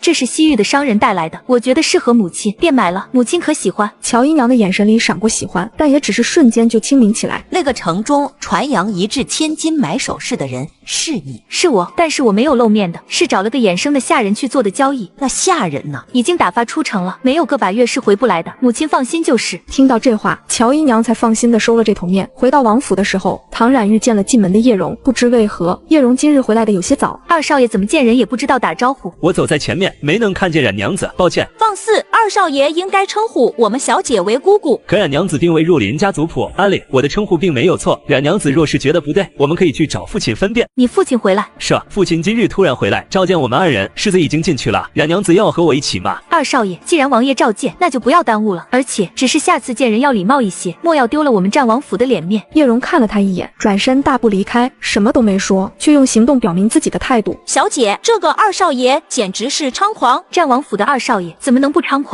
走，做些吃的，等会儿我们去看看世子。可一直到入夜，唐冉才在妻子阁等到了垂头丧气回来的叶雨墨。墨，这是怎么了？怎么没精打采？可是哪里不舒服？今日王爷回来考2位少爷的学问，世子居然没能压过那个叶荣，心里正是难受呢。啊，怎么会？他不就是个乞丐而已吗？说完这话，唐冉便意识到自己说错话了，连忙捂嘴，安抚脸色更加难看的叶雨墨。墨，对不起，我不是那个意思，我的意思是，不过就是一次拷问而已，没什么地的。也许他就是刚好碰上自己会的，对不对？姑姑，你说怎么会有叶荣那么讨厌的人？他好像什么都能学会，明明从前都没有接触过，却是夫子一讲就能明白。夫子对他简直是赞不绝口，真是让人烦躁。怎么了？他做了什么？可伤害你了？没有，只是今日他被夫子夸奖，夫子还说，即便是他现在还不如我，但再不就得将来，他定然会超过我的。哼，我3岁开盲，苦学7年，他才学了几日，夫子就敢说这样的话了？那我的这7年算什么？我也是毫不懈怠的学着，我也是夫子曾经的得意门生，但如今却全然被叶荣抢了风头，凭什么？听到这话，唐冉和后面的宋妍对视了一眼，笑了起来。你是在生气这个啊？这有什么好生气的？不就是2句打压的话吗？你还真往心里去了？你难道不知道，即便是夫子说的话，也未必可信吗？可是陈夫子他……我知道，陈夫子是大儒，是所有文人都崇拜的对象，但雨墨，陈夫子也是王妃的长辈，是看着王妃长大的，比起来，王妃似乎和陈夫子更熟。唐冉的话让叶雨墨瞬间想起了之前林安月给他的警告，所以夫子有可能是在故意打压我，抬高叶荣。可夫子这样的身份怎么会？那就可能是我小人之心了吧。但你的优秀是毋庸置疑的，你要相信你自己啊！你可是咱们天齐国有名的小神童，你忘了吗？那叶荣算什么？日后也终归需要你的首肯，也才能在你身边当个助手而已，实在是不必太过忧虑的。叶雨墨听完这话，心情好了不少。你说的不错，夫子最近看我的眼神的确是不太对，但我又觉得夫子不至于。我再观察一些日子，今日又让姑姑跟着担心了。说完这话，叶雨墨皱了皱眉。唐冉见状又问：怎么了？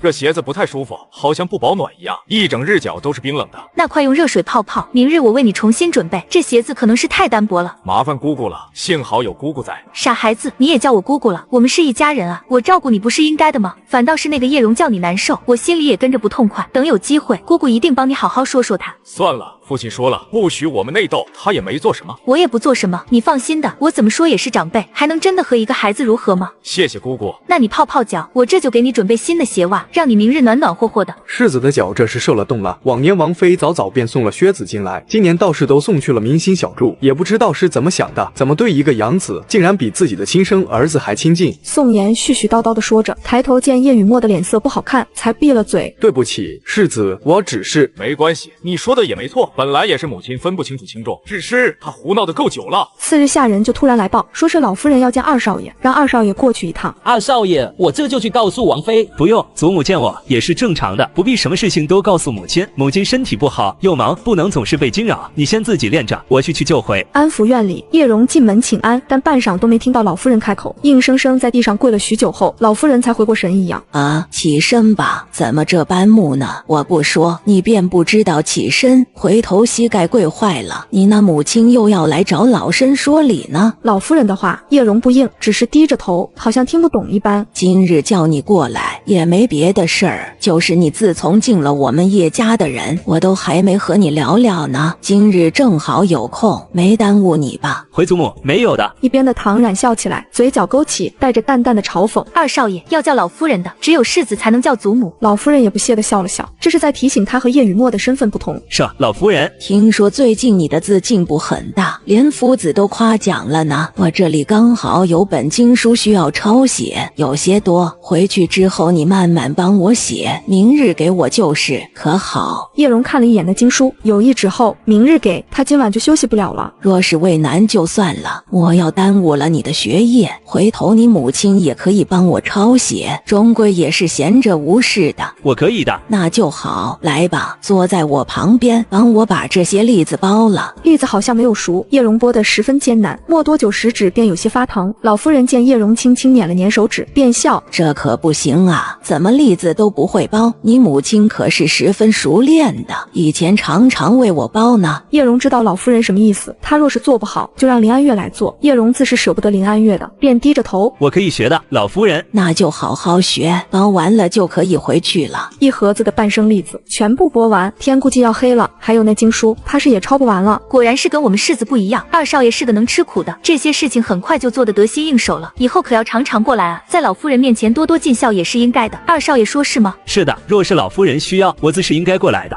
你倒是孝顺，你愿意我还不愿意呢。你看看你的手，经过你手的栗子，我还嫌脏呢，祖母怎么能吃？一边说，叶雨墨甚至抬手掀了叶蓉辛辛苦苦剥好的栗子。哎呀，这都脏了，可怎么吃？齐嬷嬷，栗子还有吗？唐冉小小惊呼一声，声音里藏着笑意。有的有的，老奴这就去拿。说罢，齐嬷嬷立刻又拿出来一盒栗子，放在叶蓉面前。叶蓉皱着眉看向叶雨墨：你看我干什么？怎么不想剥吗？那就回去叫母亲来替你，她不是疼爱你吗？这点小事儿应该会帮你的吧？母亲身体不好，这些小事儿不必劳烦母亲，我慢慢剥就是。装什么？那又不是你亲娘，这会儿又不在这儿，真是虚伪。我看你的手能坚持多久，残废了才好。叶蓉手下一停，唐冉便开口：二少爷，老夫人还等着呢，老夫人等着，你怎么不动手呢？林安月的声音从外面传来，叶蓉的脸上这才出现了慌乱，猛地站了起来。母亲，好好站着。叶蓉一下子抬起头，看到了林安月的怒火，又看向了站在林安月身后的霍寻。霍寻轻轻地摇了头：嫂嫂这是生气了吗？不过是叫二少爷过来说几句话，做些小事儿，怎么还生气了呢？难道老夫人还不能用他了？林安月二话不说地甩过去一巴掌：本妃才刚进门，你这是挑拨离间。本妃何时说母亲不能用蓉儿了？唐冉震惊自己挨了一巴掌，差点没忍住发了火，但叶雨墨更快：母亲，你竟敢动手打人！为了这么一个乞丐，你立刻给姑姑道歉，立刻！林安月毫不犹豫的也赏了叶雨墨一巴掌，打得更用力。你以什么身份要求本妃道歉？叶雨墨，你父亲给你说的那些话，你都记到狗肚子里去了吗？兄弟内斗，你可想好如何跟你父亲交代了？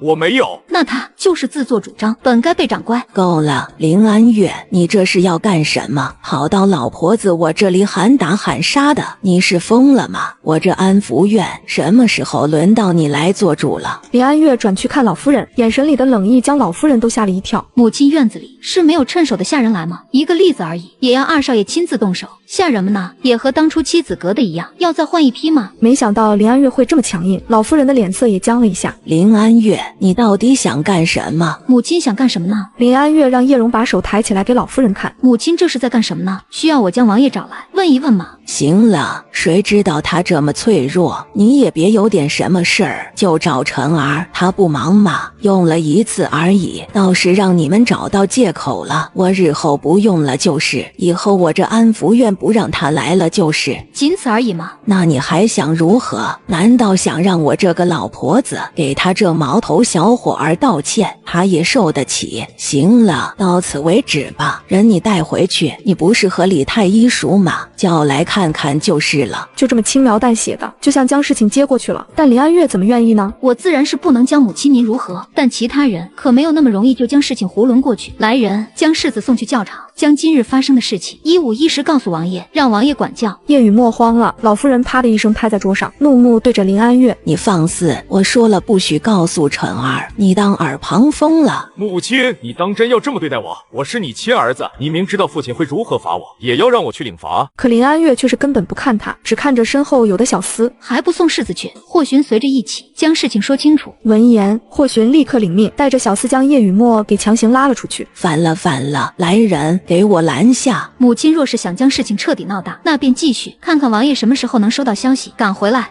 你威胁我？阐述事实而已，母亲可以试试。我刚才说了，在母亲的院子里，儿媳自不会做什么，但出了这院子可就未必了。冉娘子可要好好待在这里。说完，林安月对着老夫人行礼，儿媳告退。那边林安月离开，齐嬷嬷立刻就进了门，说是林安月在门口留了几个小厮，小厮们说是奉命等冉娘子出来。唐冉的脸白了，老夫人，这嫂嫂她这是要干干什么？别管他，我看他敢如何。打了你一巴掌，我都还没找他算账。等晨儿回来，有他的好果子吃，你就在我这儿待着，我看他敢闯进来不成。随着天黑，林安月的人也没有走，倒是教场那边传来消息，叶雨墨暂时不回来了，但是具体再问，回来报信儿的小厮也什么都不知道。唐冉的心里更慌了。老夫人，我们如今怎么办呢？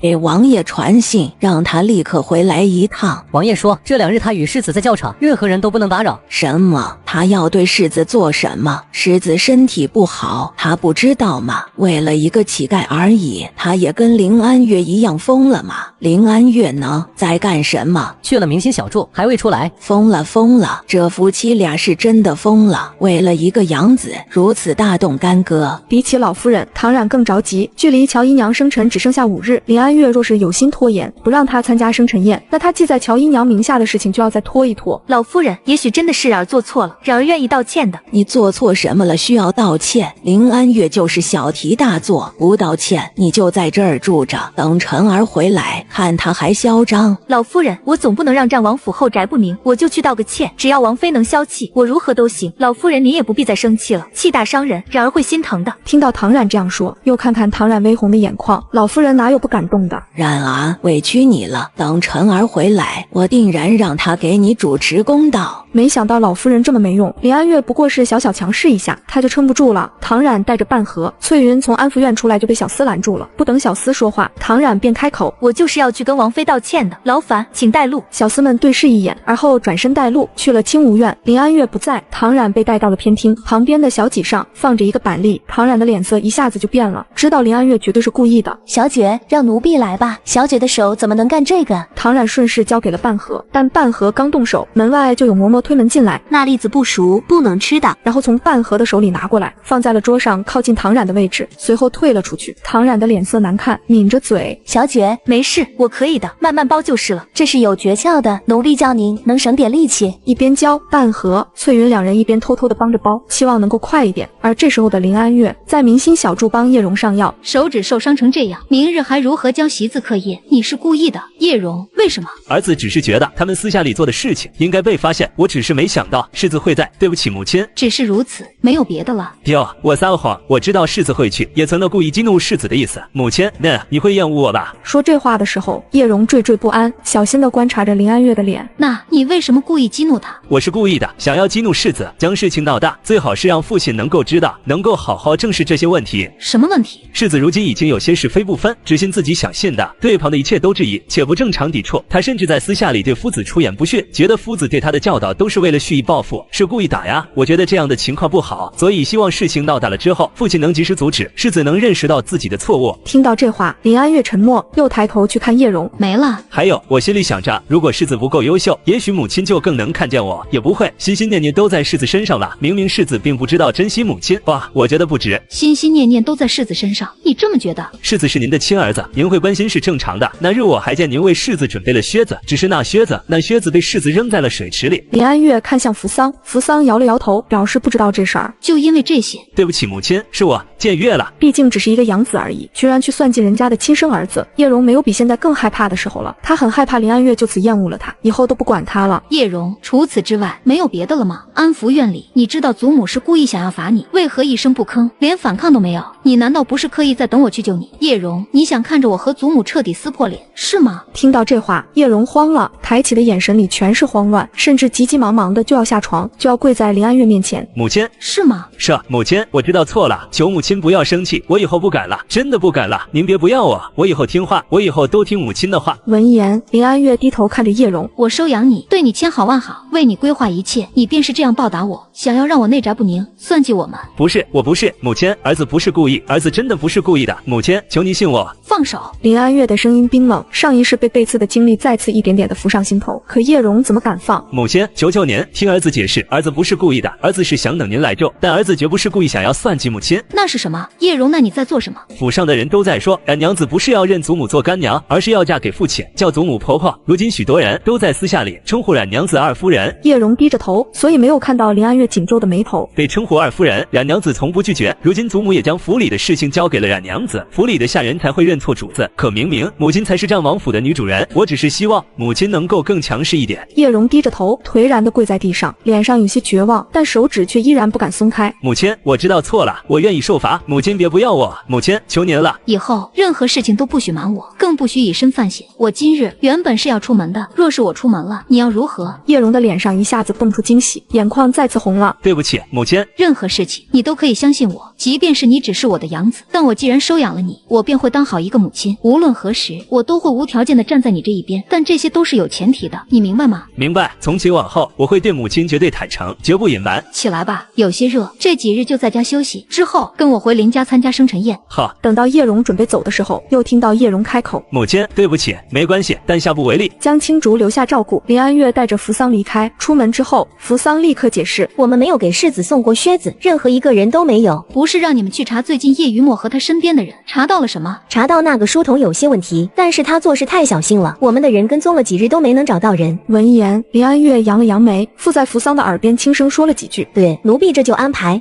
见过嫂嫂，若是嫂嫂有气，尽管冲我发就是了。是我多嘴，害二少爷被罚，我愿意受罚的，只要嫂嫂别生气。人都站在这里了，再编造这些谎言还有意思吗？本妃若是想听你的这些废话，你还用站在这里，百般为难。嫂嫂，我知道你为什么来道歉，也可以很明确的告诉你，若今日的事情结果不能让我满意，那么你的打算怕是也要落空的。唐冉的眼神里露出些许慌张，但依然陪笑。嫂嫂，这是什么意思？我只是知道自己做错了，想来道个歉。所有人都说嫂嫂温柔识大体，是一定不会和我一样计较的，对吗？背后小动作不断，还欺负我的人，唐姑娘是真的觉得本妃是个摆设，还是唐姑娘觉得王爷会来站在唐姑娘这边？我没有。林安月不理会唐冉的装模作样，将一张方子放在了桌上，丫鬟上前将方子递给唐冉。这是本妃为二少爷求来的药，治疗风寒的，你能寻来，这件事情便翻篇。唐冉低头看了一眼方子，脸顿时被气得通红。血溶、玄液、银霜，这些都是至尊补药，哪里是治疗风寒？林安月这分明就是为难他。怎么，唐姑娘的聚善堂应该有很多药商的人脉关系，这些药应该不难拿到手吧？我可有为难唐姑娘？东西不难找，但贵啊！整个京城除了问药堂，怕是没有第二家能有这些东西，所以更贵。3味药得上千两。嫂嫂，若是蓉儿风寒了，我可以治的，这些药也不是必要，我总有办法。那就没什么好说的了，唐姑娘请回吧。说完，林安月立刻起身要走。别，嫂嫂，我们这不是正在商量吗？这些药材本就不是常用药材，本就名贵，再碰上反季更是昂贵，但其实药效也并不十分完美，完全可以用别的代替。这话说的，林安月笑了，她毫不避讳地看着唐冉。你觉得本妃是为了让你讨价还价吗？唐姑娘不是小孩子了，难道不知道做错事儿是应该付出代价的，无论大小，不然唐小姐如何掌心呢？时间不多，唐姑娘去准备就是。从清无院离开的时候，唐冉觉得自己狼狈至极。你等着，总有一天。小姐慎言。唐冉立刻闭上了嘴巴，却气得心口都疼的。回到雨竹轩，唐冉就开始发脾气。都是林家的女儿，怎么林安月就能金尊玉贵？我就要这么小心翼翼，不能见人。凭什么林安月手里有那么多的东西，我却只能冲着母亲伸手？凭什么？等唐冉脾气发够了，才气喘吁吁地坐下。半和，你去找母亲，再要1万两的银子。小姐，夫人之前才给了银子，再要是不是太频繁了？奴婢觉得我们是不是忍过了这几日再说，免得中间有什么意外。唐冉今日被拒绝的够多了，听到这话，想都不想抬手给了半和一巴掌。让你去你就去，本小姐还需你教着做事，滚出去！但最后唐冉还是没让半和去找乔姨娘，只差这几日了，万不能再生事端。次日，唐冉便乔装打扮去了问药堂，区3味药，要了他5000两。这些东西我迟早都会让林安月10倍的还回来。当晚，叶京晨便回了府，唐冉立刻挣扎着起身收拾妥当，亲自做了吃的，去给叶京晨送吃的。他前脚往叶京晨的书房去，林安月后脚就收到了消息，也跟着起了身。那我们也去看看吧。一进门就将唐冉给比了下去，唐冉脸上的笑容差点都挂不住了。嫂嫂，妹妹免礼，都是自家人，不必这么客气。唐冉疑惑地看向了林安月，叶京晨也看了林安月一眼，神色看不出情绪。抱歉呐，我不知道你们是在用膳，只是刚好有事要找王爷。那冉儿先告退。不用，本来也是与你有关，你在刚好，也省得我一会儿再去雨竹轩了。昨日的事情是我小题大做了，还请妹妹原谅。当时蓉儿风寒，是我气昏头了，我向妹妹道歉。不用，是我的错。今日得知你为了出去买药而病了之后，我很自责。这不，我将你今日买的药也带来了，就准备一会儿给你送到雨竹轩呢。说着，林安月从扶桑手里拿过锦盒，递给给了唐冉。我听说了，雨竹轩卖的这几味药不便宜，但好在成色都是极好的，蓉儿小，加上病也好的差不多了，这就刚好给妹妹自己用了。看到锦盒，唐冉便有些慌了，他暂时不知道林安月是什么意思，但他知道林安月不怀好意。不，这不是。还有，林安月笑着转向叶京晨，我还想谢谢妹妹之前给我送来了养心丹。叶京晨原本一直安静的听着，这会儿才有了反应。养心丹，对，是之前妹妹托世子给我的，但我想了几日，觉得无功不受禄，即便是妹妹一番好意，我也不能光占了便宜。臣妾打听了，这养心丹有价无市，世间只有2颗，臣妾实在不知道该如何谢谢妹妹，才来想着来请教王爷。而且若是臣妾没有记错，当年王爷您在战场重伤，也是养心丹救了您一命的，是吗？叶京晨深深地看了林安月一眼，才点点头。是。难怪王爷会想要庇护妹妹，理应如此。那王爷觉得臣妾该如何感谢妹妹呢？今日的林安月不太对劲，但叶京晨还是选择了配合，于是开口，那就给嫂嫂养心丹是我自愿的，那本就是治病救人的东西了，能发挥作用便已经是值得的，嫂嫂不用言谢。这药既然是嫂嫂点名要的，如今又退回来，可是还在生冉儿的气，冉儿真的知道错了，以后绝对不会再说二少爷一个字，嫂嫂就消消气好吗？蓉儿的事情自然由我和王爷操心，妹妹你的确不需要过多插手，诸如昨日的事情，希望不会再有下次。这话说的唐冉一下子哽住了，他没想到林安月这么直接。不过一码归一码，养心丹的事情我还是要好好谢谢你。说着，林安月便拿出来一个玉佩递给唐冉，这是我林家钱庄的支取玉佩，凭此玉佩能支取1万两白银，虽然并不多，但也算是我的一些心意了，妹妹可不要嫌弃才好。唐冉知道这玉佩不能拿，拿了就是银货两讫，而且1万两买断养心丹，他是觉得自己吃亏了的。不，我不能要，嫂嫂这样就外道了。我1万两是要收着的，不过我来给就是。叶京晨拿出了一张银票递给唐冉，这是2万两，我知道不够，但也算是我们夫妻的一点小心意。之前承诺你的事情依然算数，即便是日后出嫁，战王府也会作为你的娘家，为你撑腰。这是你该得的，拿着就是。这银子我不能要，兄长放心，养心丹是我自愿给兄嫂用的，治病救人刚好需要而已，绝对没有别的意思，以后我也不会挟恩图报，兄嫂放心就是。我还有事，就不打扰兄嫂了，冉儿告辞。说完也不等两人反应，急急忙忙的就走了。叶京晨皱了皱眉，将银票给了青泽，你送过去，无论如何让他收下。目的达成，便也打算离开，只是被叶京晨叫住，递给了他一个锦盒，打开一看，里面是厚厚的银票，目测不低于10万两。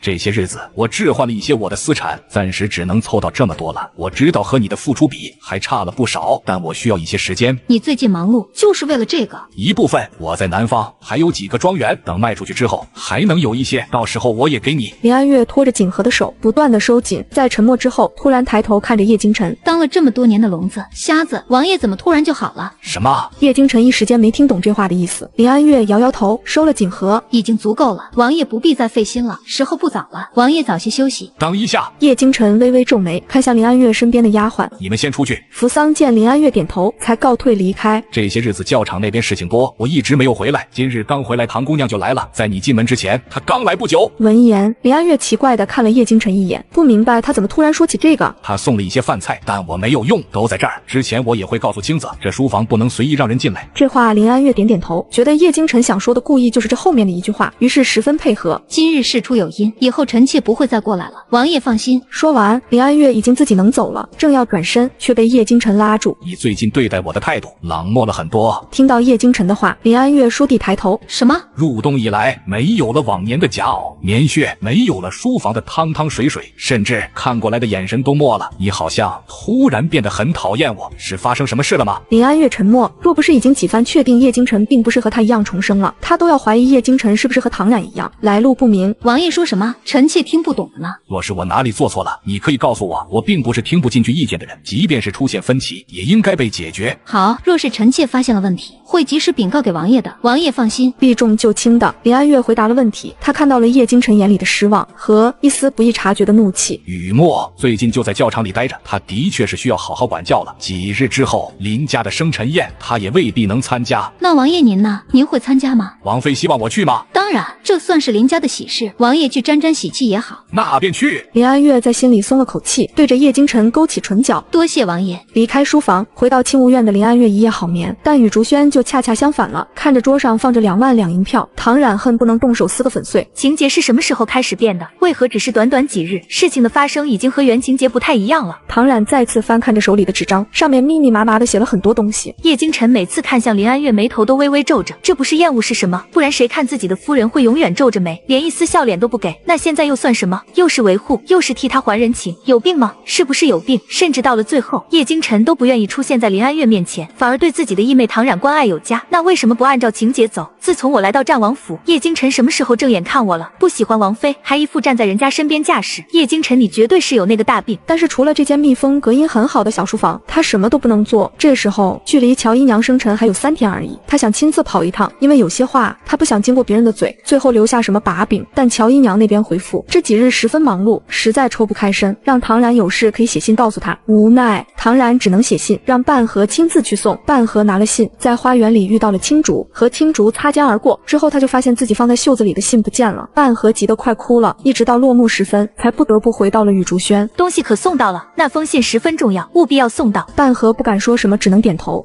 送到了。好在唐冉没有怀疑，点头，送到了就好，那就好。之后又拿了一个镯子递给半和。之前我乱发脾气，打了你，对不起半和，我那天气急了，以后不会了。半和立刻红了眼眶，似乎是想说什么。翠云，小姐，老夫人那边请小姐过去呢，说是王爷也去了。唐冉匆匆就走了。半和心里更加自责，想了又想，决定等唐冉回来就坦白，即便是在挨打，他也认了。小贺姐姐，红儿怎么了？小贺姐姐，你早上匆匆走过，信都掉了，我没追上你，才等在这儿的，还给你。半和一看红儿手里的信，立刻夺了过来，见上面褶皱了不少。这是怎么回事？我今日干了好多活，信放在我怀里都被压坏了，对不起啊，小贺姐姐。没事，你做得很好，帮了我一个大忙，是我应该感谢你。捡到信的事情，你可告诉别人了？见红儿摇头，半和便从怀里掏出几个铜板，这是你应得的，但是红儿不许告诉任何人哦。小何姐姐放心，我不跟任何人说。打发了红儿，小何才安了心，将信仔仔细细的收好，想着等明日就送到林家去。安福院里，唐冉进门便听到了老夫人带着怒火的声音：若不是你今日想起来请安，我都还不知道你回来了。臣啊，你眼里可还有我这个娘？昨晚回来，今日忙了一天，结束之后就立刻过来了。母亲，你还知道回来？你母亲在家都要被欺负死了，你可听下人们说了？可还要母亲再说一遍？你那王妃是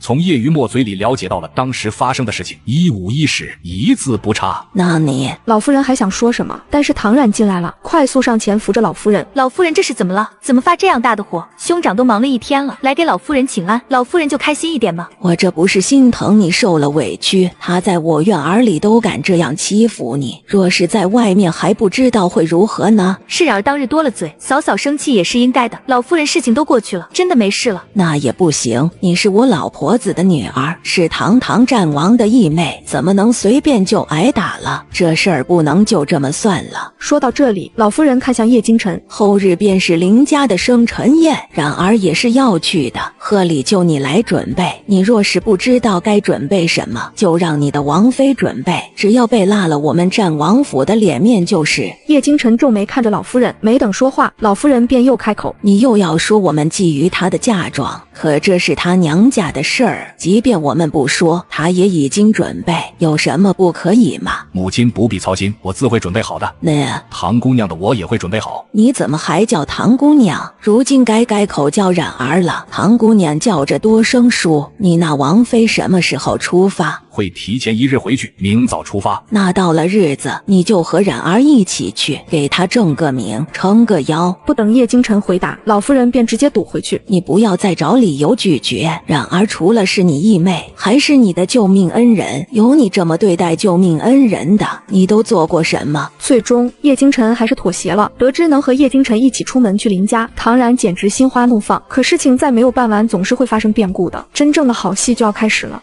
算了，那日是母亲的大喜日子，我不能抢了她的风头。那日林安月素雅的打扮也不错，简单一点。那日王爷的目光一直都落在林安月身上。半和，你去给我准备差不多的衣裙和首饰。小姐，那日王妃穿得过分素雅，明显是在自己院子里的穿着。后日是夫人生辰，小姐应该说的喜庆一点的，毕竟那日小姐可是还要上台的。那就先穿着去，到了那再更换，时间是紧了点，你到时候好好帮我收拾就行。行了，别说了，明日你就去准备，记住首饰一定要精致。听到这这话，半和终究是不再说什么了。刚好明日出门，可以再送一趟信。神不知鬼不觉，次日一早，林安月带着叶蓉出发，在门口遇到了叶京晨。王爷，父亲，我今日要回教场，明日会带上叶雨墨和唐姑娘一起到过去。闻言，林安月只是点点头，但叶蓉却对着叶京晨看了过去。父亲和冉娘子同行。对，同行。他和雨墨坐马车，我骑马，不会惹人闲话的。到了林家，要听母亲的话。外面狼，上马车吧。叶京晨见林安月上了马车，便直接转身离开了。母亲，父亲他去忙了。昨日跟你说的家里的人际关系，可都记住了？是，都记住了。母亲放心，儿子会乖乖的。若是大家都忙，你便跟在我的身后，知道明日你父亲来，你便跟在他的身后，形影不离。记得了？是，记得了。无论发生什么事儿，只听只看，不许插嘴，更不许插手，明白吗？明白。到了林家大门，夏茵已经等候多时了，见了林安月便伸了手出去。路上可冷？不冷的，嫂嫂，马车里也很暖和。这位就是蓉儿，上次去的匆忙，没能好好见见你，我为你准备了礼物，在里面的，你稍后去看看，喜不喜欢？谢舅母。是个懂礼貌的，快进去吧。夏茵拉着林安月，我们也进去，你哥哥在里面呢，说有很多话要问你，让你忙完了去见他。上次他回来，乔姨娘还站在门口迎接，今日进门却是连面都没有露。一路上，夏茵小声地说着，如今人已经搬到主院了，这2日都陪着父亲，父亲也很高兴的样子。虽然生辰还没到，但府上的下人很多已经改口叫夫人了，父亲也没有反对。为此，你哥哥私下里发了好大的火，若不是我压着，怕是都要闹到父亲面前。明日之后，那些提前改了口的都打发了吧，留着也无用。好，要先去见父亲吗？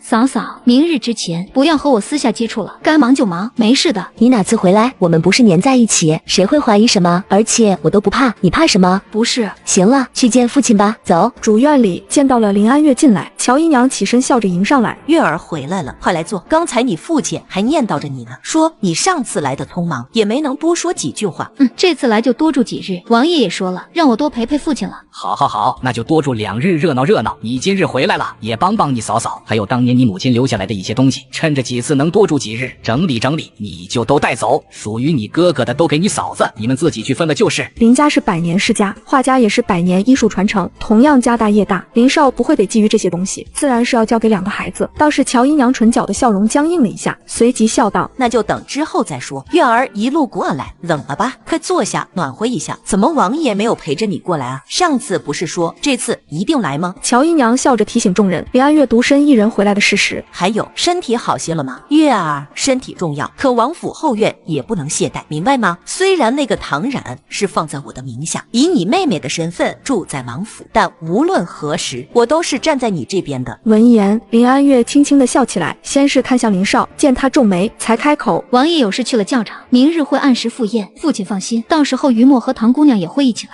唐姑娘，那个唐冉，她和王爷一起吗？母亲安排的，说唐姑娘孤身一人，总是需要一些底气，有世子和王爷陪着，正合适。看似和稀泥一样，但林少的脸色却难看了起来，对唐冉的印象差了几分。乔姨娘察觉到林少的情绪，立刻笑着开口：哎呀，你看我们说起别人干什么，一个孤女，老夫人思虑周全一些也是正常的。不过王爷那边，月儿也要多上心的，有任何事情随时回来跟我们说。姨娘放心，我懂得。说话温柔，态度和煦。乔姨娘找不到林安月的一丝丝问题，聊了一会儿，林少让人都走，留下了林安月。父亲近来可好？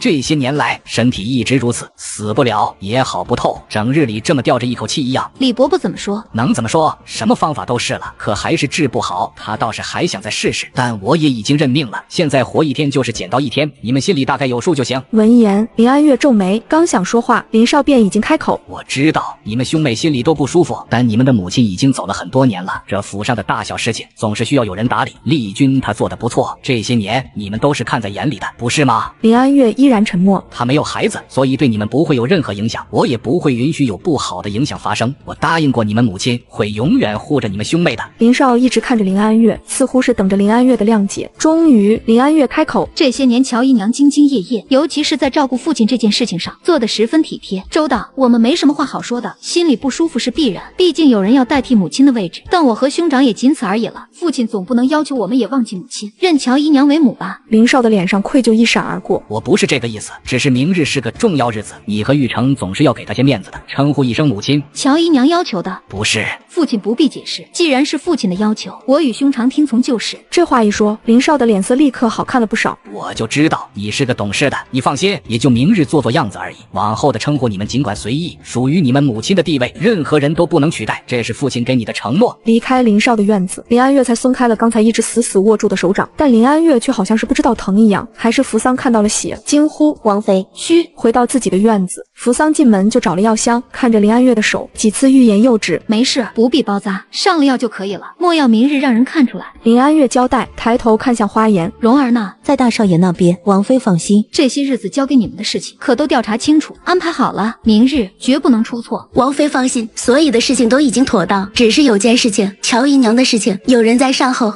那善后的人是嫂嫂，这几次的意外呢，也被善后了。是奴婢追查的结果，这几年间的几次意外，那些现场出现过的人，要么悄无声息的失踪了，要么就是都死了。总之，想再找一些当时目击者是没有的，包括乔姨娘身边的老人，在事情发生之后也被悄无声息的清理了一遍。若非乔姨娘并不是个安分的人，那从前的事情应该了无痕迹了。林安月的脸色发白，双手有些发抖。在林家能最先察觉到乔姨娘的行为，又如此悄无声息的给乔姨娘善后的人，能有谁？显而易见，嫂嫂可知道？不知道，奴婢将事情给隐瞒下来了。做得好，这件事情务必不能让兄嫂知道。是。还有别的事情吗？今晚可能还要出去一趟，还有最后一个人需要带来。乔姨娘十分谨慎，若不是最近的事情实在顺利，踏实也不会给我们机会。若是有什么需要，尽管说。需要银子，给。除此之外，还有别的吗？奴婢这里一切顺利，奴婢一切顺利。那就希望明天能够热闹一些了，收拾一下，我们去找嫂嫂，将东西分了。问兰，接下来的时间你就多多留意一下。是。几人没说多久，夏音那边就派人来请了，说是让去账房。到了账房，没见到夏音，倒是先看到了乔姨娘，见到的林安月过来，乔姨娘笑着迎了上来。我就说过来看看，还碰上了你，那我们就一起进去。林安月看着乔姨娘，大概知道她是想做什么。好啊，那就一起进去。本来也想说要请乔姨娘一起的，毕竟乔姨娘您一贯细心，说不定比账房那边记得都还清楚呢。父亲刚才也说了，只要是和母亲有关的，都让我们兄妹分了，我们还怕弄不清楚呢。有姨娘在就放心多了。听到林安月这么说，乔姨娘脸上的笑容差点挂不住，也知道林安月这是真的打算分清楚了，于是停了脚步，看着林安月。这些年我虽然管理公库，但夫人的东西我还是不甚清楚的。老爷一般都让专人收拾，我这就去将那些人叫来，本也是夫人的东西，给你们也是应该的，能算得清楚是最好的。我这就去叫他们过来。但乔姨娘走了就没有再来，既然拦不住，就不想再生事端，一切等过了明日再说。天临40年，阴历11月20是乔丽君的生辰，这一日从醒来那一刻，挂在乔丽君嘴角的笑容就没有下去过。夫人，外面一切准备就绪了，只是出了一点岔子。什么岔子？昨日出门办事的管家还没有回来。老吴怎么还没回来？上次不是说一切都很顺利吗？是啊，之前就说的一切顺利，已经回城了，按照时间昨天晚上就应该回来的，但现在还没回来。听到这话，乔丽君放心了不少。他那人爱玩，兴许是又被什么绊住脚步了，派人去他常去的几个地方找找，找到人之后处理干净。老奴已经第一时间派人去找了，但是没有找到，之前跟在他身边的几个小厮也都不见了。夫人，老奴觉得情况好像有点不对。乔丽君微微皱眉，抬手平退了下人。之前让你销毁的那些东西都销毁了。是，都已经销毁了。那就行，多派些人去找，另外让人盯着府上那几位，无论如何先安然过了今日再说。过了今日，她就是林家的当家主母，就算是出了什么事儿，就算是为了林家的面子，林少爷得尽心尽力的护着她。先把人盯好，今日之内不许他和任何人接近，包括他身边的几个丫鬟都给我看好了。是。两人没说几句，外面就传来下人的声音，问乔丽君是不是准备好了。外面的客人都已经到了，乔丽君不敢再耽误，立刻简单收拾一下就出了门。月儿，茵茵。林安月回头看到了盛装打扮的乔丽君，不自觉地勾起了唇角。姨娘，等仪式之后就要改口了呢。周围的人不少，林安月这么说，乔丽君倒是不好再计较什么。那就等仪式之后再说。你们刚才在聊什么？我看你们刚才聊得很开心的样子。在聊姨娘您啊，大家都说姨娘贤良淑德，如今得到的都是应得的。是啊，林夫人的美名谁没听说过，如今也算是众望所归。这些年夫人真是辛苦了。乔丽君正笑着一一接下，就看到门外似乎有个人影一闪而逝，心里狠狠地咯噔了一声。乔丽君皱眉，只能随手拉了个下人，让他通知曹嬷嬷过来一趟。林府的大门口，乔丽君出门看到和叶京晨一起来的唐冉两眼一黑，一身素色，不知道的还以为他是来参加丧礼。曹嬷嬷这时候匆匆而来，带唐冉去把衣服换了，趁现在还没有许多人看到。还有，警告他不管之前如何，今日给我注意分寸，收敛他的眼神。是，老奴这就去。曹嬷嬷过来都不用说什么，唐冉就跟着走了。而叶京晨在简单的和众人寒暄之后，就被迎到了林少的面前。想起来刚才的那个人影，乔丽君几乎是按捺不住的想要去找人，却再次被林少叫住。丽君，你过来一下。这么一耽误，就到了午时临近，仪式快要开始的时候，眼看吉时都到了，乔丽君已经开始准备，天空却突然下起了大雨。姑母，听到声音，乔丽君骤然回头，见到来人，立刻就变得疾言厉色。谁让你到这儿来的？赶紧走！来人正是朱亮，看见乔丽君的装扮，双眼都亮起来了。姑母，您今日真好看，这头上首饰和衣裙都看着价值不菲的样子呢。林家果然十分有钱。朱亮，谁让你来的？你知道今天是什么日子吗？我不管你什么事儿，马上离开。若是被人发现，我扒了你的皮。姑母，您怎么这么说话？我来的很小心，是冒充送菜的进来的，一会儿跟着一起离开，不会被人发现的。姑母，我就是来要钱的，这个月的银子都没拿给我呢。你胡说什么？每月的银子都按时给你了，只多不少。上个月起我就没见到银子。姑母，你这么说，我可就不高兴了。您把银子都给了你的女儿，什么时候给我了？我不管，你快点给我，不然事情若是闹大了。乔丽君恶狠狠地看着朱亮，银子我早就给了，没有到你手里，你今日还出现了，那就是被人算计了。你现在马上走，若是坏了我事儿，以后就真的什么都没有了。乔丽君第一时间知道事情出了岔子，立刻警觉了起来。今日之事，回头我必然会找你自己清算。现在你马上离开，什么都不要做，立刻离开。来人！乔丽君压着声音喊了一声，身边一个小丫鬟立刻往前一步，把他送出去，以最快的速度，送不出去就藏起来。说这话的时候，乔丽君看了一眼小丫鬟，丫鬟瞬间明白了，送不出去就把人解决了。朱亮的出现绝对不是意外，包括老吴的失踪，他都是安排好的。那么，夫人，外面已经都收拾好了，老爷让来问您收拾妥当了吗？门外丫鬟的声音让乔丽君又松了口气。林家正堂，在乔丽君进门的时候，各族老的脸色都不好看，都觉得这场大雨来得过于突然，甚至有人认为突降大雨是上天不认可这位主母。仪式开始，随着乔丽君进门，司仪高喊，也是随着司仪的喊声，门外突然响了一声雷，咔嚓一声，甚至引来了有人的尖叫声。终于，林家族长按不住了，今日天气不好，我看仪式要不就改日举行，家主觉得呢？林少皱眉，有些犹豫地看了乔丽君一眼。若是择日，又要一切重新布置，就今日吧。等一下。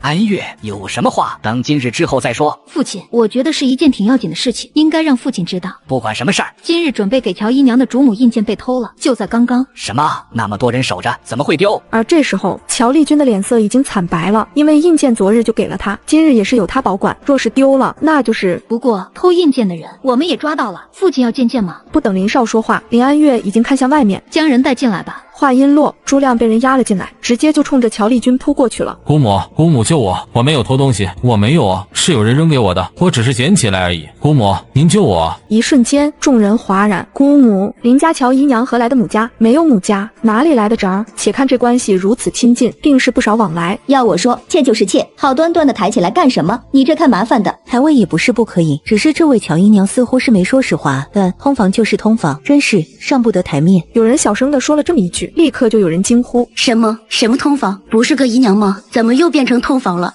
你这都不知道啊？乔丽君原本就是林家安排的一个通房丫头，林家那位夫人去世后才抬成了姨娘。真的啊？几步之遥，他目光淡淡，乔丽君却是一下子就明白了过来，是林安月，今日的一切都是林安月安排的，现在只是开始而已。父亲，主母印鉴可是重要东西，敢偷这东西，必然是没有将我们林家放在眼里，且一个外男居然可以在我们林家的后院里走动，简直是荒谬。林少的脸色十分难看，看向了乔丽君。他是你的侄子？是。可你说过，你母家那边已经没有人了。就是远亲的那一支，平日里我照料的多些，便很亲近了。但是老爷亮儿绝对不会偷印鉴，他连那是什么东西都不知道，定然是被人陷害的。那姨娘说，谁会陷害他？这府里上下谁认识他，在意他？大小姐，我知道您心里是有不满的，但亮儿我还是了解一些的，他不会做这样的事情的，求大小姐明察。是吗？林安月反问，正要说话的时候，被林少打断。既然是误会，那就是将事情再调查仔细了再说。林中，这件事情交给你，你亲自去查。谁都知道，林中是林家家主林少的得力干将，左右手一样的存在，交给林中便代表了林少对这件事的重视，但同时也是希望能捂住一些人的嘴。父亲，月儿若是有事，之后我们再说，等林中将事情调查清楚，我们一起处理。今日就先办正事。这就是要将林安月挡回去，但林安月却是直视着林少的眼睛。父亲想让中书调查什么？调查朱亮吗？他是城西的一个混混，吃喝嫖赌样样精通，从来游手好闲，无所事事，出入赌场也是家常便饭，却从不缺银子，甚至还是几间商铺的房东主人。我之前不知道为何，现在倒是清楚了，原来是我们林家家养着的人呢？林少的眉头紧皱，看向林安月的眼神带着不满，甚至隐隐压着怒火。原本我们林家家大业大，养一个姨娘家的侄子也没什么的。他若是上进，哪怕是个安分守己的人，我们也就养着了。但这样一个五毒俱全又虐待妻儿的人，我们林家为何要养？林少盯着林安月，林安月看着林少。父亲知道外面的人怎么说林家吗？说是林家纵容了朱亮在城西当小霸王，欺凌弱小，无人敢反抗，毕竟斗不过林家。放肆！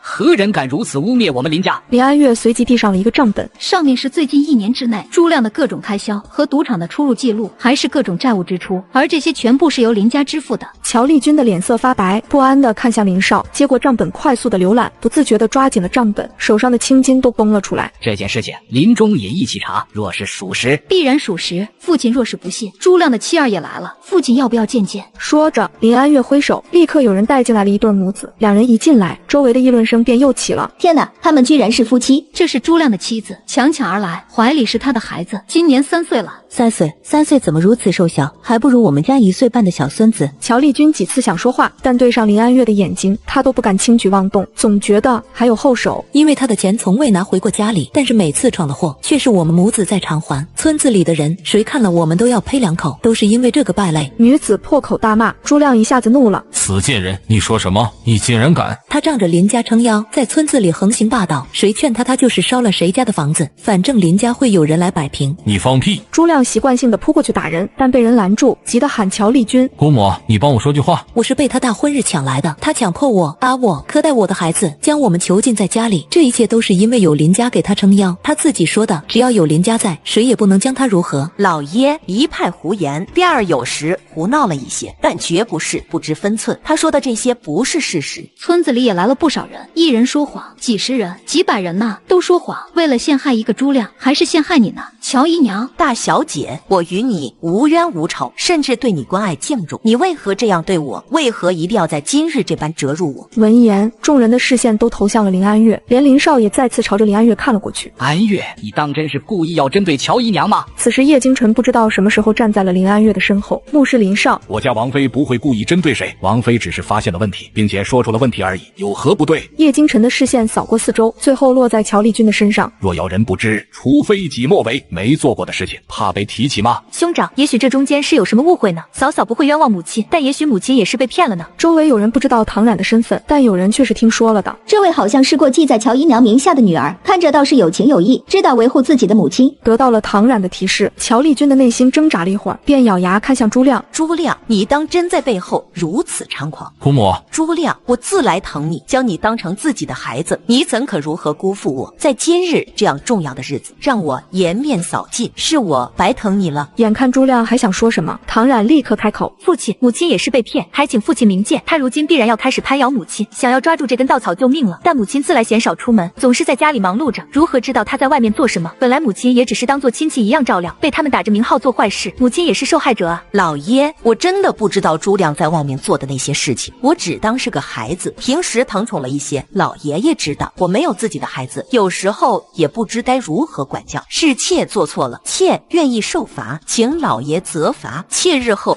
定然不会再犯。说着，乔丽君便跪了下去。今日的仪式起秀。本是喜庆之日，林府却风云突变，乔丽君愿受罚，唐冉极力维护，林安月却突然发难，揭露乔丽君诸多秘密，让局面瞬间失控。妾愿意受罚，反省己过。母亲，错不在您，您终日困在内宅，外面的事情如何知晓？父亲不是是非不分之人，今日又是母亲的生辰，父亲定然不会让母亲失望的。母亲您辛苦这么多年，难道因为几句话就被抹去了吗？你给我闭嘴！照顾林府多年，你可是辛苦了。不，妾不辛苦，能照顾府中上下是妾的荣幸。今日之事也都是妾的错，妾愿意受罚，日后也会好好管教朱亮，从前的事情绝不会再发生。不等林少说话，林安月又开口：乔姨娘，朱亮确实是你远方侄子吗？对一个远方侄子如此上心，真是难得了。嫂嫂自小在蜜罐里长大，自然是不会明白这些的。母亲自小没有家人在身边，因此即便是远亲，也都觉得异常亲近的。林安月这才正眼看向了唐冉。第一，这里是林家，身为客人，在现在这个情况下，主人不问你不答是礼貌。第二，作为乔姨娘过继来的女儿，我不管你们私下如何叫，但面上你应该称她为姨娘。不能称呼为母亲。第三，姨娘能掌管林府，是林家给她的脸面，不是你们用来要挟家主的筹码。听到林安月的话，唐冉的脸色巨变。父亲，乔姨娘没有资格成为我林家的主母，不是今天，是这辈子都没有资格。林少沉了眉。安月，你可知道自己在说什么？乔姨娘绝不是一时心软，维护了远方侄子，而是从头到尾，她都是在欺骗父亲。因为朱亮不是她的远方侄子，而是亲侄子。大小姐，妾知道错了，妾以后都不会肖想不属于自己的东西，妾日后只想安安分分伺候老爷，仅此而已。乔丽君说的真诚，林少有些动容，他微微蹙眉，又要阻止林安月，但林安月却只直接开口：唐冉并不是乔姨娘过继来的女儿，是乔姨娘的亲生女儿。这话一出，乔丽君变了脸色，甚至忘了伪装。你胡说，不是，我从来没有。本妃既然敢说，那便是拿了证据，还是乔姨娘觉得证据销毁了，本妃就找不到了。安月，你可知道今日是什么日子？你是故意的。林少当真的是怒了，他的女儿，他捧在手心的女儿，在今日一环扣着一环，让她成为全京城的笑柄。女儿只是不希望父亲被蒙在鼓里，当一个耳聋眼瞎的人。您的这位枕边人，日日夜夜都不过是在欺骗您而已。林少咬牙盯着林安月看了许久。好好好，真是我的好女儿，那就如你所愿，以示取笑。家人们，大瓜来了。原本以为风平浪静的林家竟藏着这么多不为人知的秘密，我本以为乔姨娘只是个普通的妾室，就没想到她背后的操作简直让人惊掉下巴。父亲，女儿若是没有证据，怎敢在这么重要的日子胡言乱语？老爷，我从现在开始，我不问你，你就不许说话。若是敢中途插话，就别怪我不客气。安月，你手里的证据呢？拿上来吧。这些都是最近3年内的账本，都是父亲没有见过的。首先，这是林家这3年内花在唐家的各种支出，包括但不限于从林家划给唐家的各种良田和商铺，这里面记录的十分仔细。何时办的，经手人是谁，人是否还在，都很清楚。父亲可以让人去查验。看到账本，林少眉头皱起。这本是这些年除了父亲给予外，乔姨娘名下的产业，以及乔姨娘在林家各管事中的心腹名下的账目，以这3年统计，每人都算是富甲一城。最后，林安月又拿出了一个账本。最后这本是姨娘和唐姑娘之间的账目往来，也是以最近3年为期限，超过10万两，还不算是唐姑娘身后的聚善堂。若是算上聚善堂3年内的开销，20万两是有的。什么？20万两？这些都是账册。若是父亲有疑问，还有人证。什么人证？林安月看向一旁的朱亮。银子的经手者，为唐家撑腰的管事。乔姨娘为何为唐家撑腰？还有朱亮，你刚才说是他亲侄子，可有证据？自然，乔姨娘本姓唐，是被唐家卖出去的小女儿，辗转来了林家，因为年纪小，是当作家生子培养的。听到这话，乔丽君脸色更加苍白。但她早就和从前的父母联系了，甚至早些年，她父母也在林家做工过一段时间。母亲去世后，她被抬为姨娘，她父母也年岁大了，陆续去世。但唐家还有一个她的哥哥叫唐一平，只是这么多年从未出现过了。父亲只隐约听过这个远亲而已。你继续说。再后来，就是乔姨娘第一次提出要收养一个孩子，为了避免被发现，孩子改名叫朱亮。这个朱亮就是唐一平的儿子，是乔丽君的亲侄子。至于为何隐瞒，为何改名，这就显而易见了。那时候恰逢兄长生病，收养一事就被搁置了，不知道父亲是否还记得。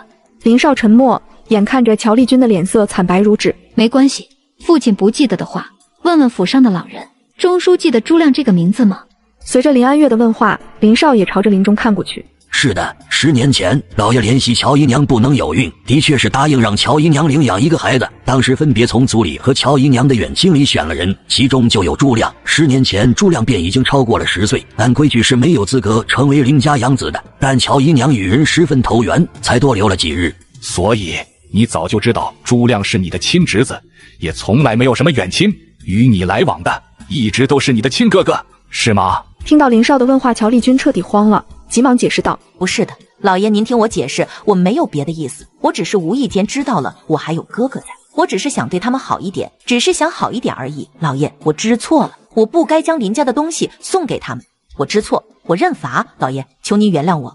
你不是知错，你只是怕了，怕被彻底揭穿而已。只是到了现在，你还不愿意说实话，大小姐，我知道错了，我不该肖想夫人的位置，求您了，别赶尽杀绝，我真的没有恶意，只是想着让我的亲人也过得好一点，仅此而已。林安月没有理会乔丽君，花颜带王氏进来。见到老妇的瞬间，乔丽君彻底慌了。这位是王氏，也是唐姑娘的奶娘，不只是奶娘，还是唐姑娘的接生婆。林少望向王氏，若有所思地说道：王氏，我记得你是当年照顾夫人的嬷嬷。王氏，你之前是如何跟我说的？如今可以再对父亲说一遍了。老爷，老奴有罪啊！当年乔姨娘收买了老奴，让老奴为她接生，又被她花言巧语哄得帮她调包了孩子。等反应过来的时候，已经一步步按照乔丽君的计划带走了唐然。这些年又在乔丽君的危病之中将唐然带大。至于为什么如今又反目，自然是因为唐然长大了，不许知情人照顾了，想要一了百了。但是老奴命大，逃了。最近又被林小姐找到了，带到这儿来。所以关于唐姑娘是乔姨娘的亲生女儿一事，乔姨娘早就知道，且不问当初为什么调换自己的女儿，就说能够收养，却第一时间收养自己的侄子，是何用意？就不必深聊了吧。林少被气得说不出话来，因为乔姨娘伤了身体是真的，不能再有自己的孩子也是真的，所以她利用了你的愧疚。乔姨娘，我可有说错？不是的，我与王氏根本不熟，若真的算起来，小姐才是王氏的主人。我明明是林家受尽宠爱的大小姐，却在这场家族纷争里被父亲当成了多管闲事之人，后妈坏事做尽。我好不容易将证据摆在父亲面前，满心期待着正义得以伸张，可父亲却轻飘飘的一句适可而止，将我所有的努力都踩在了脚下。乔姨娘这事都不认。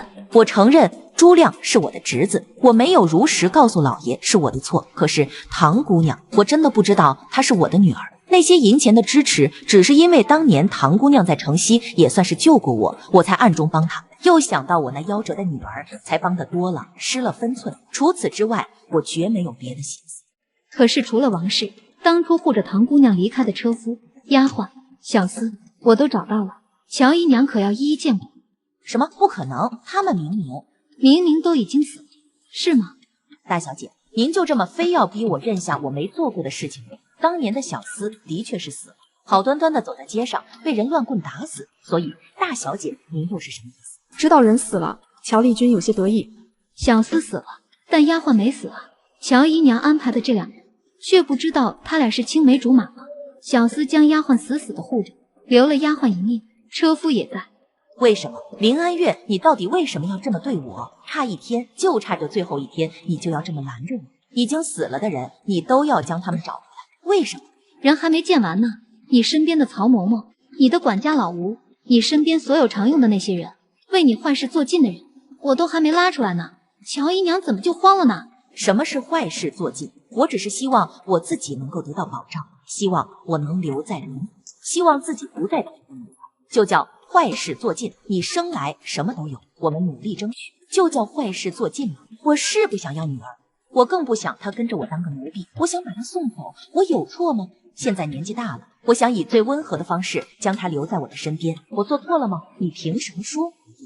林家家大业大，我给出去的不过是9牛1毛，就能让我的家人一世无忧，我不可以吗？难道要我在林家享受，眼看着我的家人受苦吗？除了一些钱财，我从未伤人，做过的事情我认，没做过的我不认。不到黄河心不死，不撞南墙不回头，说的是你吗？刚才我就说了，曹嬷嬷和老吴在我手里，你猜我还知道了什么？有什么证据？你设计陷害我嫂嫂，害人惊吓我大哥，导致我大哥病情加重。乔姨娘，想看证据吗？够了，原来从头到尾你都在我面前撒谎。不是的，老爷，照顾您我是真心的，我真的从没想。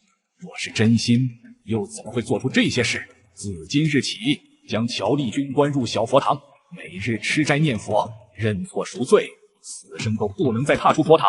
至于善后问题，月儿我来处置。那些经过乔丽君之手的，不管追回还是如何，收回乔丽君手里的一切东西。林府公库自今日起交给夏音，乔丽君永无机会再插手，你可满意？父亲觉得女儿满意什么？安月，适可而止吧。听到这话，林安月一瞬间如万箭穿心一般。父亲，这话是什么意思？安月，还不可以吗？目的都已经达到了，不是吗？自今日起，再也没有人会威胁到你母亲的位置，哪怕她不在了，我保证，可以吗？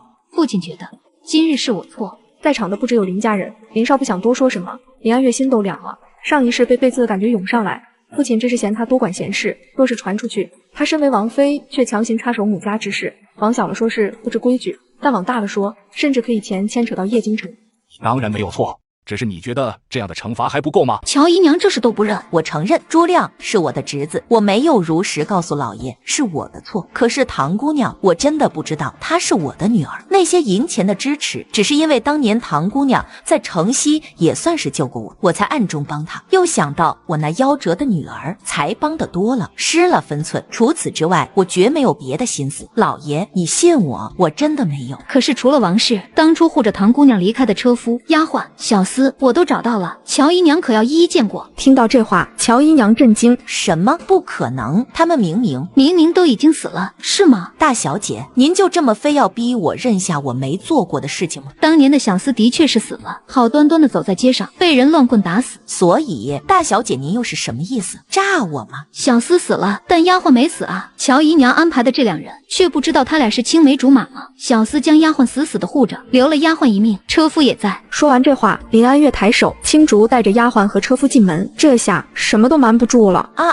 为什么？林安月，你到底为什么要这么对我？差一天，就差这最后一天，你就要这么拦着我？已经死了的人，你都要将他们找出来，为什么？人还没见完呢，你身边的曹嬷嬷，你的管家老吴，你身边所有常用的那些人，为你坏事做尽的人，我都还没拉出来呢，乔姨娘怎么就慌了呢？哈哈哈哈！什么是坏事做尽？我只是希望我自己能够得到保障，希望我能留在林府，希望自己不再当一个奴才，就叫坏事做尽。你生来什么都有，我们努力争取，就叫坏事做尽吗？乔丽君一把甩开唐冉，我是不想要女儿，我更不想她跟着我当个奴婢，我想把她送走，我有错吗？现在年纪大了，我想以最温和的方式将她留在我的身边，我做错了吗？你凭什么说我做错了？林家家大业大，我给出去的不过是9牛1毛，就能让我的家人一世无忧，我不可以吗？难道要我在林家享受，眼看着我的家人受苦吗？除了一些钱财，我从未伤人，做过的事情我认，没做过的我不认。大小姐也别想诬陷我。林安月笑了，她抬眸去看乔丽君，微微勾起唇，轻轻上前一步，却吓得乔丽君连退3步。你想干什么？不到黄河心不死，不撞南墙不回头。说的是乔姨娘你吗？刚才我就说了，曹嬷嬷和老吴在我手里，你猜我还知道了什么？有什么证据？不等乔丽君开口，林安月便说，你设计陷害我嫂嫂，派人惊吓我大哥，导致我大哥病情加重。乔姨娘想看证据吗？你……林安月勾唇，正要说话，突然听到够了。林安月转头就看到林少站了起来，先是看了他一眼，然后满眼失望看向乔丽君。原来从头到尾你都在我面前撒谎。不是的，老爷，照顾您我是真心的，我真的从没想到。自今日起，将乔丽君关入小佛堂，每日吃斋念佛，认错赎罪，此生都不能再踏出佛堂。老爷，林少看着林安月，至于善后问题，你来处置。那些经过乔丽君之手的，不管追回还是如何，都依你之意收回乔丽君手里的一切东西。林府公库自今日起交给夏音，乔丽君永无机会再插手。说完这话，林少盯着林安月，你可满意？父亲觉得女儿满意什么？安月适可而止吧。听到这话，林安月一瞬间如万箭穿心一般。父亲，这话是什么意思？安月还不可以吗？目的都已经达到了，不是吗？自今日起，再也没有人会威胁到你母亲的位置，哪怕她不在了，我保证，可以吗？父亲觉得今日是我错。在场的不只有林家人，林少不想多说什么，只摆摆手准备离开。你当然没有错，只是你觉得这样的惩罚还不够吗？当然不够。竟然是今日以身体抱恙为由一直没有出现的林玉成，一个吃里扒外的人，且银子数目庞大，竟然只是关进逼马，那我们林家的规矩算什么？林玉成站在林安月的身边，若无其事地将林安月护在身后。另外，我身体不好，茵茵又要照顾我，没有时间。事情涉及内院，是我拜托月儿调查这件事情。我认为事情严重，所以下了封口令，除非必要，不许任何人知道，请父亲谅解。林少脸色阴沉地看着林玉成，是吗？这件事情你知道？是啊，我知道，且我那里也有些东西，稍后我会拿回来给父亲看一眼。说完这话，林玉成又看向族长，族长，月儿受我之托调查乔姨娘的事情，有问题吗？若你受你之托，那便是没有问题。林安月看向林玉成，眼里带着委屈。月儿辛苦了，但事情还没结束，你只能先回自己的院子休息，稍安勿躁。等等。但林玉成却是连头都没有回，只是看着林安月。先回去休息，事情结束了，我会让你嫂嫂去叫你的。之后又看向叶京晨，劳烦王爷了。叶京晨点头，伸手扶住对林安月，带着他离开。兄长会将事情处理好的，接下来就是兄长的主场了。林安月出嫁前的小院里，扶桑告诉他，今日一早林玉成就派人找了他，剩下一些没有出现的人证和物证都已经交给了他。大少爷好像很生气的样子。王妃，嫂嫂呢？之前被大少爷给叫走了，现在也没回来。我去看看嫂嫂。刚要走，就被叶京晨拦在了门口。前院的客人都已经离开了，只剩下了林家族内的人。兄长发了好大的火，发落了很多的人。今日之后，林家内部怕是要大喜了。林安月愣了一下，他想要收拾的人的乔丽君，想要整顿的也不过是林家后宅内院而已。来的时候我遇见了嫂嫂，她也在忙，让我转告你，前面能做的你都已经做了，就好好休息，等消息就行。若是有气有怨，那便发泄出来，不要憋着。没事，我休息一会儿就好。多谢王爷关心。正要说些什么的叶京晨突然听到了外面的喧闹声，是叶荣和叶余墨的声音。你休息，我去看看，别想太多。你是战王妃，没有人能越过我，伤害你。闻言，林安月看向叶京晨，但叶京晨已经快速离开了。院子里，叶荣拦着叶余墨，不让他进门。母亲已经很难过了，旁人的事情和母亲有什么关系？我不许你现在去打扰母亲。滚开！叶家的事情和姑姑没有多大关系，可现在舅舅却要连姑姑一起罚，只有母亲开口求情，舅舅才能放过姑姑了。叶荣一听这话，手上使劲儿，一下子将叶余墨推开。他怎么没有关系？他拿林家多少银子，值多少好处？他是姨娘的女儿，怎么就没有关系？你让母亲去求情，你怎么自己不去？母亲去才有用。是你自己胆小，你担心得罪舅舅，怕惹了舅舅之后，以后舅舅不再帮你，所以你就让母亲去。叶雨墨，你光是脑子不好用，居然还蠢，又坏又蠢。放肆！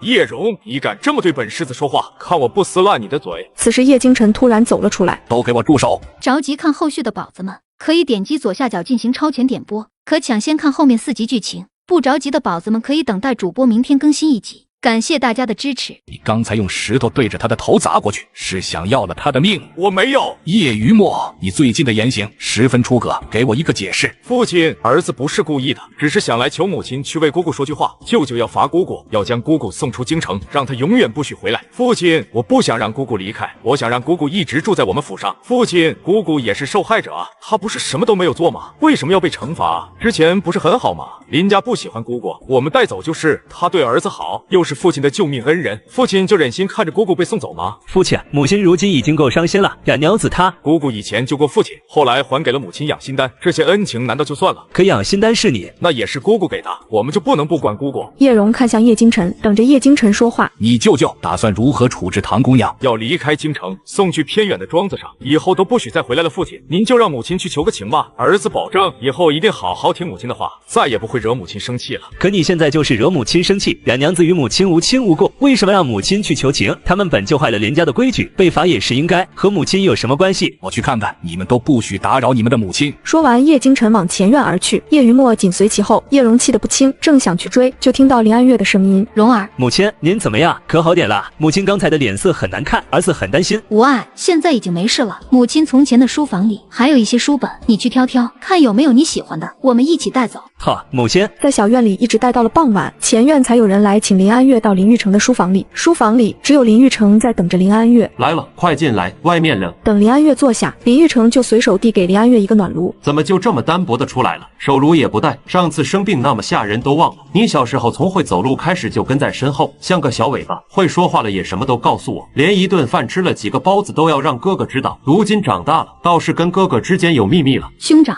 这些年但凡是和乔姨娘关系亲近的下人，全部剔除了，剩下一些葬得比较深的，也在调查。有你给的一些线索，想要查清楚只是时间问题。这件事情我会亲自盯着，你放心就好。后院的事情也有你嫂嫂在，她做事情也从来稳妥。你知道的，林家内外清洗，乔姨娘的所有痕迹都会被抹除干净，她绝对不会再有任何机会翻身。人也送到了祖祠。兄长，我知道你想说什么，你怀疑我和父亲的身体虚弱与他有关？不是怀疑，我肯定。我也觉得我的身体有异，毕竟母亲在的时候，我的身体并不差，也自小习武。武，不至于如此孱弱。但没有证据，你给的那些东西站立不住，只能说明乔姨娘并没有我们想象中的好。但是乔姨娘这些年在府上的为人……说到这里，林玉成看向林安月，今晚出发去祖祠的乔姨娘，有许多人来送行，还有许多人来找我有意无意的求情，连父亲也因为乔姨娘被罚而气得闭门不出。所以说一句，乔姨娘兢兢业业，任劳任怨，不为过。林安月沉默，遮住眼底的不甘心。月儿，事情我会继续调查的，你要相信哥哥，且哥哥也会保证，我与父亲的任何东西都会反复仔细的检查，不会再出差错。那个唐冉曾救过王爷，也为你送过养心丹，这个情哥哥认，所以林家承认她是林家庶女，但不改名，不入族谱。我本想将她送到庄子上，但叶雨墨带着王爷还有叶家老夫人书信过来，求我们网开一面，所以我将人放回去了。月儿，你受委屈了。听到这话，林安月红了眼眶，压住自己的眼泪，擦干眼泪就回去吧。记得林家永远是你的靠山，别担心父亲，林家哥哥说了算。林安月抬头看着林玉成，见他温润的脸庞，眼底有清楚的疲惫。那哥哥可以再答应我一件事情吗？你说。林安月将怀里的药瓶拿出来，递给林玉成，你吃。养心丹你没用。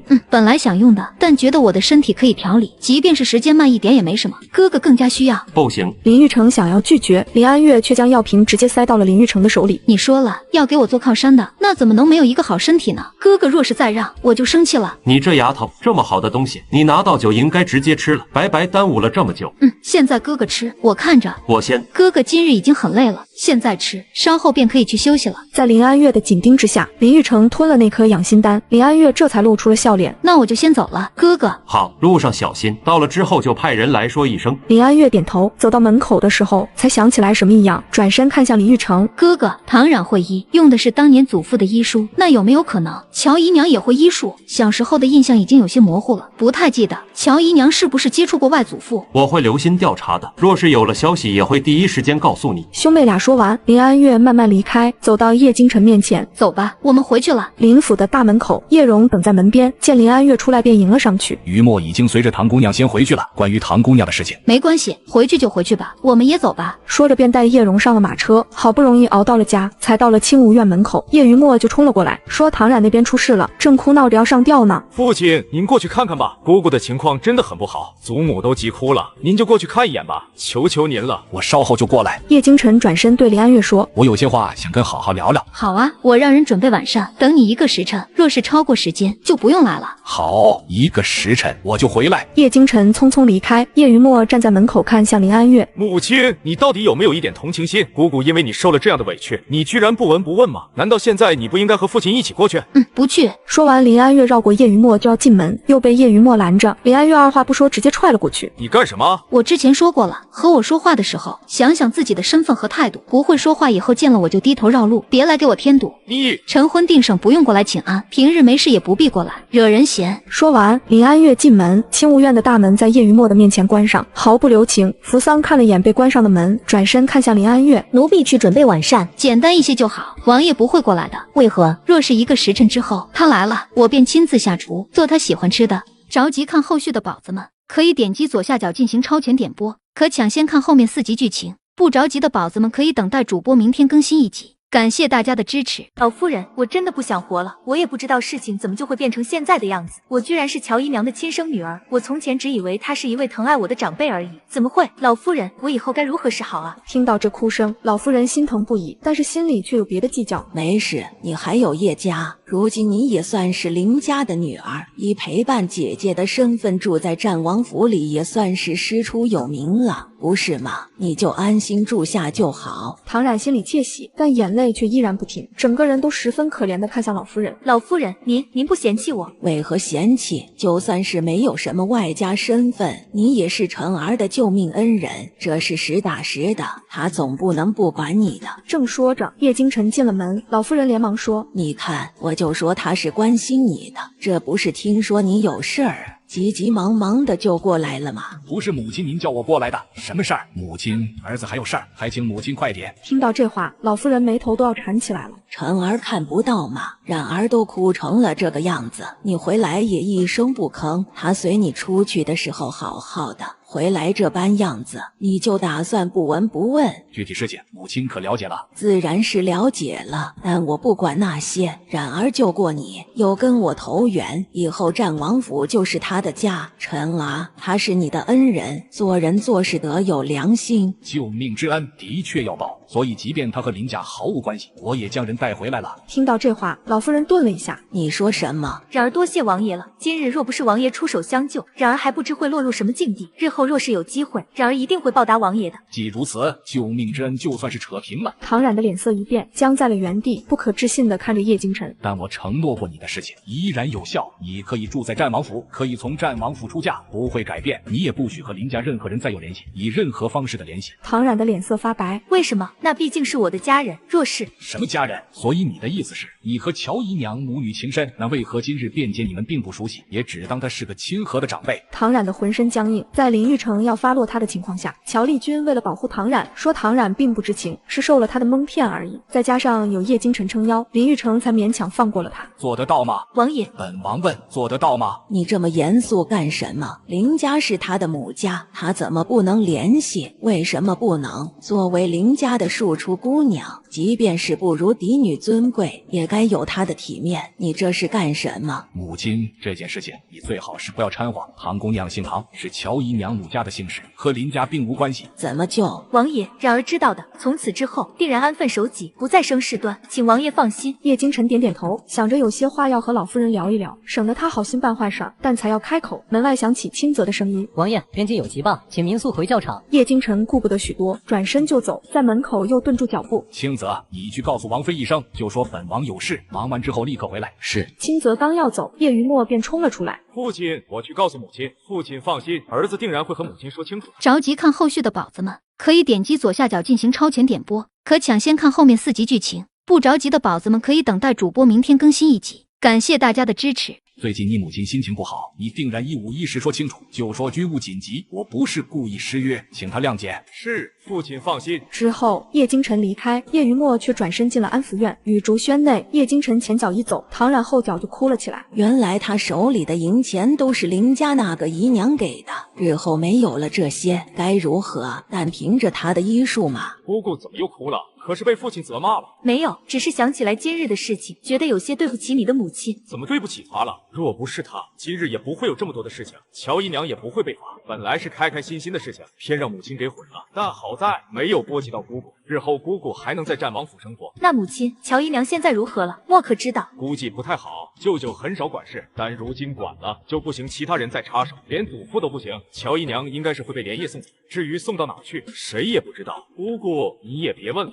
为什么？因为乔姨娘的确是做了不好的事情，不是吗？可是乔姨娘是站在母亲的立场为我好啊，别人都能说她不好，我怎么能？我又怎能真的对她不闻不问？叶余墨一时间也不知道该说什么了。那现在也是没有办法的事情，姑姑还是先照顾好自己。唐冉皱了皱眉，想说什么，但最后也只是点点头。等老夫人和叶余墨离开，唐冉才忍不住的大发雷霆。第一个遭殃的就是身边的半合，那一巴掌狠狠地打在半合的脸上。我不是让你送信了吗？是不是你的信没送到，才让母亲没有防备？半合立刻跪下，现在可是死也不能承认他没有送信。反正现在曹嬷嬷已经被抓起来了，生死难料，怎么说都无所谓的。那为何母亲会如此？我都提醒了事情不对，母亲竟然敢毫无准备。若非如此，今日怎么会这样一败涂地？唐冉气得在房间里打杂，但是被翠云拦住。小姐不能砸了，战王府的公库没有多少东西，砸坏了补不上去的。唐冉正要发火的时候，又听到翠云说，另外林家那边还要派人来要回夫人给您的东西，说是有些东西越举了就得收回。什么？林家这点东西都不放过？所以小姐还是趁现在放起来一些东西的好。唐冉简直要疯了，今日发生的一切都是原剧情里没有的，剧情崩塌，事情已成定局，唐冉就得想别的办法维持自己在战王府的地位。老夫人这人精明，但能利用。在唐冉去找老夫人同时，叶余墨也站在了清无院的门口。别看了，1个时辰已经过去了，人不会来了。王妃，也许王爷只是有事耽搁了呢，我们就再等一等。从雨竹轩出来回前院，必然会经过清无院。什么事情如此紧急，连说一声的时间都没有？他没时间，他身边的下人呢？谁不能跑一趟？扶桑无话可说，去吧，我们自己用膳。扶桑只好下去准备，逐一将饭菜端上。清无院的大门响起，叶京晨走了进来。你北方出现暴乱，我需出门一趟，时间紧急，我便来晚了。最近你对我态度十分冷漠，虽然不知为什么，但总觉得是我做错了。今日出出征，我便亲自来跟你说一声，快则10日，短则半月，我必回来。你说要亲手做的吃食，可否等我回来？林安月看着叶京晨的样子，一时间有些恍惚，差点找不到自己的声音。没事，不做也行。那便等我回来，我们夫妻2人好好聊聊，可好？林安月点头，叶京晨好像松了口气的样子。京城最近有些乱，无事少出门，我走了。说完，叶京晨转身就走，人都已经快要走出大门了。林安月突然开口：“王爷，臣妾备好酒菜，等您凯旋而归。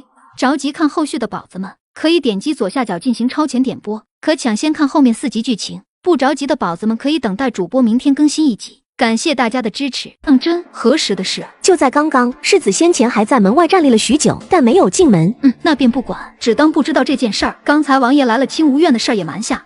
次日一早，林安月尚未起床，林家便来了人，先来给林安月请了安，便又去了雨竹轩。没一会儿，叶于墨便气冲冲的找来了。母亲，姑姑是林家的女儿，林家不仁也就算了，为何还要如此折辱她？那些送给姑姑的东西，居然还要拿回去，是不是太过分了？还请母亲起身，随儿子一起去看看。轰出去！青竹和问兰立刻动手，一人一边的将叶于墨给架了出去。叶于墨正要发火，就听到青竹冷漠的开口：“身为战王世子，在母亲院子里大喊大叫，世子若不担心传扬出去，尽管叫吧。”叶于墨一下子噤了声，恼怒的看着青竹：“你敢威胁本世子？同样的错误，世子一而再再而三的犯，不就是仗着王妃宠爱您，在意您吗？”母亲她……可世子如此的言行，可不配得到王妃的宠爱。放肆！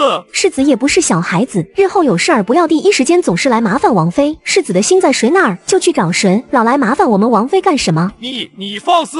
从前我们王妃对世子您是无巨细的关心，你爱搭不理，我们这亲无怨，您更是10天半月不来一次。如今倒是来的勤快，雨竹轩那边如何？和我们王妃有什么关系？让我们王妃出面，她也配？青竹，奴婢在，世子若是没事，就请回吧。王妃身体不好，昨日又劳累一天，还请世子莫要打扰了。好，青竹，你敢对本世子出言不逊，你就等着。